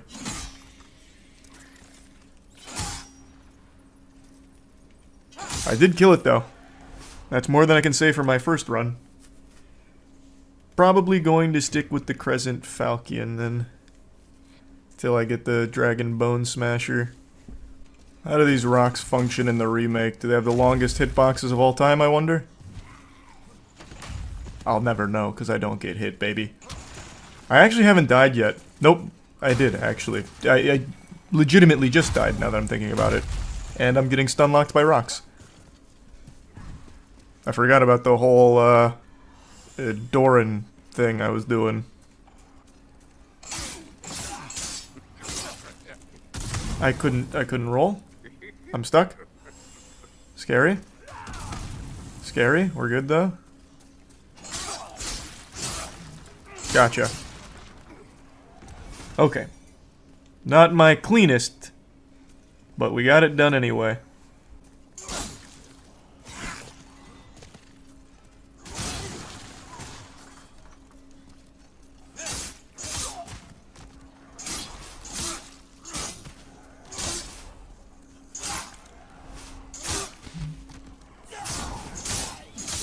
Nice, this should be a lot of shards. Yep, it is. Oh, wow. I can't even look at my screen right now. It's so beautiful. And I remember there is one of these dudes right around this corner who's already prepped. Gotcha. That's just the experience coming into play right there. It's armored spider time. Hopefully I get this first try. It'd be very convenient if I did. Well, not the cleanest start. Ate the whole fireball. Okay, that means I'm gonna have to burn grass. Oh well. Okay. Well, this is about as bad as this run could go. I have taken every possible hit that I can so far. Also, I am going to grab the crisp blade just in case I resort to using cheese. Because I know you can cheese this with magic. Just in case, I'm going to throw this up. Alright, I'd really like to get this first try though.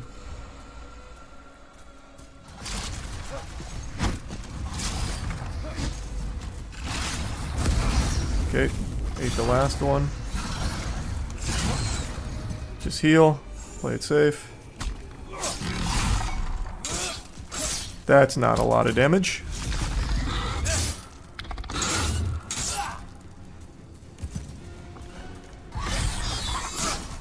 It's enough though.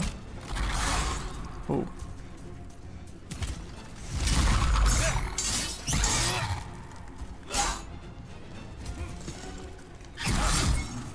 Looking pretty good. I'm in a nice rhythm here. I remember this.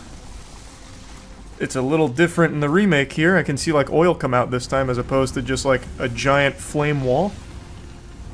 Perfect. Looking really good. Excellent dodge. Okay, I don't know why he threw that attack out.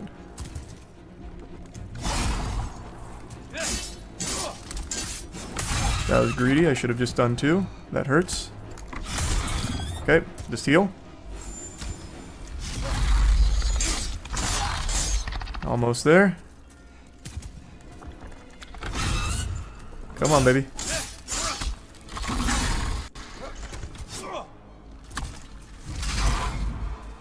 Almost. Oh shit. That's not the move I thought it was. Fuck.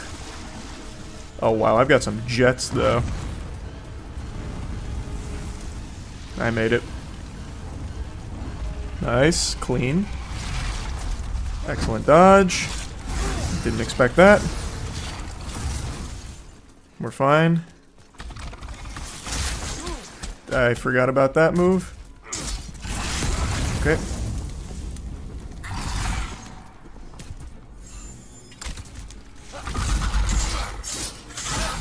Looking good. One more of those should do it. There we go, first try. Actually super clean. And no deaths in human form, which is good for the tendency, because I need that for the Dragon Bone Smasher. Alright, fuck it. We're gonna full swing on him here. Going for the first try, the back-to-back first try.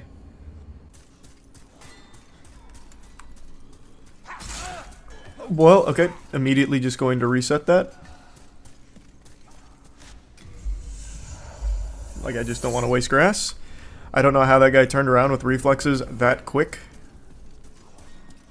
This guy should be playing fucking competitive shooters with reflexes like that.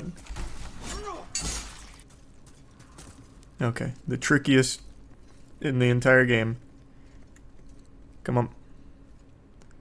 That was still close. I hate this shit. I also think I'm taking a bad route. There's definitely a better route to go, I'm sure. But this is the only one I know. That was almost a disaster. I almost caught that hitbox and flew off. Full heal, and let's go. I'm ready to dump everything into this fight. So that way I get it first try. Alright, Flame Lurker. I have come to bargain. I'm gonna use magic. I'm gonna use everything.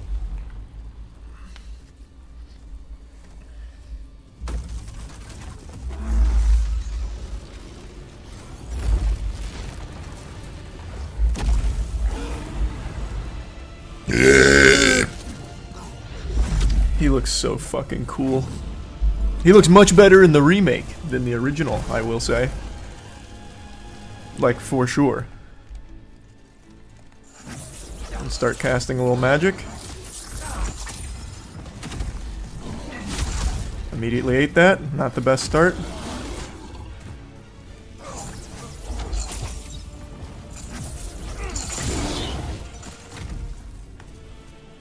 Shit.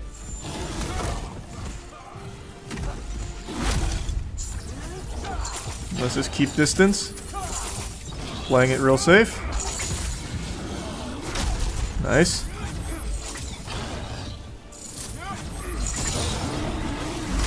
Okay, terrible roll.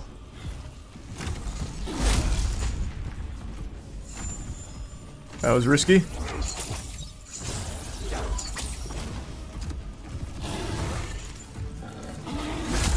Man, I hate that attack. Hated it in the OG, hate it in the remake.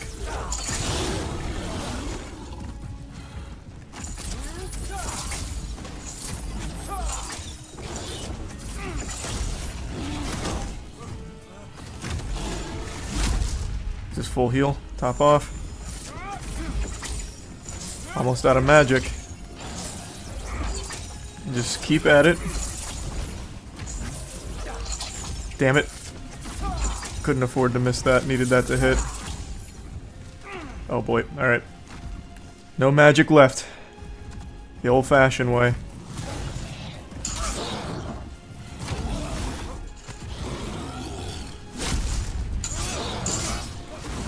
Nice. Alright, alright.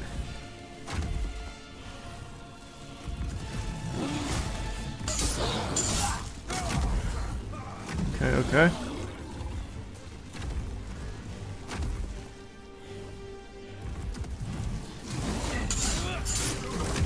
Man, I hate that I keep eating fire every time he just fucking moves a little bit.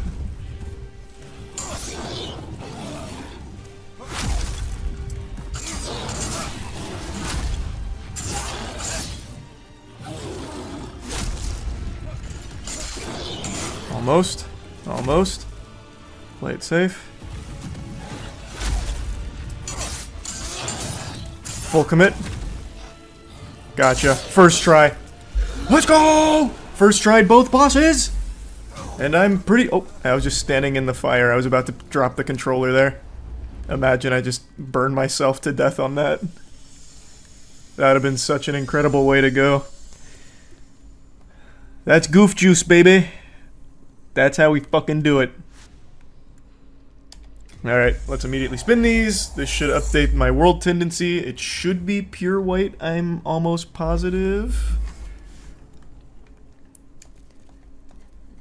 So we should be able to get the Dragon Bone Smasher. Alright, Dragon Bone Smasher up and to the left. Order up. Hopefully I don't die on the way to it. That'd make me really upset. I would not be a happy camper. So I'm gonna slow roll this to the best of my ability.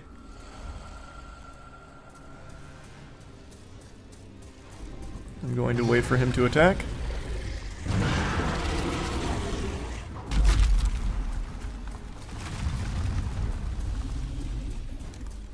Okay, I'm immediately being blocked there by the lizard. I'm just going to reset, wait for him to attack. Let's go again. Got it. That's so nice.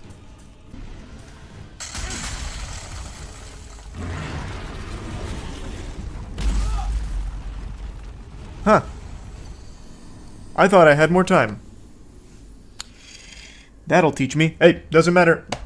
World tendency doesn't matter anymore. I got what I needed here. God, I remember hating this gimmick boss in the remake. In the OG, it was like super easy, but here, I remember it being just such a pain in the ass.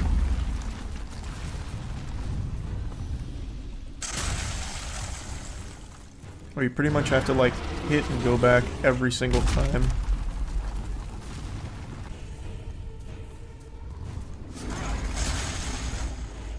No. Oh. I thought it was safe. Oh, this is so fucking tedious. Oh my god. Oh my god. I have Thief Ring on and everything, and he's still just... He sees everything. He's omniscient. Like, sometimes he won't see me behind cover, other times he'll see me behind that same cover and just one-shot me. It's just so fucking lame. It's just this tedious chore. It's just this cat and mouse, peekaboo, fuck you experience here. It's by far not only the worst gimmick boss, but the worst boss in the entire Souls series. And not just the Souls series, the entire Souls genre. Like, Souls-like games, I think this is the worst boss. There we go. Thank God. There we are. Ugh. Fun fight. Excellent. In the remake, they really should have just removed this. Like, make him an actual boss. Just get rid of this garbage. That's what they should have done. Alright. Time to wail on the little horn. Here I come. Oh my god. I didn't know you could take damage here.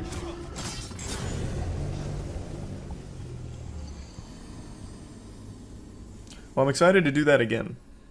I had no clue you could actually take damage there. Didn't know. I actually didn't know. And then when I took damage, I thought it was like a one-time thing that lingered. Now I know. How fun. How incredibly fucking fun. I just don't even want to get close. Take this. We'll just chip away here.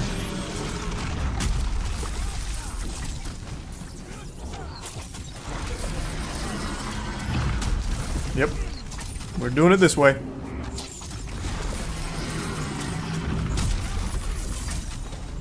Gotcha. Take that, bitch. Big, very big.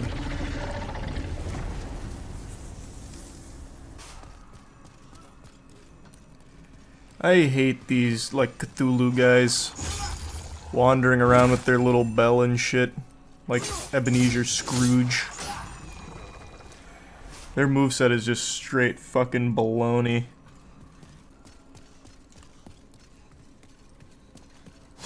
What are you doing? What are you putting your hands up for? I'm not here to arrest you. I'm setting you free. Say thank you, Buster. Don't do it. You fucking did it. You did it. When I politely...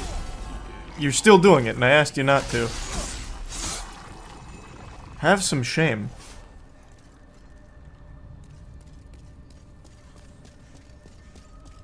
Oh, not again. Man! It hasn't even been that long since I played the original. It's been like actual hours. And I still fell for that again. When will I learn? There we go. Squeeze by the big thing. Now we have the ballista.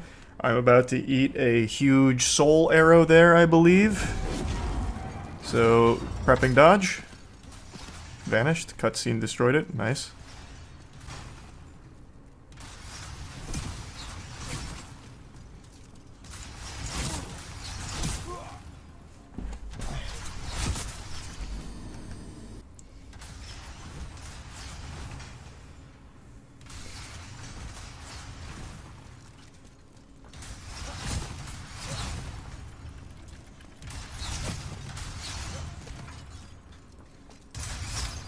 Oh. Oh, what a close shave. What a close shave. Wow. That was big. That was big. Let's go get this guy. There he is. The Phantom of the Opera up here, the Puppet Master. Activating cock meat sandwich protocol. Cock meat sandwich has been served. What the fuck was that? Oh, that's right, there's a phantom back there. I guess it's throwing spitballs at me, shooting spitballs at me. I don't even know what I got hit by. I really don't. Got me with that special surprise inside. Oh, fuck. Misclick. Get in, quick. It's actually crazy how one-to-one this game is to the OG. Since I hadn't played the OG in so long, I really thought all of this was pretty new to the remake, like these scenes, but it's one-to-one. The only difference is it looks so much better. So, like, I can tell that's not a loaf of bread in her hand next to the book this time around.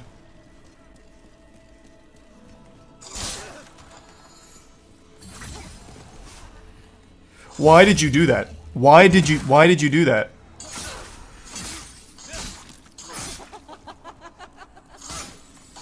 That was so frustrating that guy dove in front of that for the backstab for no reason. It wasn't that one, it's the one in the middle. I'm just gonna use all my grass.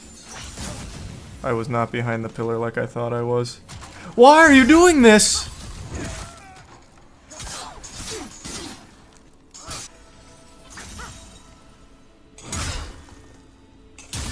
That's a lot of damage. That's a lot of good chunky damage.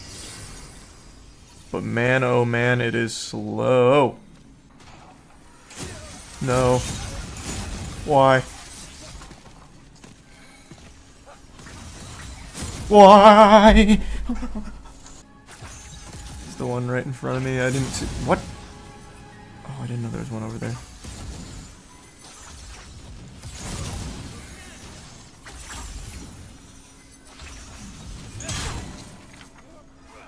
There we go, gotcha. I actually had 2 deaths on the Fool's Idol. Yikes. We got it, though. Back in the Mega Mix, cowards. Show me your ass. Time to fuck it. Let's ride. I should be able to one-shot the gargoyles, right?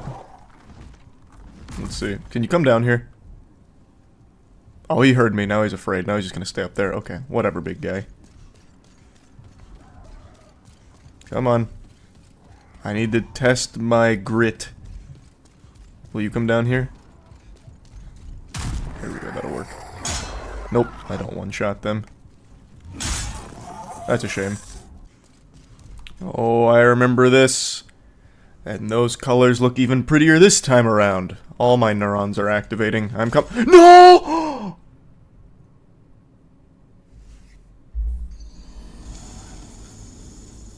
I don't understand. How did I end up like ricocheting off of something? I don't get it. I don't get it.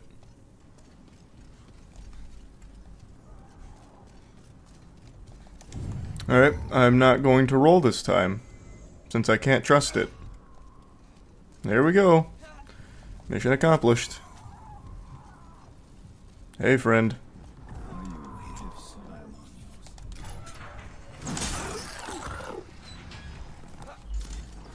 Do you want to kill that guy, or are you just going to... Okay, he's just going to ignore him.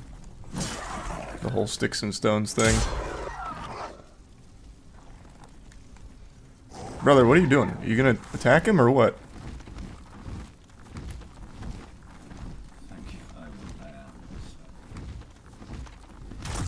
Okay, I'll take him down then.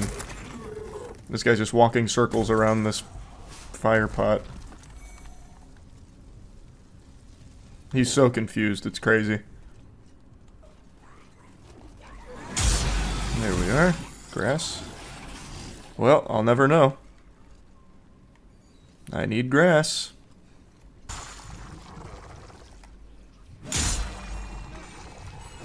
Grass, it's gotta be.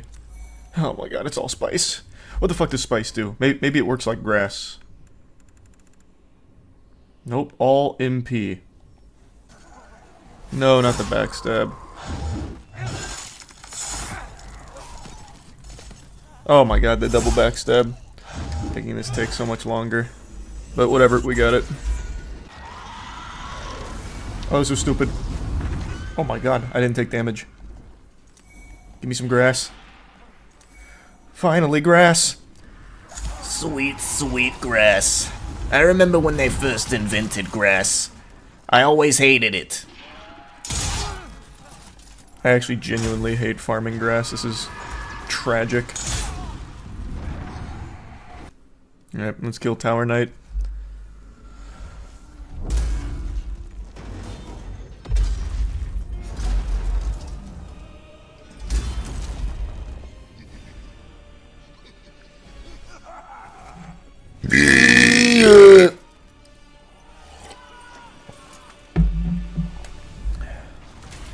I'm gonna go get the archers, mainly just because I want to make this as simple as possible. Maybe they'll even drop some grass. Nope, bolts for that one at least. Really?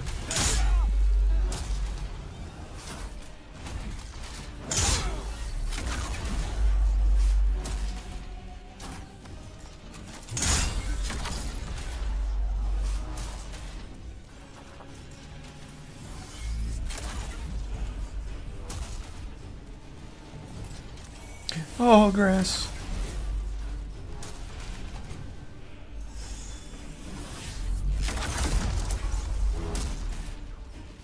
Come on. Bring it around, Tap. How did he sneak that in? That was an incredible shot. He threaded the needle. Okay. Now I'm not impressed. Now you're just being an asshole. Really? Can't you see I'm busy eating grass?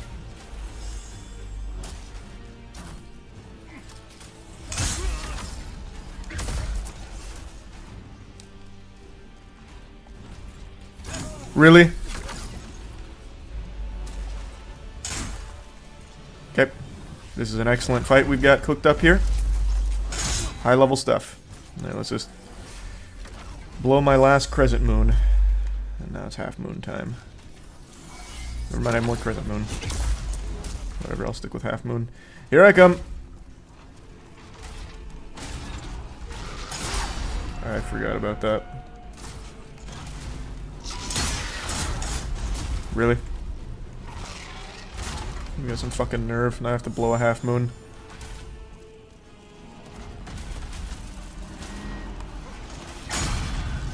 Okay. This fight's going super well so far.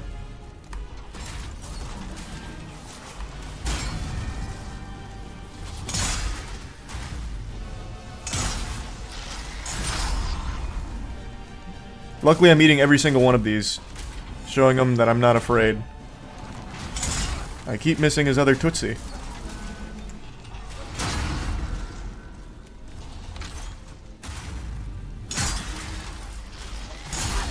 I definitely think I dodged in time. We're gonna have to check the tape.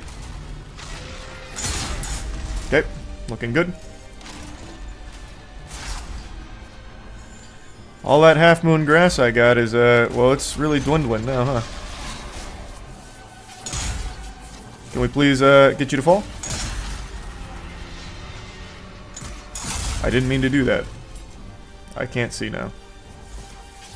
Oh, that's because he fell, and his head's in the wall. That's great. That's huge for me. Love that. The Fantasy Football League's gonna really go wild for that move. Awesome. Super awesome. Wow. Okay. This is looking really good.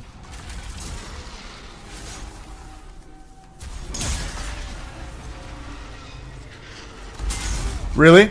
That still hit? I definitely thought I was out of range, but at least now I can hit his head. No, I can't because it's too close to the wall. Yep, it's too close to the wall again.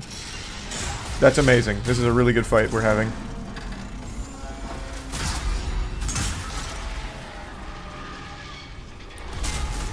I can finally hit his head! Yay! I wasted 5 half moon grass on that fight. On fucking Tower Knight. Amazing. Absolutely amazing. Alright, here we go. Let's see how man-eaters treat me.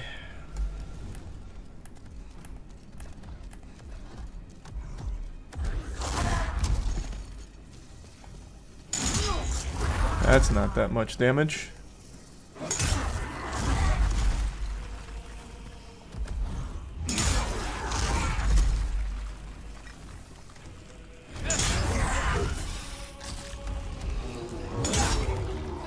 Okay, never mind. It's quite a bit of damage. Why did I do that? I keep accidentally doing that.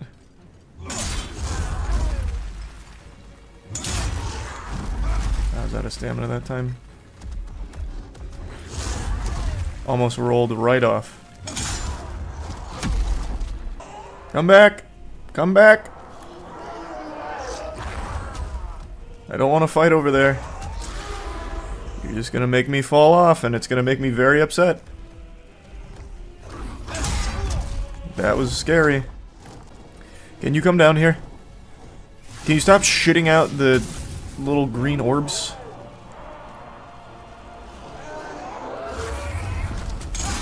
Oh no. And there it is. And there it is. The second that I just get impatient. I knew that was gonna happen. I absolutely knew that was gonna happen. I saw it coming. Yeah, I just refused to fight up there. Just straight up fucking refused. Alright, round 2. Let's see how it goes.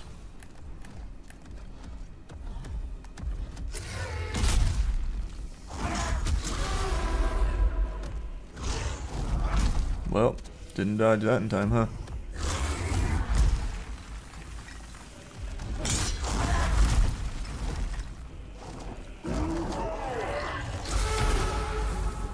Didn't think that would hit. Fuck it, I'll pop a half moon grass. What?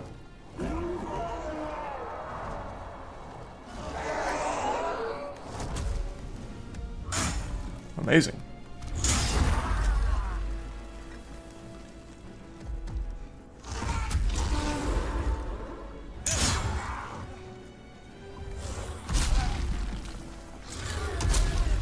Fuck it.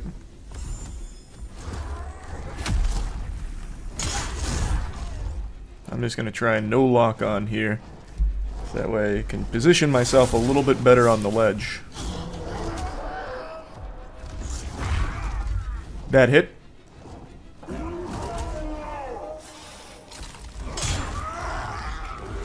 Oh, I got greedy. Fuck it, pop it.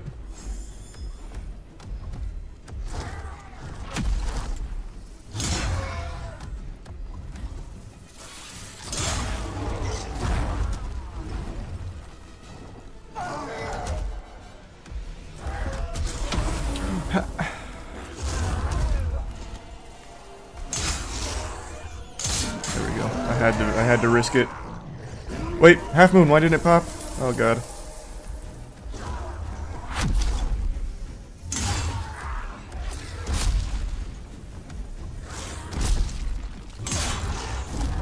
Whew, close, close, close.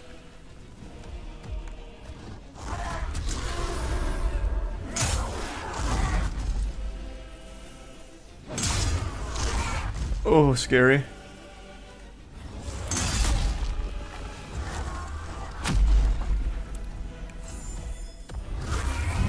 Ooh, if that had hit, it would have sent me right off the edge and I would have been very upset.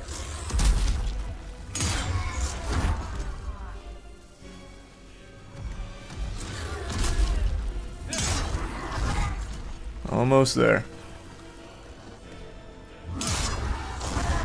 Almost there. Almost there. Gotcha.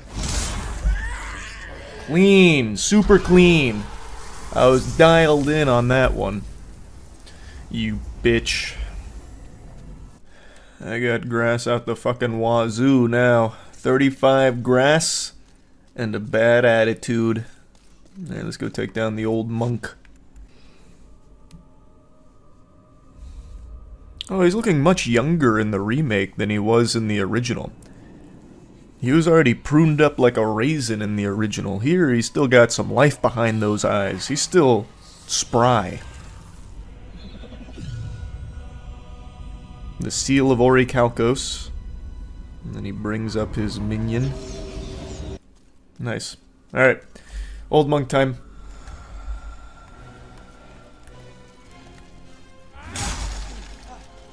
Wow, that sends him flying. And then I miss. Huge. Nice. Nice. Stay down. Oh, okay. He's just starting to spam a little bit. Stay down. Okay. Now stay in that corner. How did I do no damage? That hit him. Okay, now stay over there. Okay.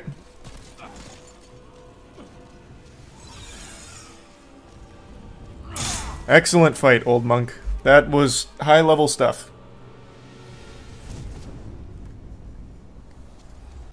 Alright, adjudicator skip. Missed it. This still works in Remake, right? I'm pretty sure it does. Missed it. Forgot to roll. Super missed it. Wasn't even close. For my city. Missed it. My roll didn't go off. Yep, that's another one.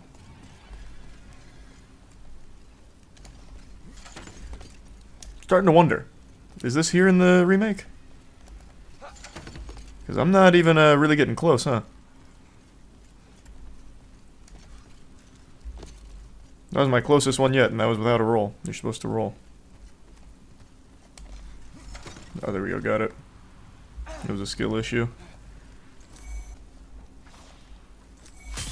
Oh, wow. I just... okay, cool. What an incredible dodge.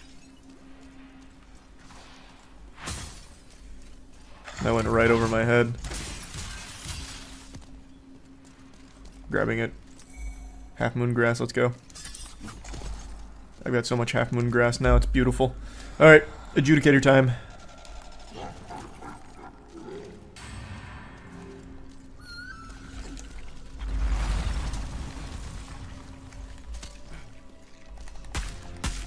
Okay, I got stuck. It's alright. Ooh, that was close.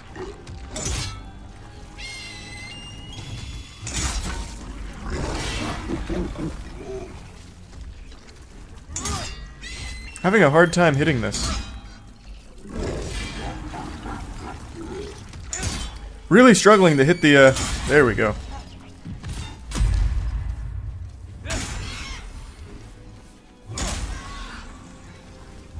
One more.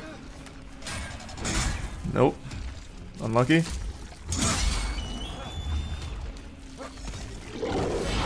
Stuck in that corner is rough.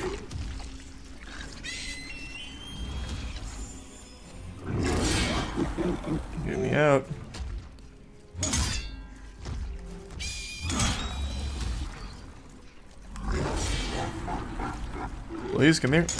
There we go. Gotcha. Had to waste a half moon, but that's okay. Happens.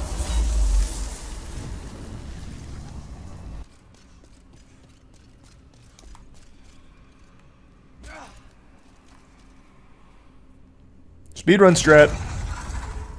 Right on top of you, huh? Playing it like it's Super Mario Brothers here. Amazing. This couldn't be going worse now. Excuse me.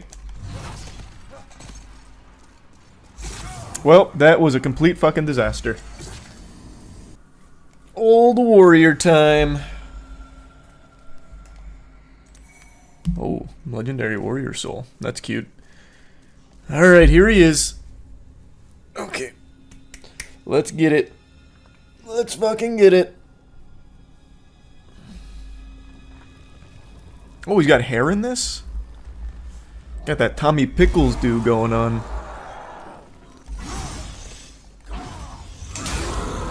Scary.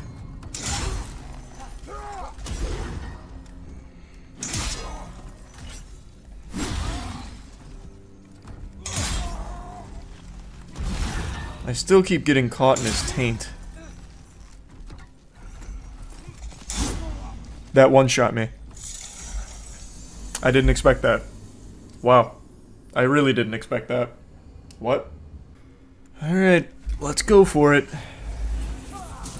And we're gonna use some sticky white stuff. Let's give it a whirl. I don't even remember what this does, but it certainly can't hurt. I would think.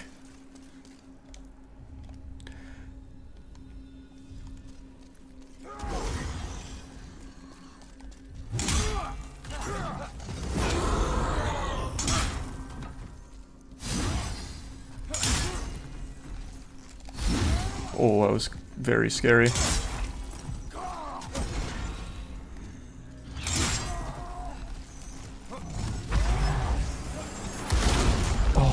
I forgot all about that. That was close.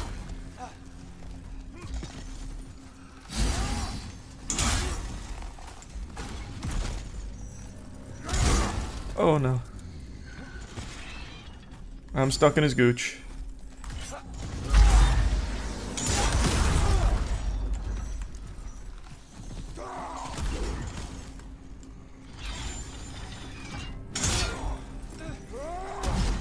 I'm stuck in his gooch.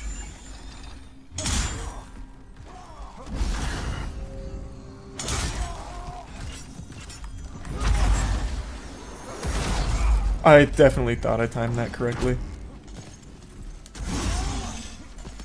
I'm panicking.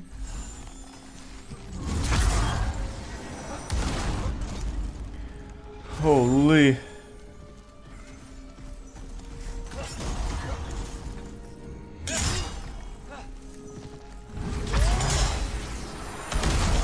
I definitely thought I timed it. Oh my god, I risked it all for that. Holy. I said let it ride. Wow. 1 HP in a dream. I don't know why that was even close. I don't know why I was so tilted. Alright, let's level up.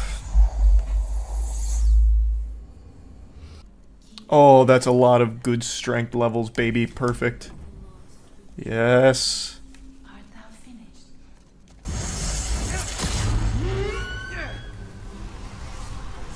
Come on, baby. Let's get some more in there.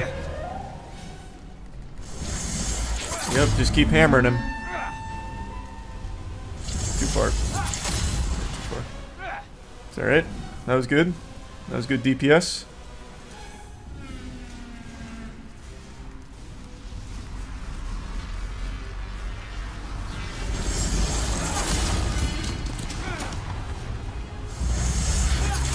What?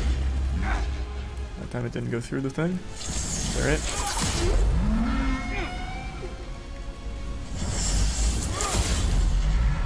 One more. Too far. Let's play it safe.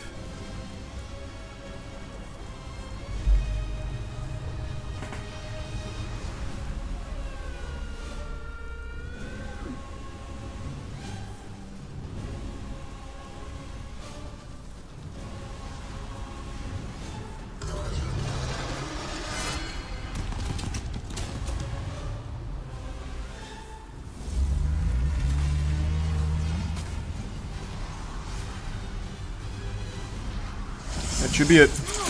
Nope, he's too far. There we go. That's it. Gotcha.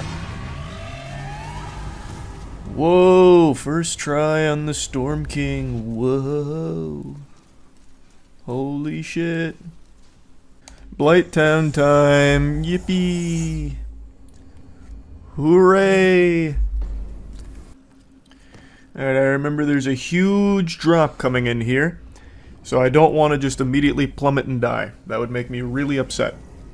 I also... Oh, I have turpentine, or the fire resin. So I should be fine here against the leech guy. Alright, let's put that on. Where is it? Yes. Here we go.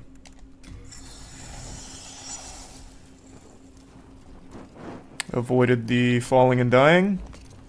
Almost still did that, even after calling it out. Okay, this guy's a real asshole.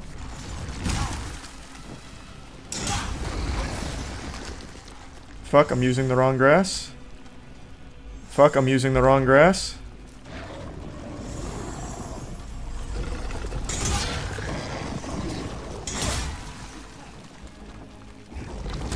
Oh my god.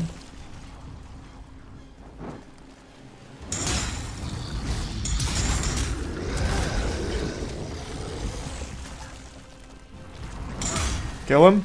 There we go. So clean. That was super clean. Why did I just pop grass? I'm about to get all my health back. What happened? What happened to my noodle right now? What's going on? Hello? Is Charles there? I'm super fucking lost. Okay, that didn't help me. How did I get poisoned again?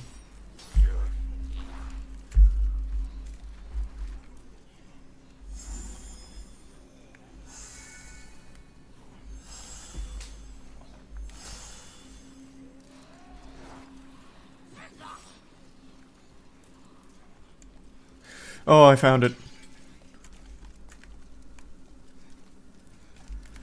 Okay, fire. Where's my fire? There it is. Let's ride. Dirty Colossus time.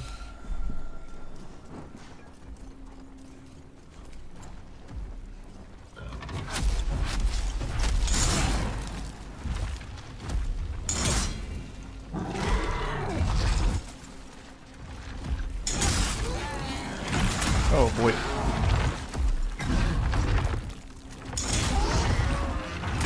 Okay, I can't believe I didn't roll in time. Oh my god, how am I not rolling in time?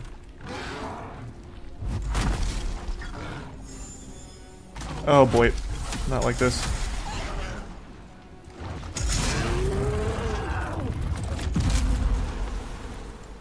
Let's play it safe.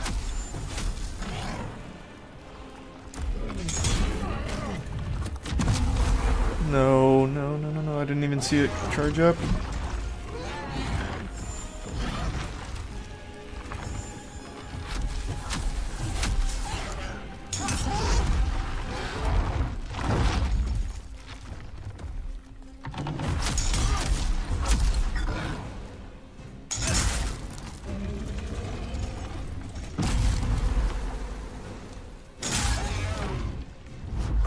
There we go. Gotcha, Dirty Colossus. Take that. I'm the real Dirty Dan. Pretty sure I said that exact same thing in the OG when I killed him too. It's a classic.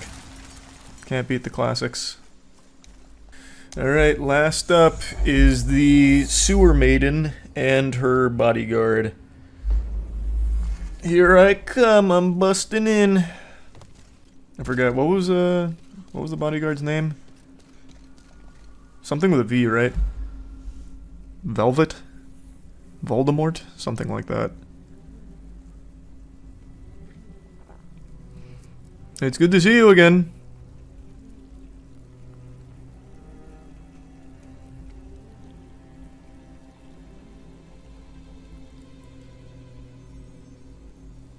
Man, it's gotta be so boring just sitting down here in like the bottom of the sewer, surrounded by blood and poop, just staring at a soul. Well, actually, even more boring for that guy who's just falling asleep under a pile of corpses. That guy's actually got it worse.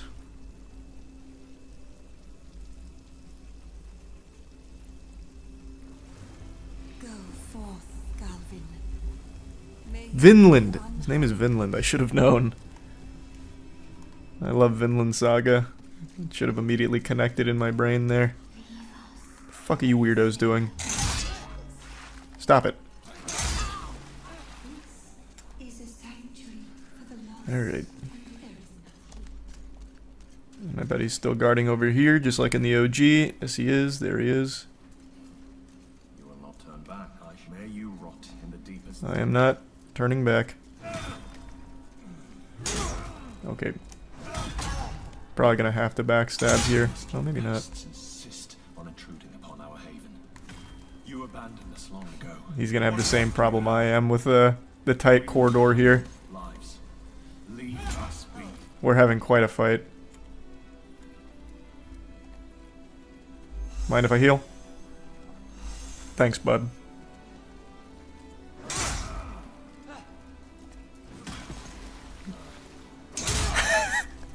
This is cool. Oh, shit. I got greedy. Hey. Stop. Sorry about that. I broke the accord. That's on me. I know I can backstab him. I probably should, but this is kind of fun, too. Just a battle of... What? Just a battle of bonks.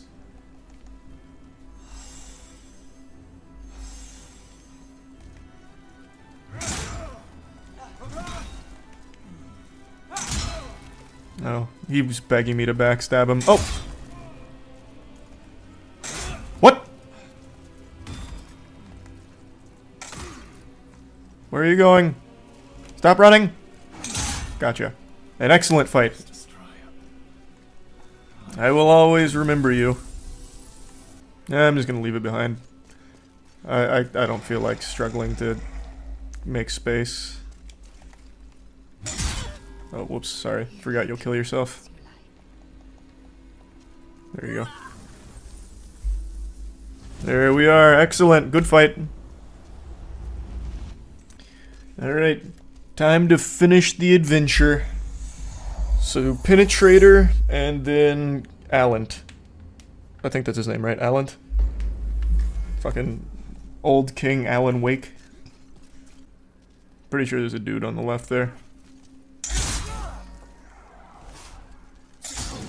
I was right. Wow.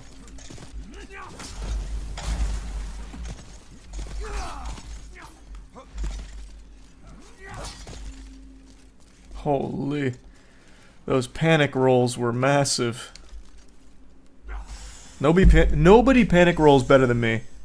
That's what the Souls community's always said. It's just textbook. The way I use fear to my advantage. Grass? Yep.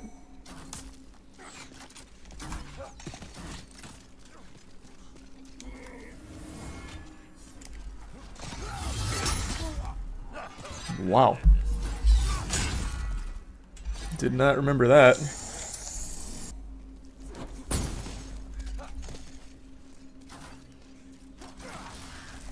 Oh my fucking god. I am about to get spit roasted there. This cutscene is the only thing keeping me alive right now.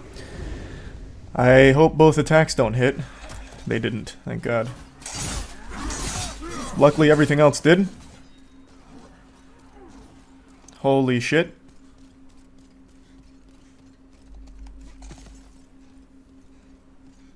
Oh my god. Well, this is going to be a tight squeeze. Jeepers. Well, we'll see how it goes, I guess. The Penetrator is here!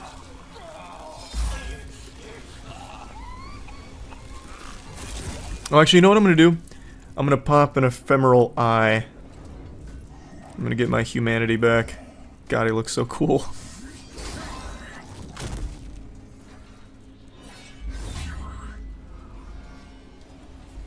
That's the plan. Let's see if I have time. Too late. He's already charging. Yep. That was good.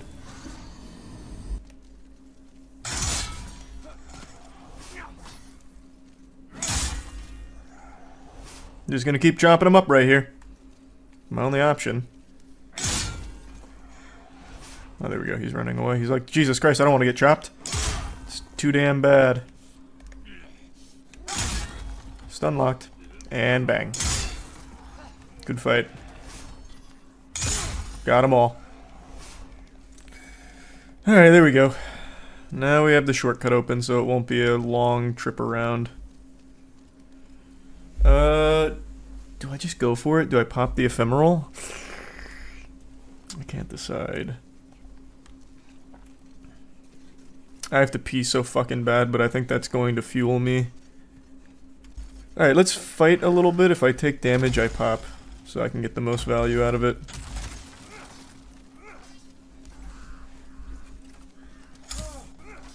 Well, I took damage immediately. I'm now out of stamina.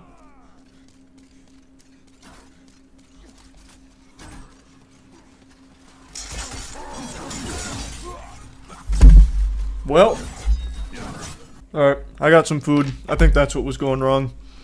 Empty tummy. It's bested many a Souls veteran. But now I've solved it.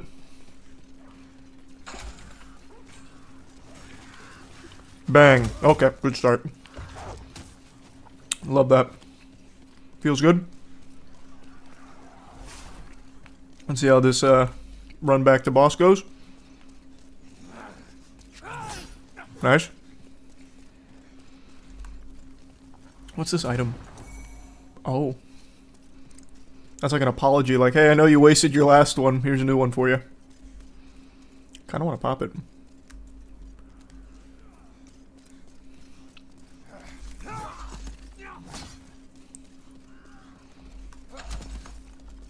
Why? Panic roll, big. Dodge the archers. Okay, ouch. Squeezed by. Why am I so slow? Come on. Alright, let's pop it. Where is it? There it is. Game time. Now the real fight begins. I'm back, Penetrator.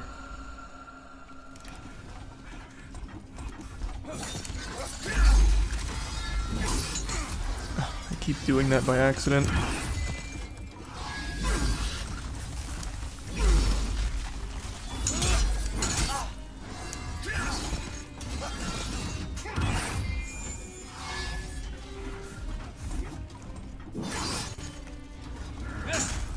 Out of range? Okay. This is a bit hard with a slow weapon like this. Double pop. Nice. Too slow. Pop. Nice. Oh.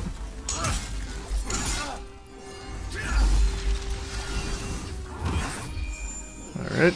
Not super clean so far. I'll be the first to admit. Big panic rolls. Classic. Definitely thought I dodged that. That's okay.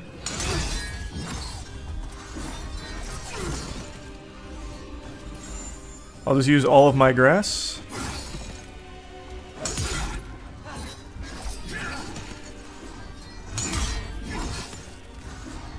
Why? I don't even know how I did that one. Too slow. Pop. Nice.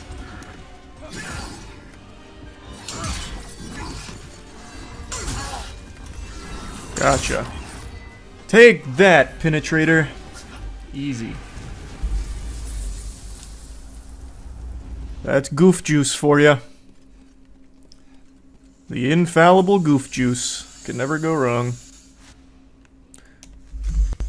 And now we celebrate with some nutrients. Let's go!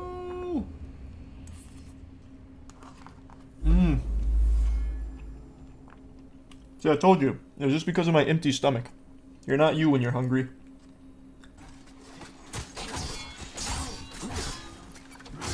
Wow. Clean. So clean. Amazing rolls.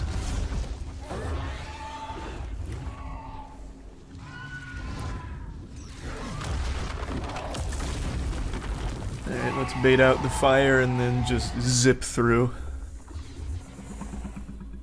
Oh man. This is gonna be a tight squeeze, I think.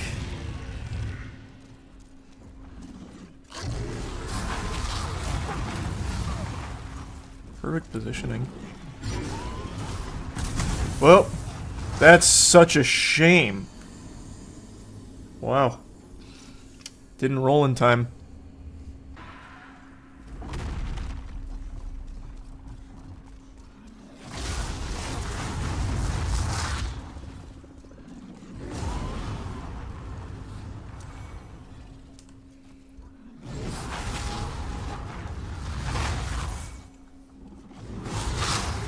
Oh, wow. I didn't... okay. Okay, I got super lucky with all of that right there. I did not remember the dragon coming through and spraying like that. I remember this bridge guardian, though. Let's see if I can knock him off the ledge again. That'd be pretty cool, for old time's sake. Okay, why am I rolling like that? I'm just gonna try and bully him off. Gotcha! Classic. Like, that just doesn't get old. That's so nice. Good fight. Alright. Here we go. I'm gonna go sticky white stuff again. Once again, just for old time's sake. Whew. Alright, alright. The last boss.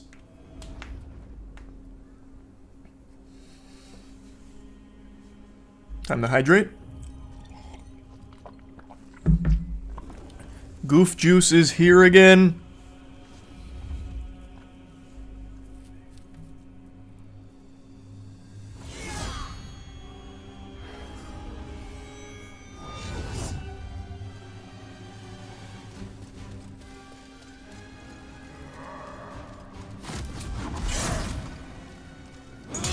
Oh, that's not a lot of damage.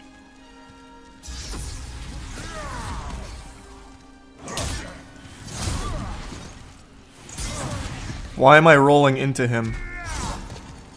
Oh, I'm dead. Oh wow, that... thought that had more range. Very scary. I'm playing like absolute dog shit right now.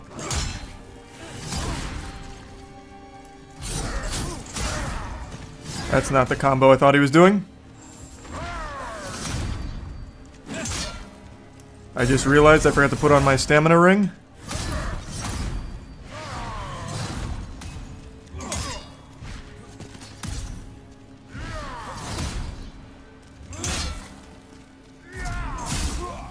That's such a shame. Back into the 30-minute elevator ride. Alright, let's see how this one goes. Pop another ephemeral eye. Sticky white slime. Let's go.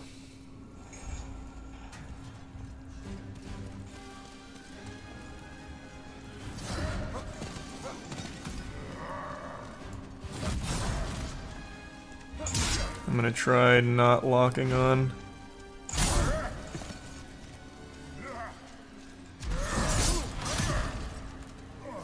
Uh-oh. Well, that was clutch.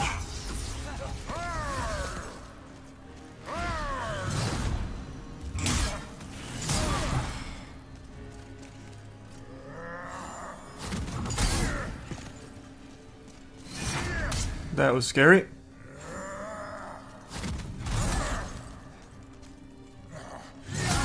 Man, can you stop?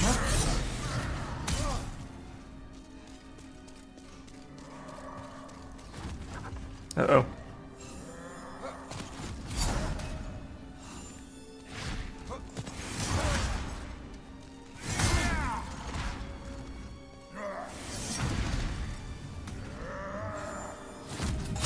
How did I not dodge that in time?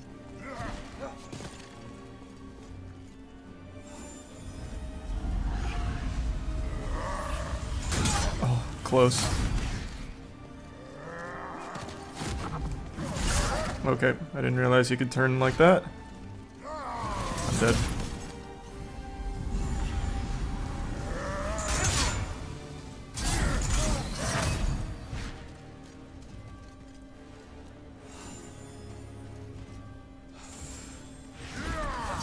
Not doing so hot here.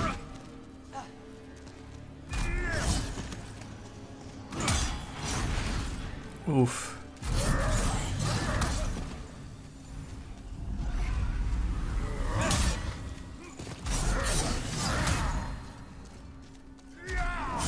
How did I not dodge that? Shit.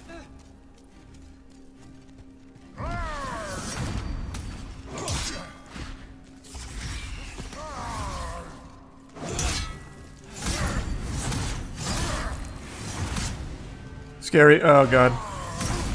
It's okay.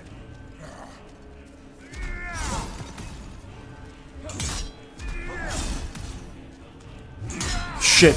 Shit. Pop it.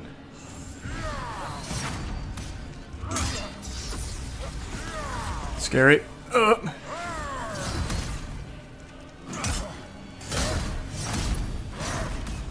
I once again forgot to put on the stamina ring.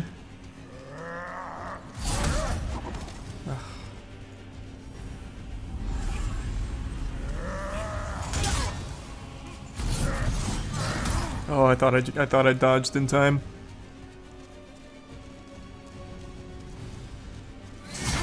Wow.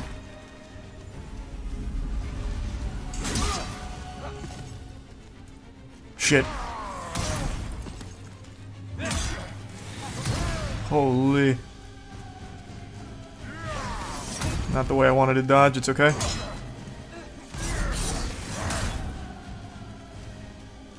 Go for it. Gotcha. Alright. Not the cleanest, but we still got it. Dragon Bone Smasher run complete. Yikes. I played that like shit, though. Is what it is. Goof Juice gets it done. How did you defeat my demonic reflection?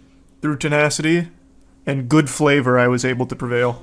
That's Goof Juice for you at gamersubs.gg/moist. Here we go, cannonball. Let's get it. Come on. Grab my hand. Here we go. Like Mario diving into a pipe. Time to warp. Where's the little slug guy? A lot of branches to jump through. Maybe they added more branches in the remake. I see you, King Allen. Yap! That wasn't a lot of damage, huh? Yap!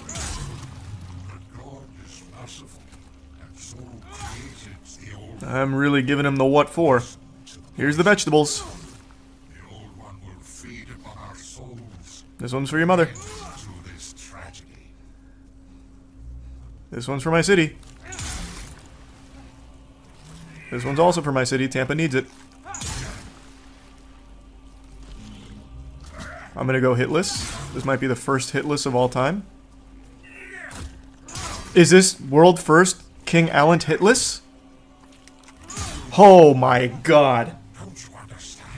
Wow. You got to witness history.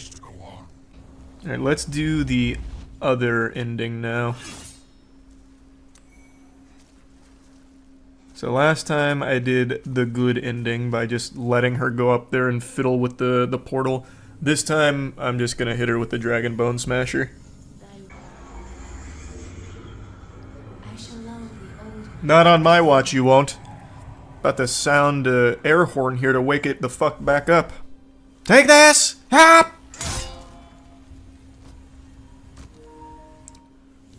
I won't forget our time together, though.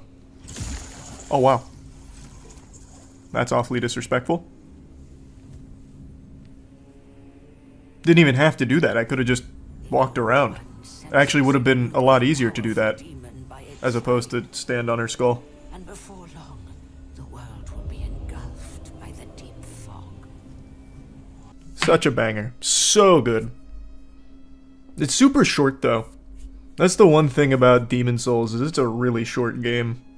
I think this run took me right around 6 hours, and that was with like a lot of breaks. But it's still 6 hours of greatness. This puppy packs a wallop. It's a good 6 hours. Also, in terms of the Souls series, I think Demon's Souls is probably the easiest. Now that I played OG and Remake back-to-back, I'm pretty comfortable saying that Demon's Souls, OG, and Remake are the easiest in the Souls series. Alright, next up, OG Dark Souls. The Borderlands movie is finally out, and Jiminy Christmas, it's atrocious. It doesn't matter your take on the Borderlands series, if you love the games, if you hate the games, if you see this movie, you will hate it. It is just bad across the board regardless of your taste. I am stunned by how bad it actually is. I didn't have the highest hopes for it, but you have to try really hard to make a movie this terrible. So I went last night to see it with a bunch of my friends. We were 10 heads deep to see the Borderlands movie because this is one of those special stinkers that had a lot of hype. 0% on Rotten Tomatoes when it debuted, a 3 from IGN, which is unheard of. IGN gives fucking anything a 5. If they watched an hour and a half of the peanut butter jelly time banana gif going back and forth, they'd probably rate that a 5, and they gave this a 3. So we knew that this was going to be something impressively bad, but I don't think any of us expected just how boring, lame, and just downright nauseatingly, insultingly worthless this film is. I have nothing good to say about it. I'm gonna go ahead and play clips from when we were kind of debriefing after witnessing this war crime, but I'm gonna speedrun like the basics. I'm not even gonna bother talking about how unrecognizable this movie is from the source material. It doesn't even bother to try and be a comedy. Like, I think the Borderlands humor hasn't aged super well, but I still like Borderlands 1 and 2 a lot. I don't like 3 or any of the games that followed, but I really like 1 and 2. And I thought, bare minimum, this would be trying to take that DNA of that humor and put it in this movie. It doesn't. There's like almost no comedic moments in this film at all, except for Jack Black doing his best to try and make Claptrap entertaining. He's like the only one putting any kind of soul into this at all. Everything else is like the most flat NPC shit ever. It felt like everyone in this movie just didn't want to be there at all, except for Jack Black, who was at least trying. But again, I'm not even going to talk about how different this is from the Borderlands source material. I just want to talk about how bad it is just from a movie perspective. This movie had an over $100 million budget, and I don't know where the fuck that went. They need to be investigated for money laundering because there is some fishiness afoot here. Something has gone awry. The movie looks horrible. Like, visually, it is bad. Claptrap is like the only thing that looks pretty good, and apparently they didn't even credit some of the people that worked on Claptrap. There's quite a bit of controversy around that right now. And Claptrap is the only thing that actually looks consistently decent. All of the action, it's like you stick your head into a fucking washing machine that's going through like a rapid cycle. You can't tell what's happening with the action because there's no choreography. The camera's doing this, like they're playing Beat Saber with the camera. It's terrible. The action, they don't even use the core component of Borderlands, which is the guns. The guns aren't here. They only use like the most basic guns, which is an assault rifle and a pistol. Now they do have the infinity pistol, but they don't explore that being cool at all. It's fundamentally still just a normal pistol in this movie. They don't do anything cool with the guns or anything. I know I said I'd not like talk about how different it is from the IP, but I think it's important to mention this for the action. The guns basically are non-existent here. Don't even go into this thinking that that's going to play a role, because they don't. All of the action is, for the most part, shoot, shake the camera a lot when someone's doing like melee, hand-to-hand, close quarters combat, and then go to the next scene. And it's all so meaningless. There is, at no point in this film, any resistance, per se. Everything goes exactly how it needs to, without any like emotional stakes, without any kind of like actual obstacles. They forgot like a core component of the film is something that needs to be overcome, you know, like this big moment, doesn't exist here. Everything is just this fucking cakewalk with characters that seem actually bored. Every character seems truly miserable to be acting in the film. And I don't blame them, because the material they were given was 100% spit out by ChatGPT. I'm tired of using that criticism, but it's becoming so apparent when AI is used here, and I am confident that all of the attempts at comedy were AI-generated jokes. I wrote down a couple of them, and you'll see that in the debriefing, but they used some of the most cliche lines we've all heard a million times unironically in this movie. It's so baffling that this actually hit the big screen. There is not a single audience I could imagine latching onto this and liking it. Fans of the game are gonna hate it. Fans of movies are gonna hate it because the movie's shit. They're like, the only people that might like it is masochists, perhaps. I love bad movies, and this is not a bad movie that's enjoyable. It's truly awful to sit through. There is nothing fun about it. There's no charm. There's no anything. It's just actually so empty. It can't even tell its own story cohesively. This feels like Randy Pitchford had a wet dream and then pieced together this movie based off the little fragments he could remember about it. It is like nothing works and nothing is actually cohesive. So the story it tells horribly because it's so abrupt, changing things all the time or having like really convenient moments or just completely useless moments. Like, you could probably cut out 40 minutes of this film, and it's not a long movie, it's only like an hour 20, but you could comfortably, I think, cut out 40 minutes and nothing changes. The movie plays out exactly the same. It's just very, very bad. So here, I'm gonna play clips from when we were debriefing. We saw Borderlands. The hype was there. 0% on Rotten Tomatoes debut, 3 from IGN, which is very rare. That means it almost doesn't function for IGN to go that low. And they were generous. Yeah, that movie super sucks. Temperature, how's everyone feeling? I want to die. I'm maybe the biggest Borderlands fan that I know, and that made me hate the franchise. Yep, that sounds which makes me very sad. Aaron's puking in the bathroom. Danny slept through. I was telling them, I have literally never in my life fallen asleep in a movie theater before until this movie. I slept for maybe an hour of the hour and 20 minutes at that runtime. So that was truly the worst movie I've ever seen in my life. And not fun bad either. No, it was very not just fun bad actually bad. So I took notes. And that's rare. Usually I reserve this for only the biggest stinkers. I think comfortably that's the worst movie of the year. It's worse than Tarot. So when Danny fell asleep, I made a timestamp mark when I noticed. You fell asleep about 24 minutes into the film. That sounds about right, yep. And I honestly think that you experienced it the best. Like, I think if you're forced to go see Borderlands, you did the right thing and just slept through most of it. Because it is insufferably bad. So let's talk about what makes it so bad, huh, guys? What makes it so bad? I think for $110 million, they made a CW movie. Yeah. That movie visually is irredeemable. That's actually extremely offensive to CW. The set dressing looked like it was all made of plastic. Set dressing? Yeah, like, that's what I'm saying. It was like fucking Party City. They walked in and they were like, let's put up streamers, I guess. I did not know CGI in today's world could be that bad. And it's not even I always say this, it's not the VFX team, like lack of talent, it's lack of time. Yes. That looks like they forced it out as quickly as they could. And it is incomplete. No, at the end when they showed the big cat, not to spoil it, when they showed the canyon that they go to get to the vault, it actually looks like they just ultra keyed out like the background and they put in, they were like, this is the rest of the canyon back here. And all of it, like, I never want to be that person who's like, oh, it's not true to the games kind of thing. But like, the simplest things were not true to the game. One, having a 50-year-old actor play Lilith made no sense. What? Yeah, the mother is this fucking linchpin character for the plot, doesn't have a name, is on screen for maybe less than a minute. Like Foxy, who keeps saying that, is younger. She is younger than Lilith. Kate Blanchett. Like, which doesn't make sense. And also, it doesn't connect. Who fucking cares about spoilers at this point?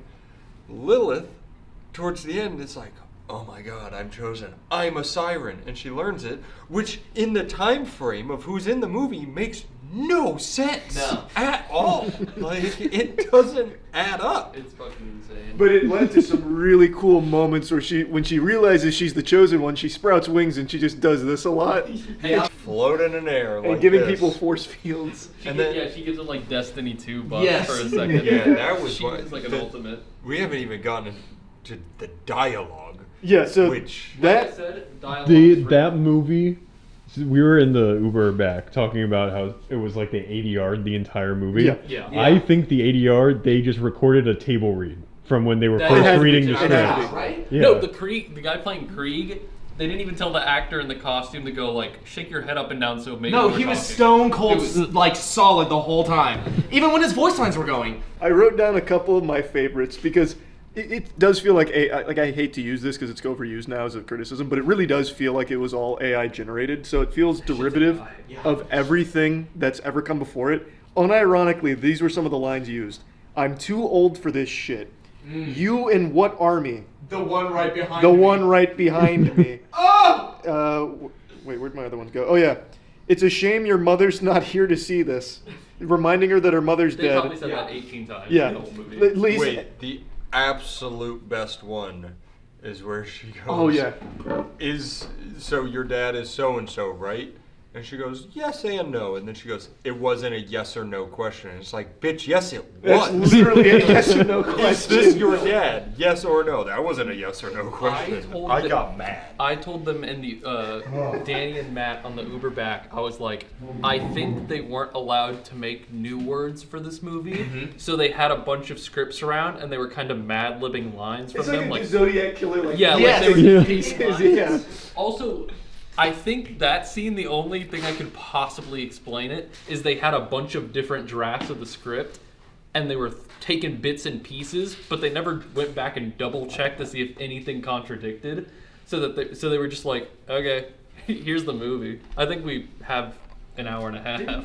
Is they had all of this budget and they spent it on Kevin Hart, Kate Blanchett, and Jack Black, and nothing else. No, Jamie Lee Curtis. Oh, and Jamie Lee Curtis. And Jamie Lee Curtis. Tannis being 85 for no fucking reason. And absolutely a fucking, like, afraid of everything pussy baby? That is not... She's such a psychopath comedian that she fucking hates everybody. And she's like, oh no, oh god. They did give us Jamie Lee Curtis cleavage. That's true. Yeah, thank goodness. They did We all have, wanted.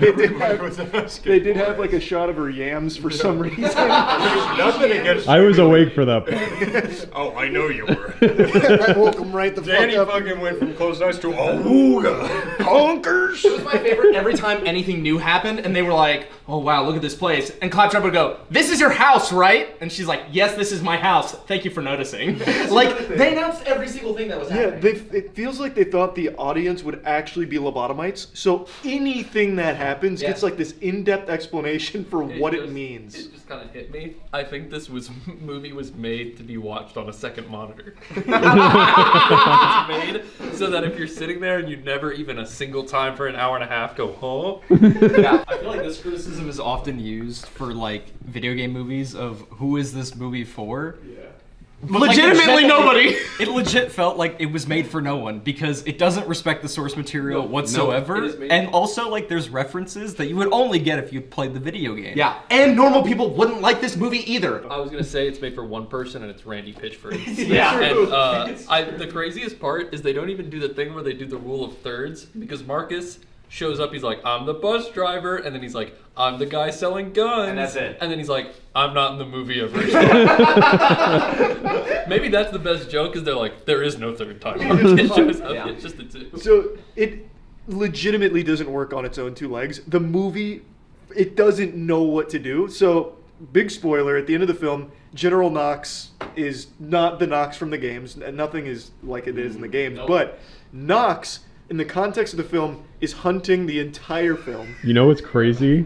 I don't know who you're talking about. Really? I literally don't know It who you're was, talking He also about. gets knocked out randomly at the beginning for no reason. Yeah. Just to be like me. Yeah, the Crimson Lance girl. Yeah. The That's main so wild because You were awake. Yeah. You were awake. No, she's the one that pulls up when she first finds Tina. She's the one that pulls up on the bike and is like, "Hey, girl," Is she the one that got shot right at the end? Yes. Like, Yeah. where she was like, wait a second, I gotta say... And That's She doesn't exist. Yeah. She doesn't exist. She's not. She General causes Knox an is ally to cyborg. them for no reason. She's like, don't shoot, and then gets disintegrated. The entire story Yeah. is General Knox is hunting them down. Is the guys, is Atlas goes, shoot, he goes, shoot those guys, kill them all. And then she goes, wait! And every single person, well, And they go, you're the general. They literally, like the voice goes, you're the general, we listen to you. He shoots, he says, shoot them, kill them all. And then none of them shoot for legitimately probably 5 seconds. And then she goes, wait a minute. And then they continue to not shoot. And she walks up and she's like, you're right, Roland. He's not right, really. He didn't do a single thing. We should, and then gets vaporized. Like, it's... Everything that happens in this movie could be removed, and there would be no consequence to the rest of the story. Remember when Roland sacrificed himself to 20,000 gun-wielding murderers, and then just got up out from under their corpses? He's like, damn, it was a hard day of work. I'm so tired and sore after And they that. had the goal, they had the absolute chutzpah to try and make it emotional. I know. Like, why? Well, and then the other thing too, the combat. Oh, it's the choreography was so bad. It's like the shaky cam is on another There level. was quick cuts to try to make you feel the action, which failed. So what I was saying about like narratively, it doesn't work either. It's so disjointed. So like Knox at the very end, that she's been hunting them this whole movie, ruthless. There's no like indication she's turning or anything. Nope. And at the very end, she's like, "Everybody, fucking stop!" and then dies. Like nothing. And there's so many scenes in this movie that don't do anything. The heroes face zero resistance the entire movie. Yeah, no. Like, things will come up, and even the final fight starts to happen, and then they just win. And then at the end of the movie, she puts the big shields up when she gets the powers, and they're like, haha, I can't be hurt. Then she gets blasted by a gun. And then they still don't get She hurt. headbutts a force field. Yeah, she did it to herself. Yeah. She just flew. I was awake for that. She just flew forward and was like, "Whoops!" Well, and then everybody Rags uses all her gets special Destiny 2 shield power-ups. And it didn't matter. And just continues the fight as they did before. Yeah. They don't even say like, fuck, Yeah, I well, lost. Kevin Hart literally goes, "Oh well, that was fun while it lasted," and then keeps nothing going. happened. Yeah, he just keeps going. Besides us, yeah. Besides us, there was 2 people in that theater, and apparently no one's seeing this They fucking were movie. all back there with us, huddled up for warmth. Apparently, if you weren't within our proximity, we were all just gonna freeze. I cannot tell you how many times during that movie, you or I just went. Yeah. This was always happening. What loved though when the hologram popped up and she goes, "If you're seeing this," and I went, "I'm already dead," thinking they're not gonna say that, and she says that, and I was like, "Why? Yeah. Like who wrote It this was shit, so man?" stupid. There's nothing. That's it. There's nothing. That is seriously, There's there's nothing. nothing When I to went like to in the that. bathroom, I had to pee, I thought. And then I stood there and it took a few seconds for the stream to start, and I was like, I think my body was just like... Get me based on the out. reaction, Yeah.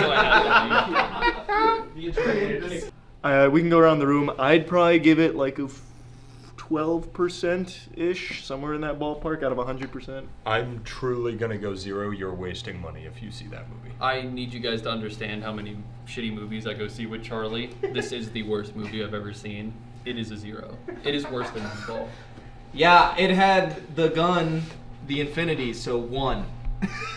Okay. This has tainted my love for the franchise. This This will be a stain in my brain for the rest of my life. I hope this is not the last thing I think about before I die. Percentage. 0. Did you need one? 0.5. I don't think I can give one because I fell asleep. No, give one from the moments you were lucid. The moments are lucid. If it's 0, it's too high. I don't want to give anyone a heart attack here with shocking information, jump scares, so this is your fair warning. Cold water is coming your way. I am not a survivalist. There. I said it. It's out in the open.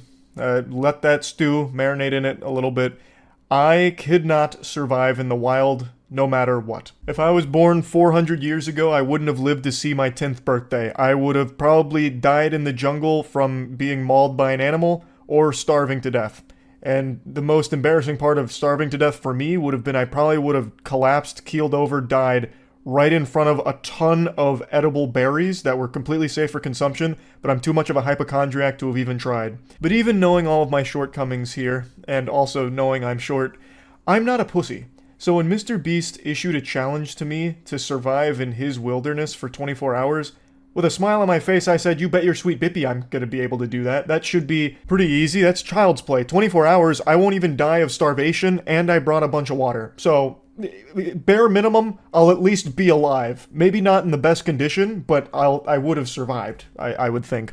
What's up, guys? I'm moistcritikal, and you're watching a 24-hour camping challenge. Yep, we're gonna be sitting here for 24 hours. He's gonna be sitting here with his friends. So MrBeast posted a video a month ago where he had two strangers live in the forest on his property, and every day that they survived, they got $10,000. They ended up making it over 70 days and made a ton of money from it. And when watching the video, I thought it looked pretty manageable. Like, I'm not great with my hands other than a nice, beautiful three-point basketball shot, but I still thought I could definitely do that, especially because I wasn't doing it alone. I still had all my friends with me. So I was ready to get my hands dirty. Me and the whole squad here were pretty eager to do this, and we even wanted to do a little cryptid hunting on his property because North Carolina has, like, some beautiful cryptids, apparently, like the Boojum, apparently, which is a cryptid, like a really giant hairy thing, kind of like Sasquatch, but with a fascination for precious metals and women, apparently. So I was like, that's awesome. We can catch the Boojum while camping out on his property, drinking brewskis, because it's going to be easy. See you at the 24-hour mark. Need anything? Nope. Good. Bye, If you Jimmy. die, am I liable? Nope. All right, what if someone broke a leg? No, that's fine. We have coverage. You're good. Okay. You're so good for Well, lending then us. with that, have fun, boys. Bye. I don't ever want to go back to civilization.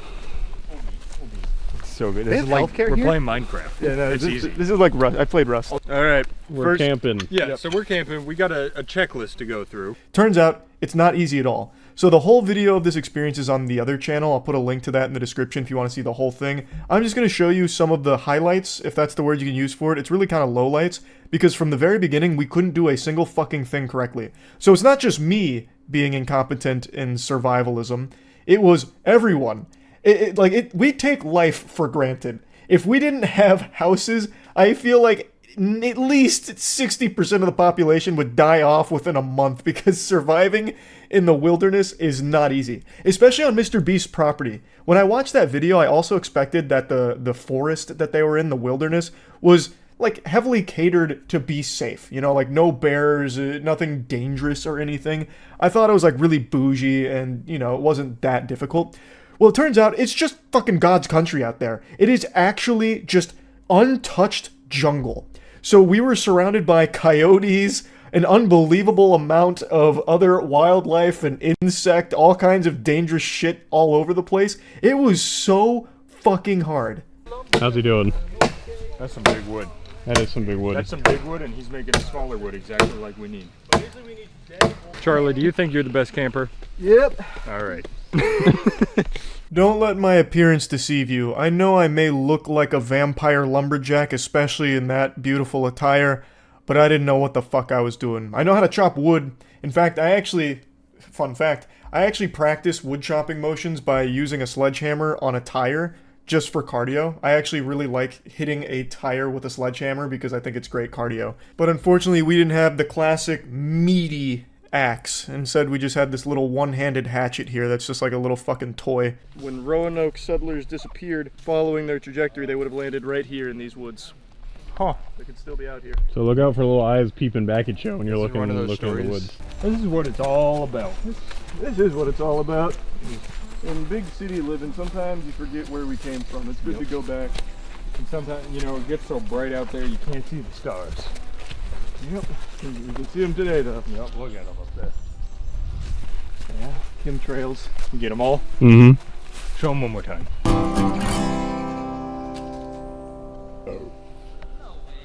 Good thing we're about to get the fire going. We want a stick. You're doing pretty good for a man who's never made a bow drill. I think you've got it. The fact that we can't even do it with a flint and steel makes me think we're never going to do it with wood. Yeah, no, for sure, never. Yeah, but I watched a tutorial on how to do it with wood, so we'll get it. We need way fluffier tinder than this. Well, who's on shrubbery duty? I think you are now. What the fuck? It wants to light. It told me. It said, please. It's starting to smoke. That's what men do. Sunlight soon. Oh, that was so good. Whoa. You got it, Danny. Magic hands. You got it. You got it. Magic hands. Hot hands, Danny. Danny can do anything. 2 hours later. I think you get in the next 10. I think so too. I've been thinking that for a long time. 7. You got this, brother. 6. Oh, there's smoke. 3, 2. There it is. This is the one. Oh. We went through the whole tech tree on how to make a fire there. So we initially started with just hands and stick. Chase gave that one a whirl. That wasn't getting us very far. We then had Matt working on a bow drill, which that never even came close. Caleb then started working on a bow drill. That got a little smoke for a second. We then went to flint and steel.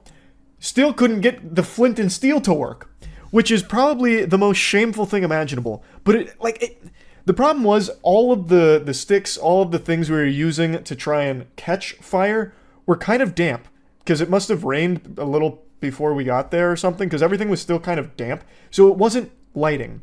So we started trying to put like paper on it and other things that were flammable. Like, as I was fucking firebending with the flint and steel, nothing would ignite. Danny sat there for like actually 30 minutes straight, just constantly shooting flames at it like a goddamn Charmander. Still nothing was catching fire. So eventually what I did is I just ripped the sleeve off of my flannel, threw it on there, and had Danny light that, which finally worked. Yes. Now the shirt, now the shirt. That counts. Wait, don't blow it, don't blow it, don't blow it, don't blow it, don't blow it. Yeah, Don't let blow it, it, don't just blow let it it, just anymore, let it. don't blow it anymore. We Okay. did it. Wait, you're smothering it. No, no, I'm getting the pininess above it. Danny! Good work, Danny. There he is, the man who brought fire to us, Prometheus. You cannot see me. Can't see you, can't see you. We need to feed it a lot of fire because it'll burn out really quick. And literally everyone that did something. Hey, and don't forget Charlie's shirt. Oh, yeah. Oh, it is hot. Of course I've got a Success, Charles. Now we can start making chairs. Yep, alright. Where's my axe? It's so funny in Minecraft it takes like way less time. Yeah. Yep. Yeah, where's our snow thing? I've been mining this whole time. Yo, let me go find what that noise is. I'll make an XP farm for us. Remember that time that Danny worked himself to the bone to give us this beautiful fire? Yeah, now we just need furniture. We do need I feel like furniture. I'm Those getting are hit by, yeah, so I'm bright. getting hit by like 5 stadium lights. People watching my Chef Boyardee. Mine's off. That was cool. I pinched myself in it. Charlie, how are the chairs coming? Sorry. Well, I can't see anymore. What I didn't factor into the equation is just how dark it gets when there's not street lights. Like, that goes without saying, obviously, but you never really experience pitch black darkness in, like, city living. Like, you really don't. There's always at least something giving some kind of light somewhere. Out there, you can't see your hand in front of your face if you're not right in front of the fire or have a light source. So it became almost impossible for me to even try and make little seats, which I don't know why I thought I had the ability to do that. There were some big logs there. What I was going to do is just chop through them to make kind of like a flat surface out of them to set down. But when it became that dark, that no longer became a possibility unless I did it like on top of the fire and like burnt myself, just singed my skin for it. So it wasn't worth the effort anymore. What we ended up doing is just rolling over some big logs and using that to sit on, or using like coolers that we had brought. What are we actually doing out here, Charlie? We're hunting the boojum. The boojum. Now, initially, I imagined this going much smoother. I didn't think the fire would take over 2.5 hours to start. I also didn't factor in how hungry everyone was, so it ended up just eating a bunch of hot dogs around the fire for like another hour or so. But the idea was to kind of take a page out of the Mountain Monsters playbook, or not Mountain Monsters, what the fuck is the name of that show? Mountain Men? Mountain Monster Men? The group of people that go out and hunt cryptids in the forest, and they use all kinds of whatchamahoozits to try and catch them.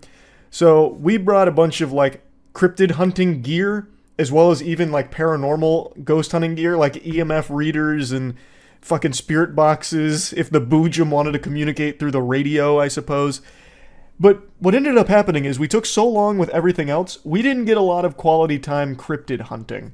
I don't want to spoil how the video ends, so you can go see the full thing on the other channel. Again, there's a link to it in the description if you want to see what this cliffhanger is here that I'm leaving you on. But I swear to God, it doesn't do it justice just how perilous the situation was at the time. So I don't want anyone to think that we're cowards for how the video ends. It really was actually not safe, I don't think. Anyway, we didn't catch the Boojum. We never even came close. Our cryptid hunt only lasted maybe like 10 or so minutes before things just got out of hand. So anyway, I just want to talk about this a little bit and just give strong appreciation for the two guys in that MrBeast video that made it 70 days out there. Granted, they didn't stay in the location we stayed at for the whole time. They did move, and I think that was probably for the best, because where we were at fucking sucked. Like, we constantly were hearing coyotes. There was just nothing to even, like, grab that you don't have to, like, hike through a swamp for. It was miserable. We ended up using their hand-me-downs for a lot of, like, the materials. Like, a lot of the wood we were using was some of the wood that they were using back in the video. So we ended up just, like, reusing some of their shit. We even grabbed their fishing lines to try and fish. So, like, we found this thing of wood they made with fishing hooks on it. We used that to try and catch things as well, to no avail. Like, it cannot be understated just how impressive what they did is. Especially now after we tried to experience it as well. It's fucking brutal.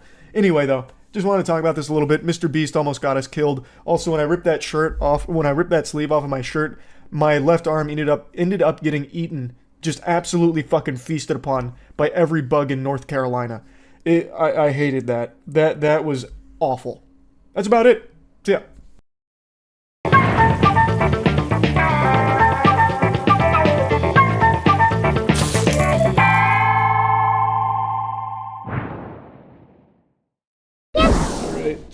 Slap me.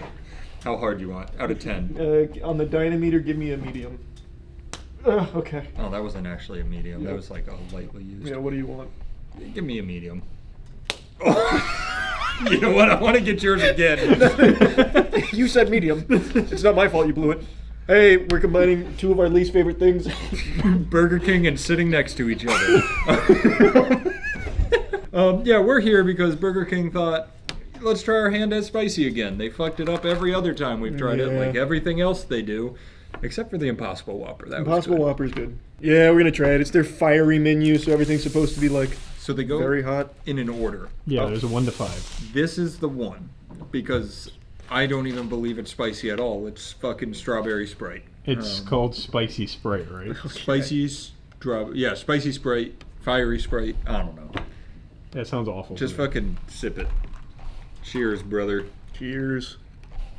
Oh, that's kind of nice. It's also not spicy. Yeah, it's not, but that's like actually good. That's delicious. Is it just strawberry Sprite? You can taste no, like there's definitely a kick to they it try, for sure. It's more like it hits the back of the throat. Yeah, it doesn't actually like linger or anything. That's kind of nice. Imagine everything here is good. That might be like one of the best Burger King anythings we've had. Seriously, they've never apologized, but I'm willing to give them another chance. Yeah. I just traced the flavor profile. Big Red, where it hits the back of your throat with like the cinnamon hit. That's what that feels like. Spicy cinnamon. Yeah. I agree. What were we gonna say? I was gonna say other good drinks that are a pinkish reddish color. You can drink Goof Juice because by the time this video comes out, this is also out. Yeah. Yeah, get Goof Juice. It's our flavor. It's strawberry kiwi. Yeah. And it's fucking the best thing in the world. It's the best beverage that's ever been made. You can get that at gamersubs.gg. Code moist or /moist, but you'd also use code moist. Yeah, code moist. It's on the screen. Don't listen to us. Yeah. Click it in the description. Which one's next? The mozzarella fries? I think these are the mozzarella. Oh yeah, those are mozz. Those kind of smell good. All right. It is so hard to fuck up up a mozzarella stick. I agree. Like I don't. You want ranch with it? Should we? I think sure. Yeah. There's plenty. You can do one with, one without, or a bite, That's a good bite point. here, I'll go bite bite there. without. Son of a bitch, that's good. That is really good. It's a mozzarella stick, okay? Yeah, let's not get carried away. I've made good mozzarella sticks in my fucking microwave. Anybody can do it. There's a nice little kick to it. That's good. The ranch adds to it. These are delicious. Holy, that's good. We're living in a different timeline. Is Burger King starting to make a turnaround? Are they on the come up? I don't know. I think they're coming. They're the come man.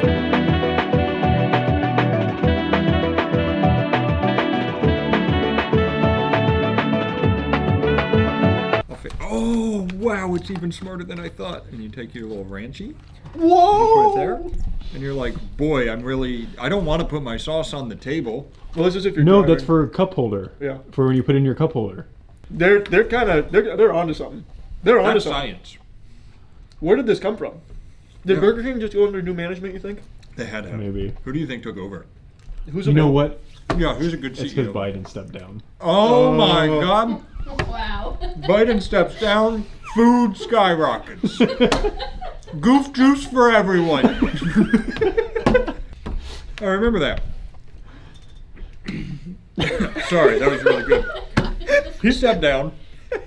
What do you think he was doing for those 5 days where people thought he was dead? He was you in think the- he was doing nothing? He was in cooking. the kitchen. He was cooking. Wrist twisting like a stir fry. So the Whopper's next. Wait, the Whopper's next? Before these? Before. Yeah. Whoa. Oh, okay. Hey, we'll come back. Wait, to are these these guys. two? Are these two Whoppers? He got us No, two Whoppers. Whoppers and Yeah. then chicken sandwich is the last one. Oh, so it's this next. Whoppers, chicken fries, chicken sandwich. There's no way this is going to be good, though. This is a Burger King Yeah. burger. Burger King does not know how to make burgers. Yeah. It's the Impossible Whopper, right? Oh, fuck, then there's a Wait, chance. is it impossible? Oh no, my tomato fell off. All right, let's dig in. Son of a bitch, that's terrible. That's the Burger King I know. They're back. They're Is back. it any level of spicy more than a normal no. burger? I actually, No.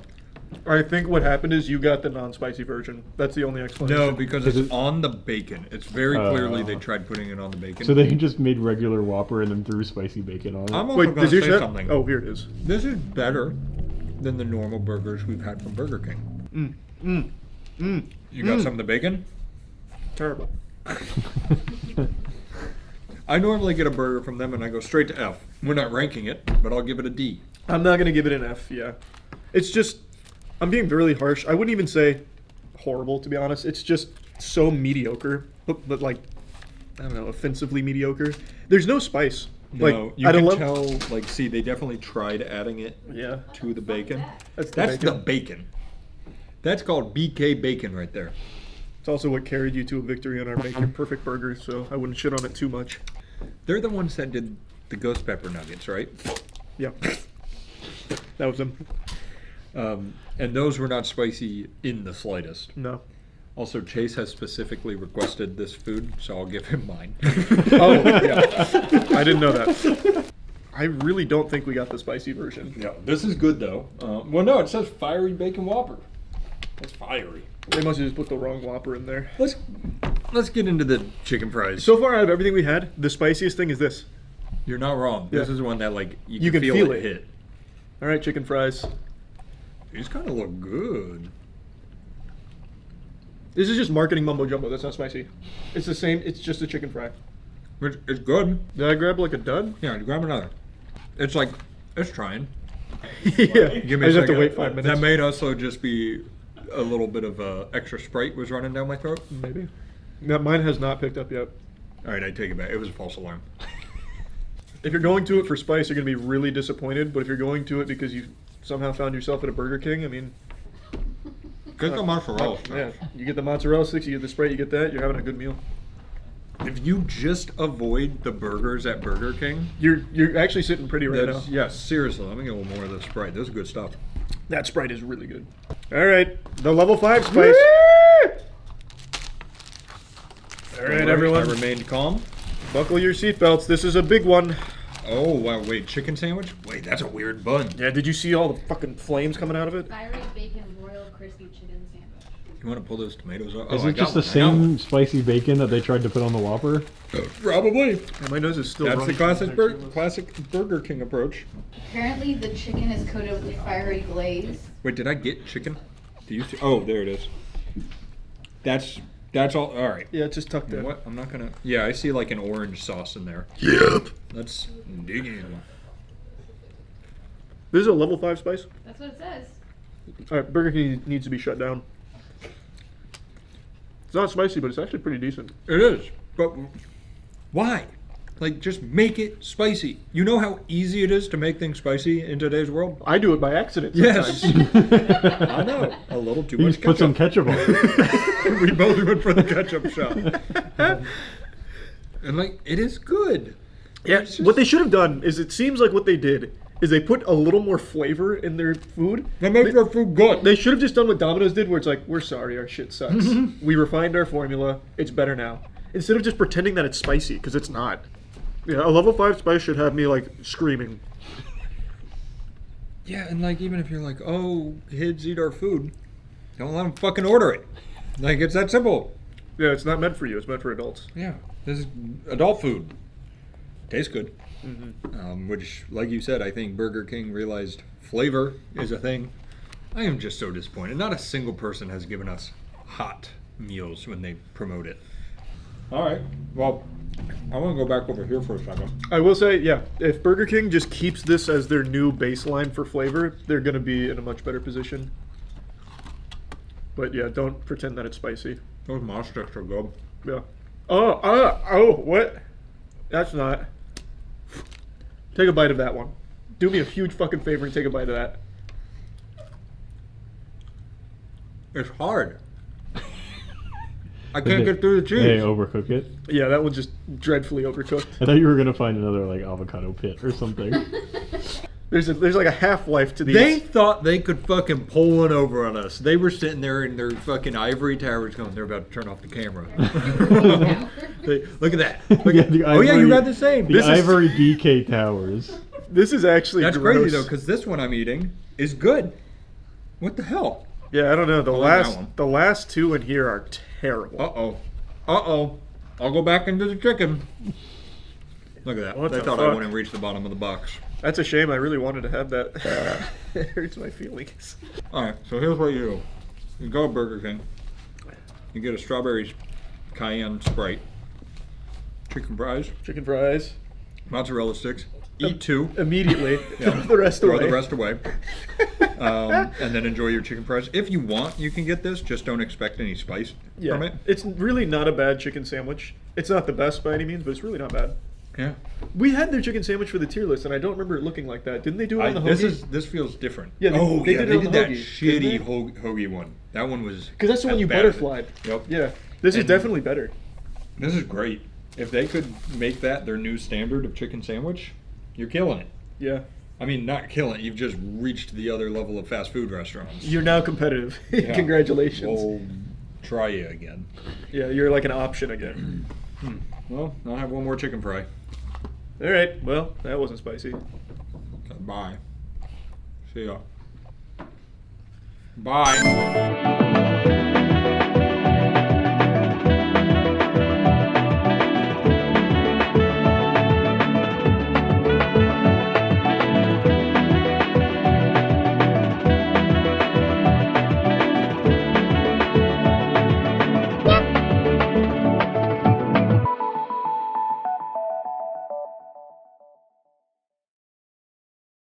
Who could forget the days of Among Us taking the world by storm?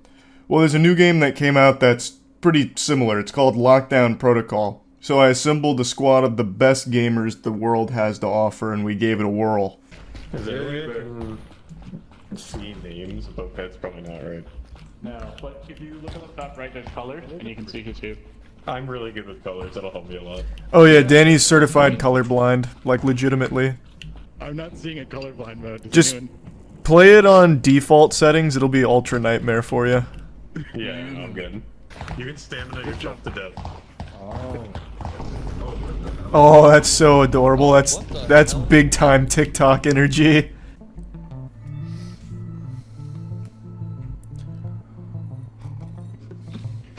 This is so cute. It's just Among Us with ray tracing.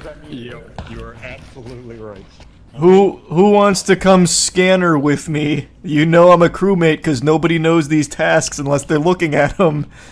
We can also. You want to go to Pazushi with me? Oh, Pazushi? Yeah, let's get to that Pazushi action.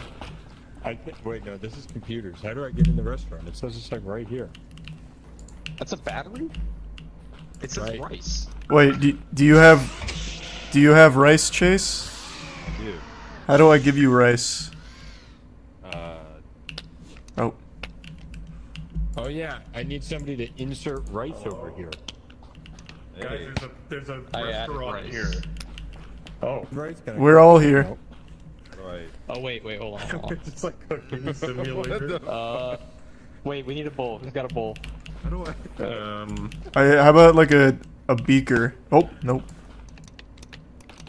Yeah, why is it rejecting the rice? Is it the wrong grain? Do we need jasmine? Oh, we might be. Yeah, we're using basmati. It wants jasmine. Ah. Wait. Oh, here we go. Here we go.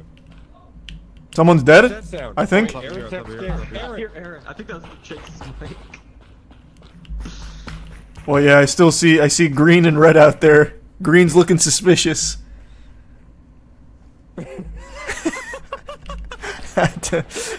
I feel like he doesn't know where to go. Oh, wait, you just pull it out of the wall. Yeah, here. Huh? Oh yeah, give him the fish. Oh, nice. Did that work? Oh, there's so many plants. What the hell? Oh. Oh, gun.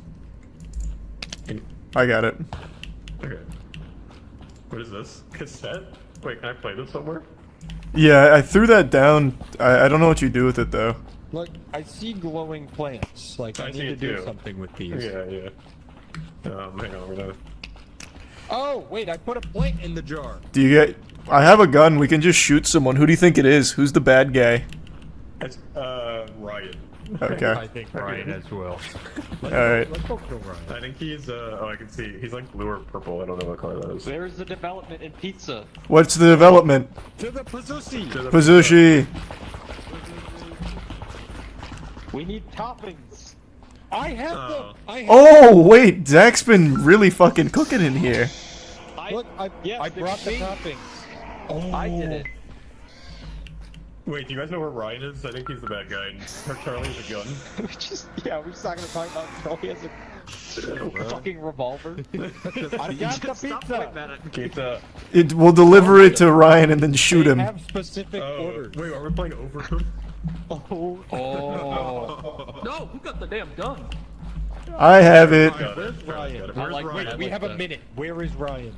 I'm gonna check someone come with me to check these cameras over here for a couple people. Okay. Yeah. Where is Ryan? Danny, we only have a minute. We need to split up. Yeah. Aaron keeps wanting to get us alone. It's weird. Charlie? Interrogate him. Aaron, why do you want us to split up? Because we have 45 seconds. Terrible answer. Terrible answer. Wait, how do you point? Right click. Here, keep the change, you filthy animal. How do we, what do we do? Oh, Jesus. Hey! Hey, how did you get the gun? It's empty. It's empty. Yeah. Oh, it's only got one shot? That is so brutal. Alright, wait, we need to find Ryan. Where's Ryan? Yeah. I haven't checked. Let's all go this way. Is there like a meeting we can call to stop the time? No. Oh, this just can't. Oh, we look at the cameras. How do I? Oh. Employees win. Ow! What the? I can't believe it. Danny, excellent work. We figured it out. We got it. Let's go. I almost stabbed Danny at the end, thinking it was him and that Ryan was dead. Was I muted with the knife? No. Okay, alright, yeah, I walked away and immediately got killed. Everybody was together and then you walked away and I was like, I'm just gonna kill Ryan because I can just walk anywhere and be like, oh, I was over here the whole time.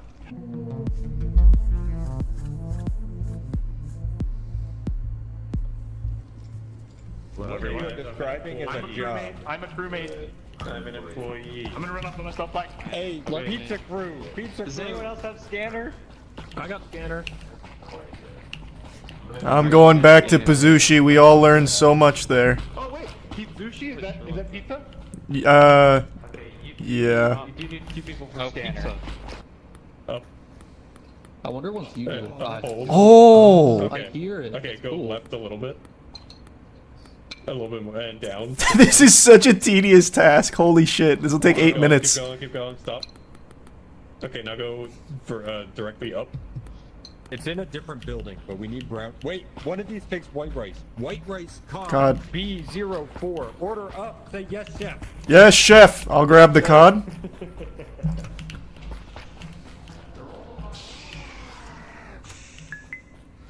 How do I...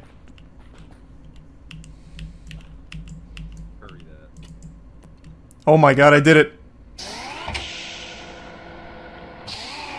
Let's go! My first bit of COD. You don't fuck with me. What's going on in here? This man pulled a knife. Oh, whoa! No. He's You let me get brandishing. that. Cool knife, yeah. I am going to Pazusi to finish my pizza. Alright, Jesus, let the man go to Pazushi. Wait. Matt, you've blundered.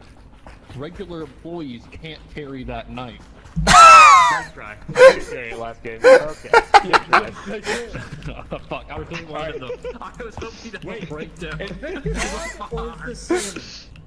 What the fuck? How do you even kill people in this? I thought there was gonna be like an insta-kill thing, but I think I need a weapon. Does a screwdriver count? I'm gonna hope so. We'll see, I'll come up behind him and just start jabbing him. This feels like it's not gonna work though, because they're just gonna start screaming. Like, it's not gonna kill him immediately. Brown rice. I already put the brown rice in. It's on the second toaster. Oh, okay. I couldn't find any more rice though. Where did it spawn, Ryan? We only need one. No, I'm looking for a container. Unless you have. I do not. Someone Whoa! blew up. It was back this way. They blew someone up. What is it? What does that mean? They blew someone up. Hey, Who shot a gun? Who has a gun? It was one of you guys. No. I was with Zach. Where's Zach? I was in that room picking this up. It is Aaron. Alright, you can follow me. They saw Charlie and Ryan both saw me run I out of don't this give room. second chances. When there's no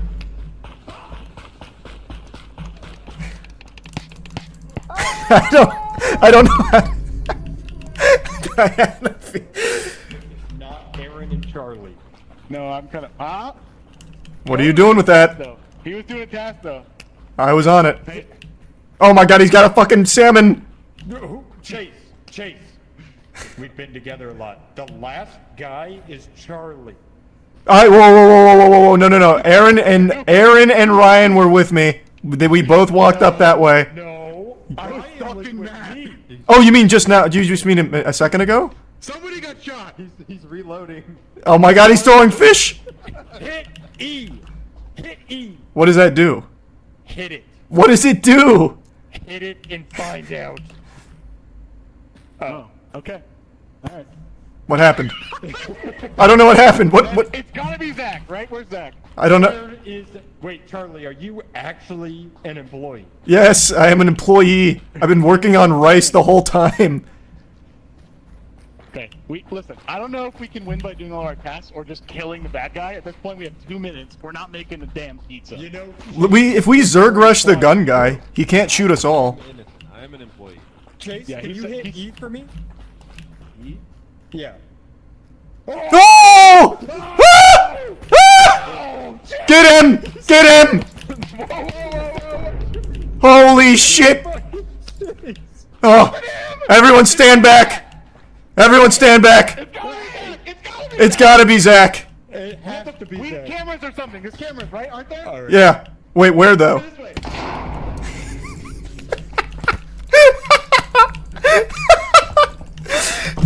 No! What? How'd you? Oh, I killed myself.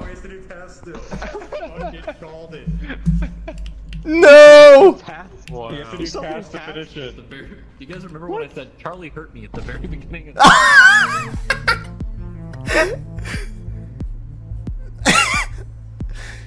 What? I guess you have to. Who was it? It was Charlie and Jesse. Yeah, it was me and Jesse. Trying to pick up the knife. You have to finish. I'm sorry, Aaron. Even when you kill Yeah, I everybody. know. The thing is, I was in there by myself and nobody was dead. I was like, let me just show you. Zach came into the toppings, looked at me, and just stared at me. So I pulled out a knife because I was scared. So he thought I was it, and then Aaron got super accusatory. I mean, some salmon and rice. Finishing it up. That's one of the tasks. That's big. He's playing Lockdown Protocol in real life. Whoa, I'm eating it. Do I need to be louder? I would like to. Oh my god. I don't know. Did that look cool? He was jacking. How are you doing it? I'll do it. Oh my god. Whoa. Yeah, you like that? You gotta go up and down with a thumbs up, and then you hit E for the ejaculate.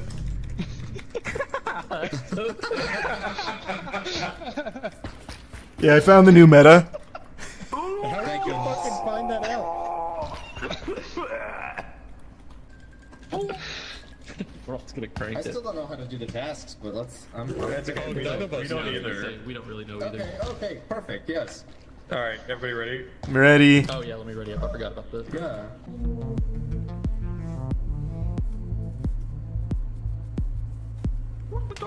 Why am I always employed? The back-to-back, baby. That's huge. Scanner. Scanner? Is everyone going with scanner? Well, I won't be alone. I refuse to be. Oh, I got a cool new task called pressure. I got alimentation. Oh my god, I'm illiterate. Alimentations. Yeah. Wait, I picked the. Oh, okay. I was looking for alimentations. Are you guys doing that? You mean alimentations? Yeah. That word's giving us a lot of trouble today. That's definitely a pretty advanced reading word. Alimentations? It is ALI. Oh! Guys, look! Among Us! Whoa! Point at it! Whoa! Oh, yeah, point at it!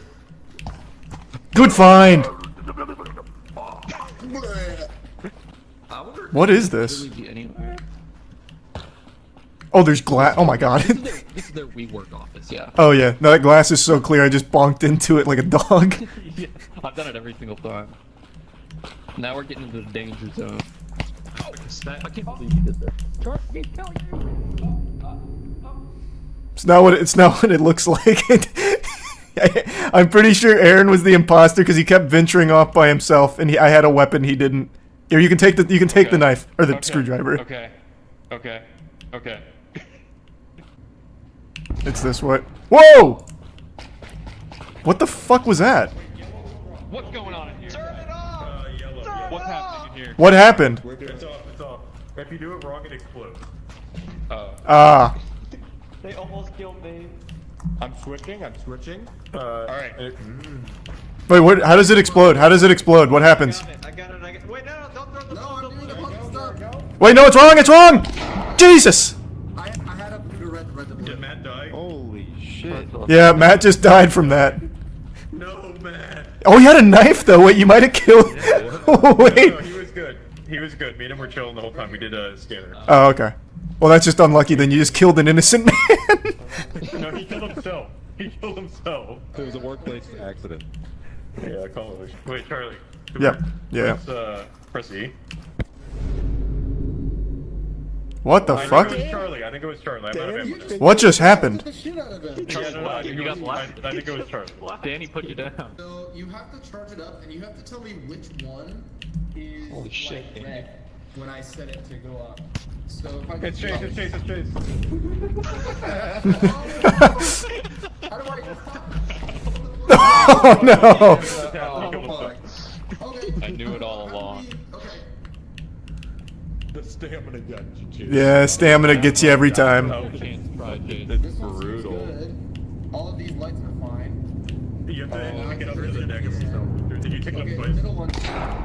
Oops. Okay, so it's not that one. Yeah, this one needs to be a 2, I think. Oh, I need this little charging. Yeah. We'll put it on the thing. Do you think this is the right spot? No, but we can try. Okay.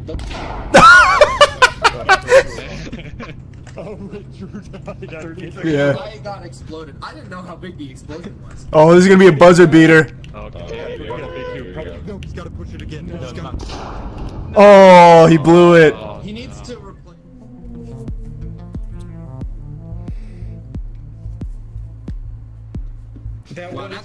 Excellent work, Chase. W. Excellent. Charlie right. How did I get it again? We ran it back. Chase and I again.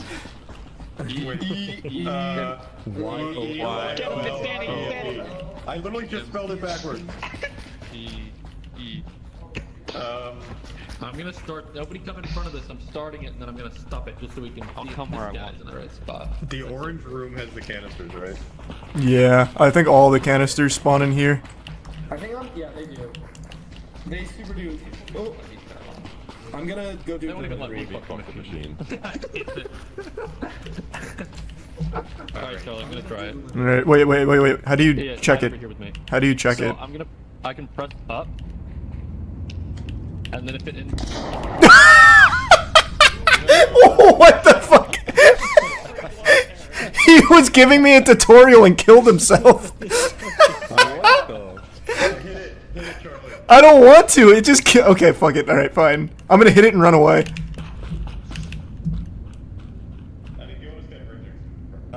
Should I help Drew with delivery? What's delivery? Drew might be dead. I think he just ran in here and put a package in this box. Oh, is that what he? Oh! Oh God! I was too late. Alright, sorry. I walked away. Jesus Christ! You could have avoided that. You could have Oh my avoided that. God. No. I could have. I walked too far away. Okay, it's not that one. It's not that one. We need a higher one. That did damage all the way back here. That's fucking crazy. I'm going to orange to see if there's a higher level. Alright. And then you put them into the analysis thing, and then sometimes you need a combination. So let's say. I have one. Okay, we need B04. Come over here, and I think B04 is the one. So give this one a stop. Well, I already have like crafted a different one. How do I do it? It's super chase. It's super chase. It's super chase. Does anyone have a weapon?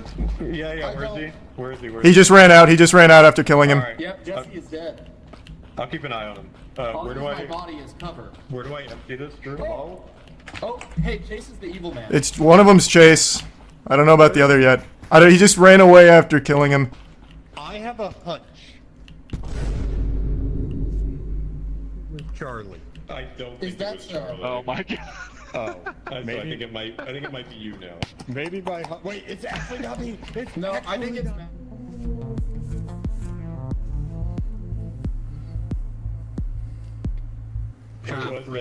Hey, good work, Chase.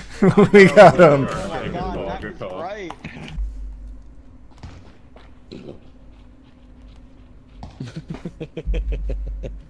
The fact that this is in the game is absurd. It wasn't until I invented it. That's true.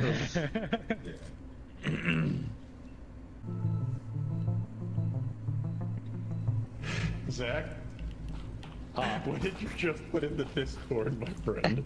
Those are what That's the name of the makeup. What did he put? What did he put? I didn't see it. What is it? Click the link. It's talking about makeup. There's no. Let me read the list to you. You ready? Ready. Yeah. Look at the list. It's coochie juice, booty hole brown, nut, pussy hole pink, yellow discharge, gonorrhea, blue balls, and sex on my period. Zach's the dissident. He's the dissident. Wait. What? Why? Just because he came up with those. Just because he sent those names. Yeah, just because he sent those names. I don't really. Well, there's not enough people. Yeah, there's no ammo in it. I'll watch you really far away. Whoa. Okay, yeah, that's fine. Do you guys? Yeah. Have you guys seen Somebody a watch screwdriver? me because I'm gonna watch. I have one right here. Can I see one for Vince? Yeah. Are you gonna do that?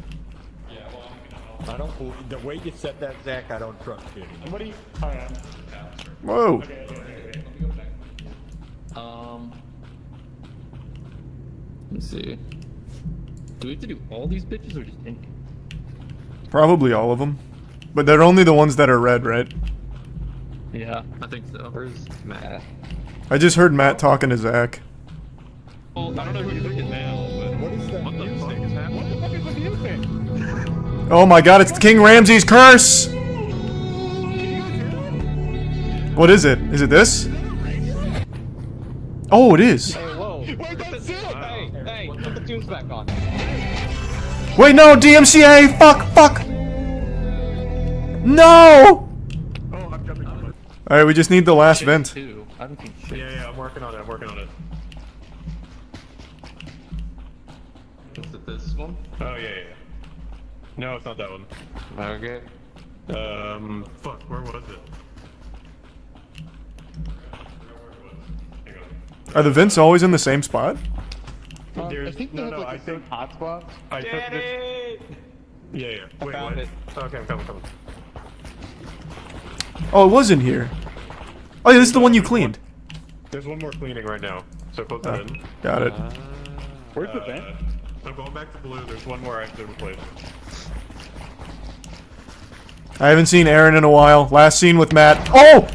That was the worst shot of all time. You should feel terrible. That was the worst shot I've ever seen. There's a reason why you only play card games, Ryan. That was a terrible execution attempt, Ryan. Close it with a screwdriver, anybody. I got it. Oh, there you go.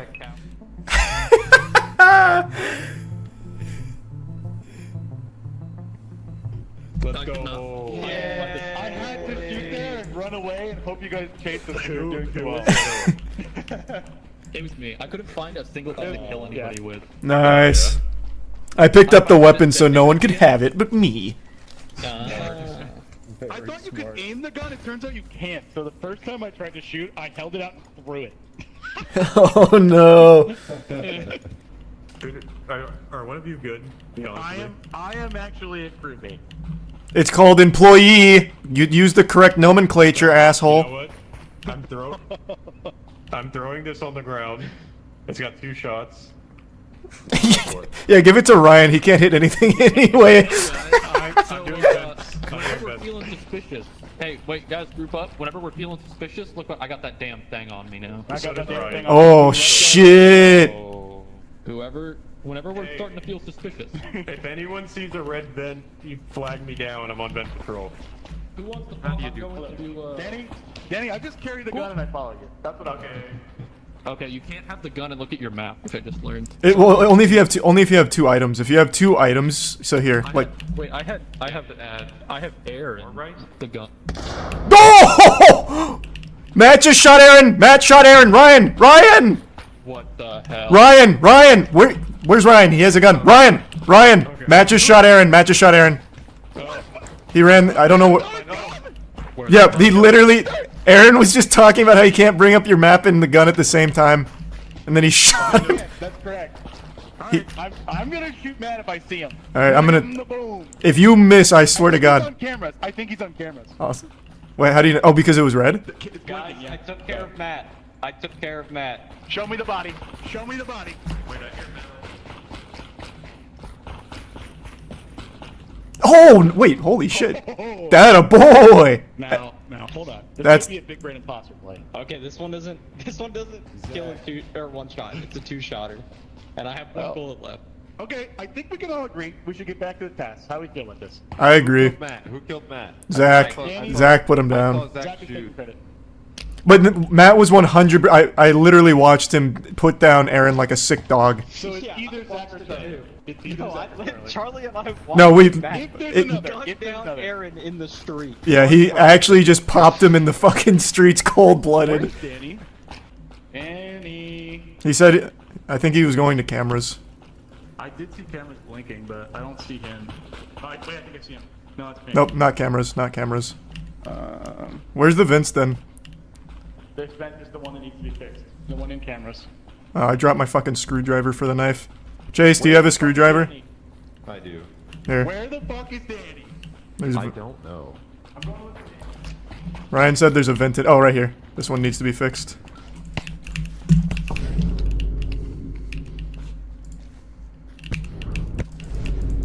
Oh, fuck. I didn't see him come back. Holy. Why? God, I heard his voice so far away. Fucking killed Chase. God damn it. Hey, Charlie used fucking knife Chase, so I let him have his double Show me your barrel, hand. baby. Show me your hand. This is empty. Oh, Here, hey, I forgot to Charlie. check it. Hey, Matt.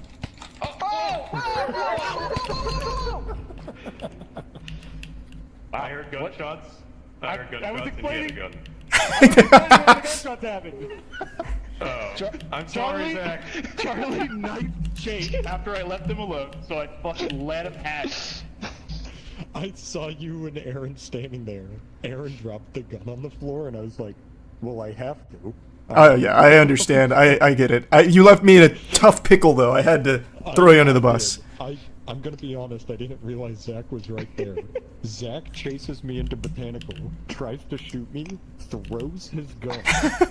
And I was a millisecond away from picking his up before he could, and I was giddy with joy. Oh, that would have been a crazy play. Find that gun, Zach. It was just it was in the pizza kitchen. Cause that one's good. That one's like silent. You could like use that as a dissident. Yeah, but it's a 2-shot, so you have to get like 2 headshots. For a guy like me, that's easy. Yeah. Are you sure it's a 2-shot? It is a 2-shot. I shot Matt in the head twice, Ah. like point blank. I gotta tell you, Chuck, we might win on time. Yeah, there's a chance. They have to make a pizza. So yeah, they're done. That's the hardest task. The one me and Ryan got was the only one that didn't have like pressure pizza, so I was like, we're fucked. Yeah. No way we lose or we win this. We might squeak out the dub here. I don't think they know how to do Pazushi. I honestly think we win this one. Yeah, let's see how their pizza's looking. It's kind of fucked. Yeah, it doesn't feel good, but it's happening. We're so cooked, brother. Why is it showing me fucking analysis? Because you have to do so much. Oh wait, no, yeah, wait. They got Smeza oven. You mean a smeg? No. Smeg? You got right? Yeah, we need that? it's a smeg Oh, in this game. fuck. Oh, What's up? I fucked it up. I thought I had it. Oh, what a good win, Charlie. It's a hard-earned victory. We did just enough. Hey, stab me with that. I want to see how much damage it does. Just one time.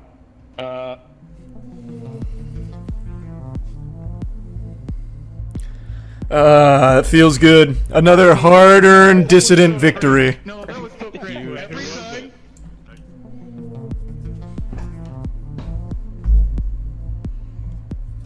Here's not the rinse yet. Chase, I think you might be muted. Yeah, you definitely are. I'm on. I'm doing analysis. Nobody can do me.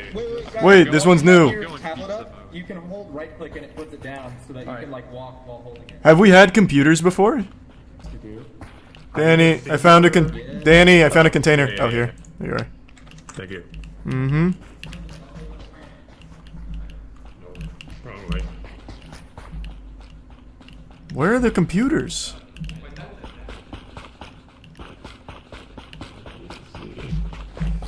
Where are the computers in this fucking facility?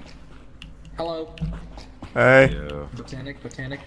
I'm looking for a computer in Botanic. I was just in Botanic. I didn't see one. Wait, where?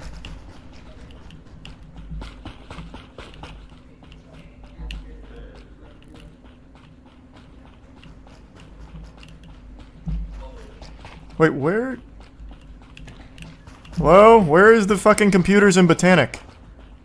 It's in the main room. It's in the main room, right? I didn't see it. Drew said he saw it, but now I don't know where Drew is. How do I wash the container?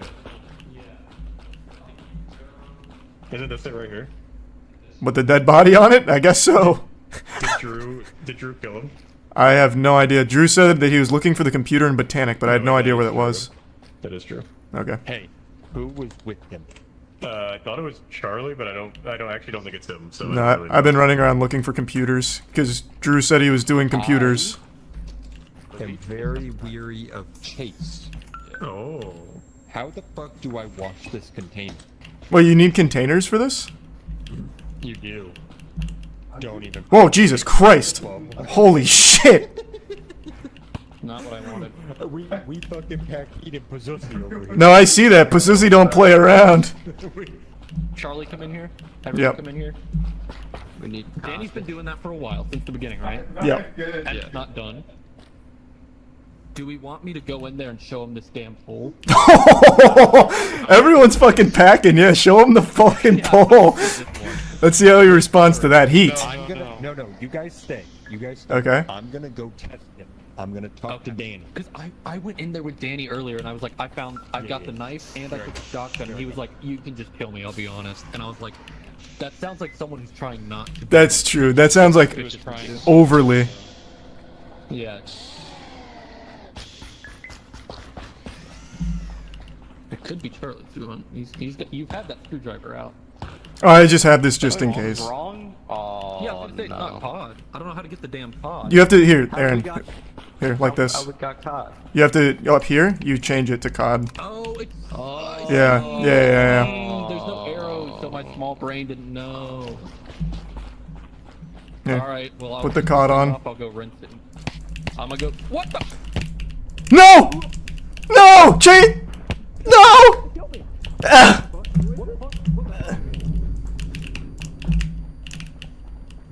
Yes! Oh my god. Yes! Ah! Oh! Oh! Nice! Oh! Fuck! I'm dazed though, Chase.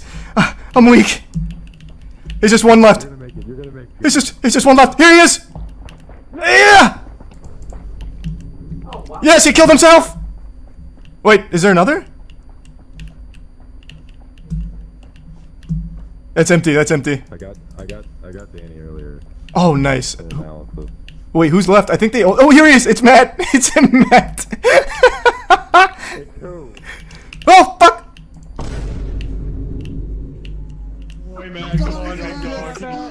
I can't believe he still had ammo. I thought he shot.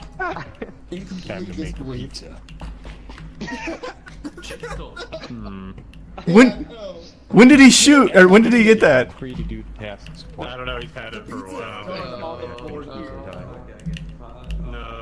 Oh, hunting. He's going hunting. I believe in you, Matt. I believe in you. My hero. That was a high octane moment there. That was a big Matt moment for sure. Does he have more shots? He must. Hello? I knew Chase was being sussy the whole time. Hey, who's still alive? Chase and I have been it 3 times together. I know, that's crazy. It's so weird. I didn't think it was gonna be you two purely for the fact that the odds of it being the two of you for like 3 times almost in a row. Like I was like, there's no shot. There's no way. Where the fuck are you? It's like Charlie's Where's 4th Chase? time being imposter too. Nice. Yeah, buddy. Let's go, Chase. We did it again. Woogity, woogity, woogity, woogity. Woogity, woogity, woogity, woogity, woogity, woogity. What are the odds that all of you guys? Wait, Charlie, were you one of them? Yeah, I was one of them. You didn't know and you shot me dead. I didn't shoot you. You died of exhaustion. Oh, what? Yeah, I did not hit you. Oh, I had 5 HP, so I couldn't sprint at all, I guess. Yeah. I was waiting. Oh, wow. I was waiting on Danny's body for multiple minutes. I was hoping you would come by to check on me. You're a bastard. And I had a whole line I knew it. where when you came in, I was gonna say they always come back to the scene of the crime and shoot you in the face. Oh no. Close to doing analysis. Everybody ran away and Chase was following me and I was like, okay, Chase, if you're gonna kill me, now's the time, Chase, and nobody was around to hear it. Oh. I turned to shoot Charlie and the gun didn't fire. I was like, okay. I surprise attacked Aaron with a crazy 1,000 years of pain jutsu, and I think it just sent him into a panic. Well, you killed somebody. You killed somebody else, so I just ran away. Yeah. Yeah. I pulled out the gun and it just didn't shoot. So I was like, okay. And then I picked up your gun and executed somebody. I don't know who. I just love though, Charlie. I looked at you in the face, and you said it's him, and then you just died.